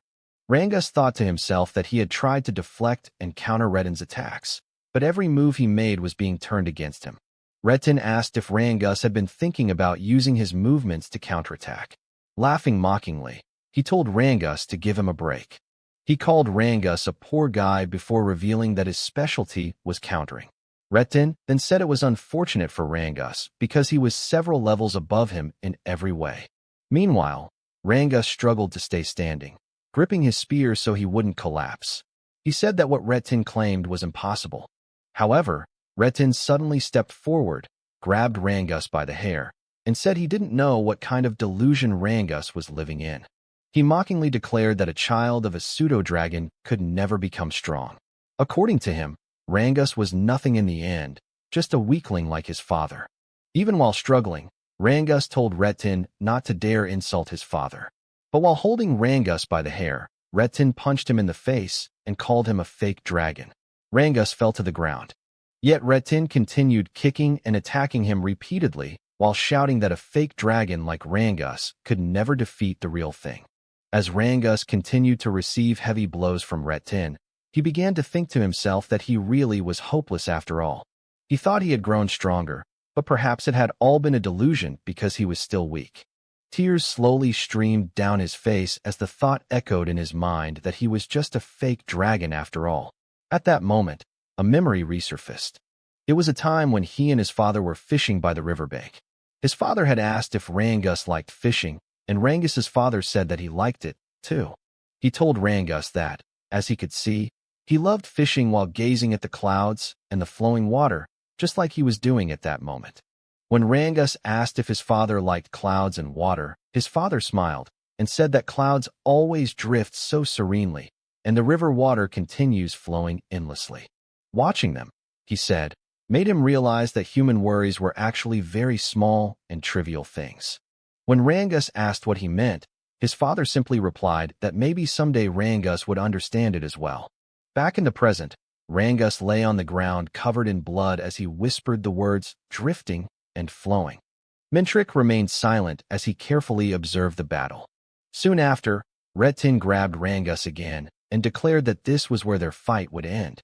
As Retin gathered his aura into his fist for the finishing blow, he said that a fake dragon would always remain a fake. He added that Rangus should crawl through life on his hands and knees. But when Rangus opened his eyes, he remembered Zeke's words before the battle began. Just like water flowing gently, Rangus's aura began to flow smoothly through his body. Before Retin's attack could land, Rangus managed to block it. Retin did not expect Rangus's sudden defense, and upon sensing the aura coming from him, he quickly stepped back and retreated to pick up his sword. Meanwhile, Mintrick smiled in surprise at the unexpected turn of events. He had just seen the third star on Rangus's chest shine brightly, clear proof that Rangus had broken through to the 3-star level in the middle of his battle with Retin. Retin's face darkened instantly, and his expression twisted with rage at what he had just witnessed. More than anything, he could not believe that Rangus had actually broken through to the 3-star level in the middle of their battle. The realization only fueled his anger. Furthermore, he refused to accept that Rangus now stood on the same level as him. There's no way some fake is standing on the same level as me, Retin snarled, declaring that he would never acknowledge it. As he prepared to strike again, he shouted that he would never accept that someone he once mocked had reached the same 3-star rank. Without hesitation, Retin unleashed his Serpent Strike sword style, Serpentine, sending a swift and twisting attack toward Rangus. Despite having one eye nearly shut from his injuries, Rangus reacted with remarkable speed, effortlessly evading the strike even as it shifted direction. Retin was stunned. That same attack had landed before. Yet now, Rangus avoided it so easily. A thought crossed his mind. Had Rangus already read the pattern of his attacks? The idea was unbearable. Refusing to accept it, Retin launched another assault, this time using rampaging Serpent Flash. As he rained down relentless strikes, he shouted for Rangus to try and withstand this one. But once again, Rangus moved with uncanny fluidity, dodging every blow with motions as soft and natural as clouds drifting and water flowing. Lika could hardly believe what she was seeing, while Zeke calmly observed and remarked that Rangus had just taken a step closer to the essence. Curious, Lika immediately asked what he meant. Zeke explained that clouds drift freely and water flows gently, never stopping no matter what happens. Like them, Rangus was learning to accept incoming force and let it pass through him, adapting fluidly with every movement. Zeke added that he himself had demonstrated a glimpse of it earlier, but Rangus had fully made it his own in this battle. Hearing this, Lika was left in awe, sweat forming on her cheek as she admitted she couldn't believe Rangus had achieved that in such a short time. However, Zeke pointed out that Rangus didn't even seem aware of it yet, and that his level of focus was truly extraordinary. Retin, on the other hand, could only curse in frustration as he watched everything unfold. For reasons he couldn't explain, fear began creeping into his heart. Shouting desperately, he warned Rangus not to come any closer as he unleashed a barrage of attacks. Yet, just like before, every strike was easily avoided. When Retin's sword finally clashed with Rangus' spear, he couldn't withstand the force behind it. As he prepared to attack again, Zeke suddenly laughed in excitement, saying that this was exactly it, because water doesn't always flow calmly. Seeing the attack Rangus was about to unleash, Retin panicked.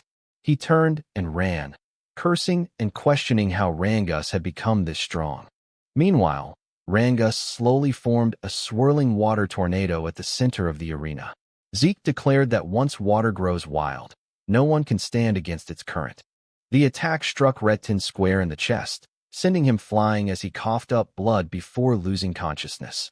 Seeing Retin's condition, Mintrick immediately declared the match over and announced East Hall as the winner. Rangus stood there in shock, unable to fully grasp what had just happened. As he questioned everything, Lika and the others ran toward him, calling his name.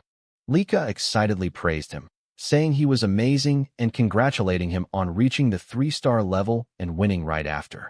She called it the best outcome possible. But Rangus, still confused, asked if she was really talking about him, if he had truly broken through and won. When he looked over at Retin lying unconscious, disbelief filled his eyes. He couldn't believe he had defeated someone who had mocked and hurt him since childhood back in their village. Even so, he kept asking if he had really won. Celine happily confirmed it, saying his match was incredible. Stuttering, Rangus finally admitted that he had truly defeated Retin. As he stared at him, memories flooded back, and before he knew it, tears began to fall. Eric immediately put an arm around him and asked why he was crying, then curiously questioned what that crazy move earlier had been. Still unaware, Rangus asked what he meant. Lika added that she also wanted to know what that attack was. Renaud described it as a massive water dragon surging upward like a waterfall, saying it looked insane and incredibly cool. Rangus could only shake his head, insisting he didn't know any move like that. But Renaud was certain that was exactly what it looked like.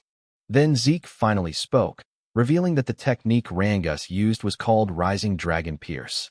Smiling, he explained that it originally came from the second volume of the Cloud Water Spear style, even though Rangus had only studied the first volume. Rangus was surprised, while Lika immediately questioned how Zeke knew about the second volume. Zeke, however, couldn't tell them that he was the one who had created the technique. Lika then realized just how incredible Rangus was. He had reached the second volume purely through self-study. Zeke went on to explain inwardly that the Cloud Water Spear style was a martial art he had created in his previous life, though he didn't remember ever writing it into a book.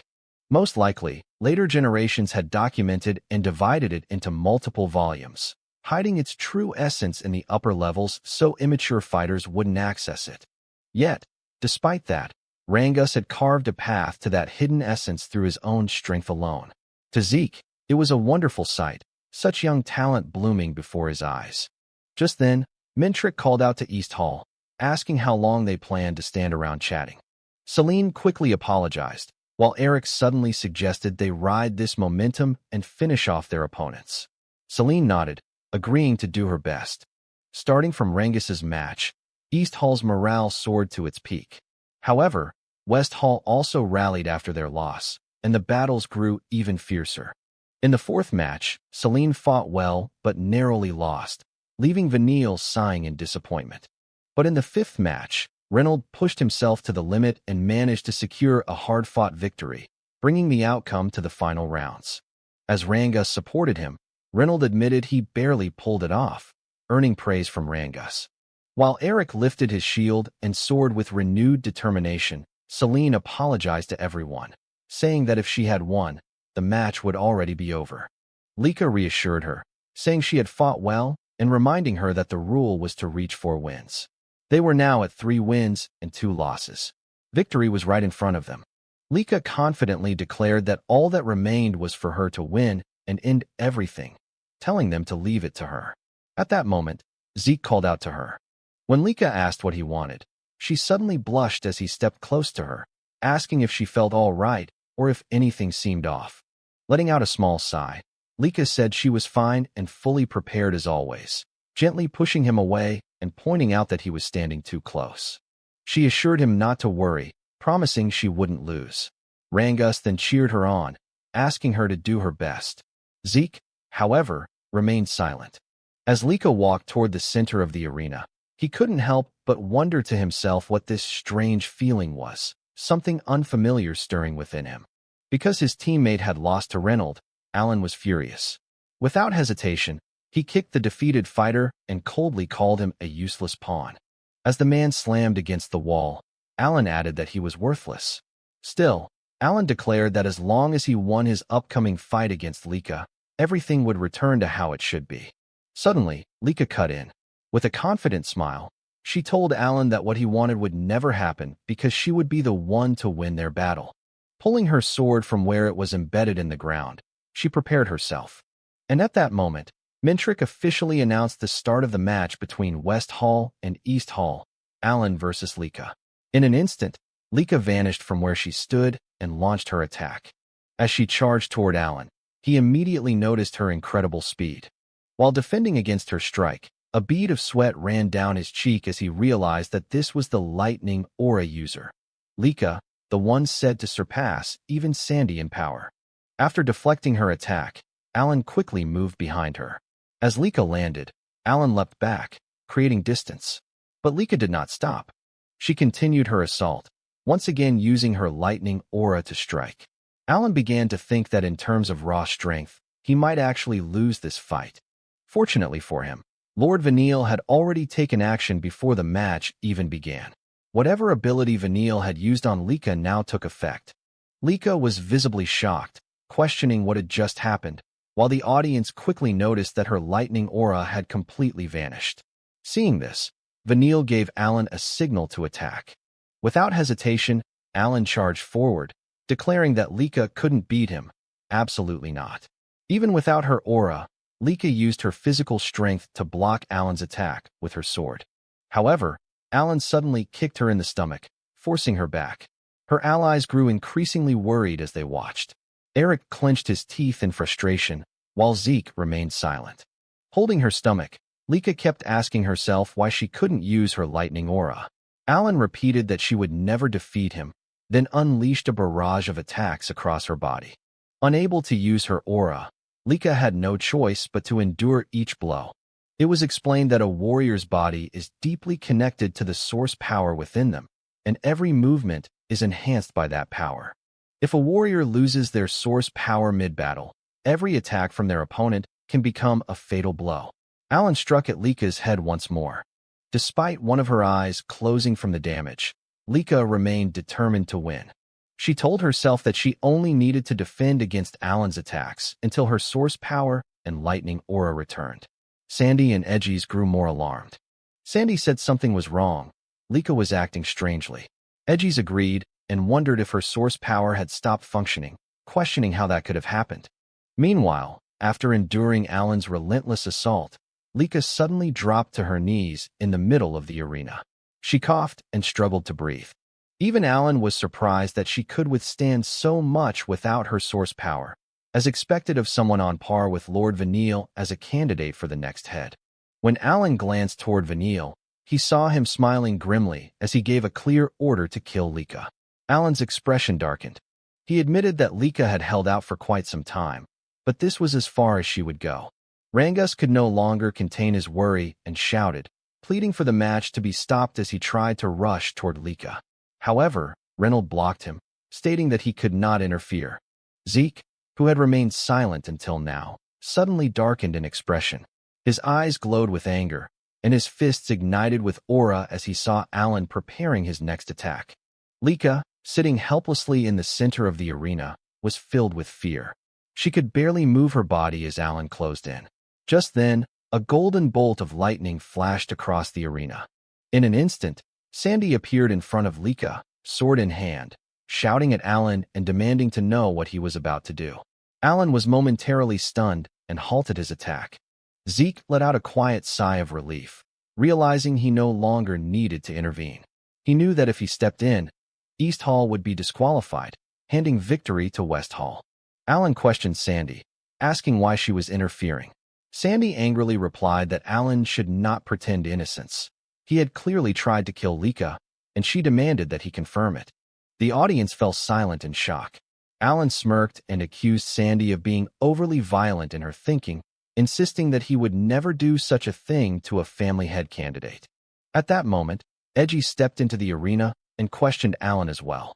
From his position, the last strike had looked far too dangerous. Alan grew irritated and asked if they were accusing him. Edgy's calmly replied that if Alan disliked being accused, he should be more careful with his actions. He pointed out that anyone could see Lika could not use her source power, and attacking someone in that state with aura was unacceptable. Vanille then approached, calling out to Edgy's and asking if he was interfering in the match just to complain about how they fought. He stated that in real combat, an opponent's condition doesn't matter. They simply crush the enemy completely. According to Vanille, West Hall fights as if every match is a real battle. Sandy, still furious, argued that even so, there should be limits, that this was a match, not a death duel. Vanille mocked them, calling them soft, and saying that was exactly why they lose. Edgy's remained silent, but Sandy's anger only grew. Vanille continued, saying they were not playing pretend war. They were fighting for real. He laughed, then added that while this was not a kill or be killed situation, they were still holding back, so it wasn't as if they were trying to kill Lika. However, with a grim expression, he admitted that something might have been a bit broken. Hearing this, Sandy reached her limit and released her lightning aura in anger. Before the situation could escalate, Mintrick released his own aura, silencing everyone with overwhelming pressure. In a cold voice, he demanded to know when he had ever given permission for such pointless chatter. Despite this, Sandy insisted that Alan's earlier attack had clear killing intent. Mintrick dismissed her, stating that someone who did not belong in the arena had no right to speak. He added that fools had no business disrupting the match, and whether the fight continued or ended was his decision alone. Edgy's immediately apologized. Mintrick then declared the match over. West Hall had won. He ordered everyone not involved in the next match to leave at once.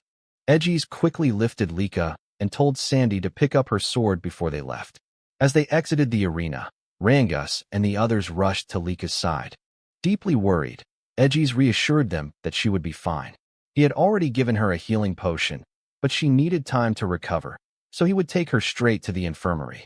Zeke remarked that Edgy's might face consequences for what he and Sandy had done. Edgy's simply smiled and told him not to worry, adding that he knew Zeke had also been ready to step in. Zeke jokingly denied it. As Edgy's carried Lika away, Sandy commented that something about all of this felt wrong. Alan was strong, yes, but for Lika to be overwhelmed like that was impossible. Edgy's agreed, saying that something had already fell off since the very first match with Layla. There was definitely something going on with West Hall. While Lika remained unconscious, Edgy's warned Zeke to be careful in his upcoming fight against Vanille. Zeke gave a slight nod, saying he appreciated the concern. As he walked toward the center of the arena, Vanille pointed his weapon at him and declared that it was unfortunate Zeke would never be able to defeat him, and East Hall's loss was already guaranteed. Zeke ignored him completely. Instead, he casually stretched right in front of him. Vanille fell silent, veins bulging on his face in irritation. Mintrick then announced the 7th match between East Hall and West Hall. The moment he gave the signal to begin, Zeke moved. In an instant, he delivered a powerful punch straight to Vanille's jaw, causing him to spit blood. Zeke coldly remarked that Vanille's smug attitude really irritated him, and he wanted to see how long he could keep it up. The force of the blow sent Vanille flying into the wall at the far end of the arena, triggering a massive explosion. The audience was left in complete shock, their jaws dropping, while even Mintrick widened his eyes in disbelief at what he had just witnessed. Zeke then added that for someone who talked so much about real combat, Vanille had left himself completely open and asked if this was the kind of real combat he liked.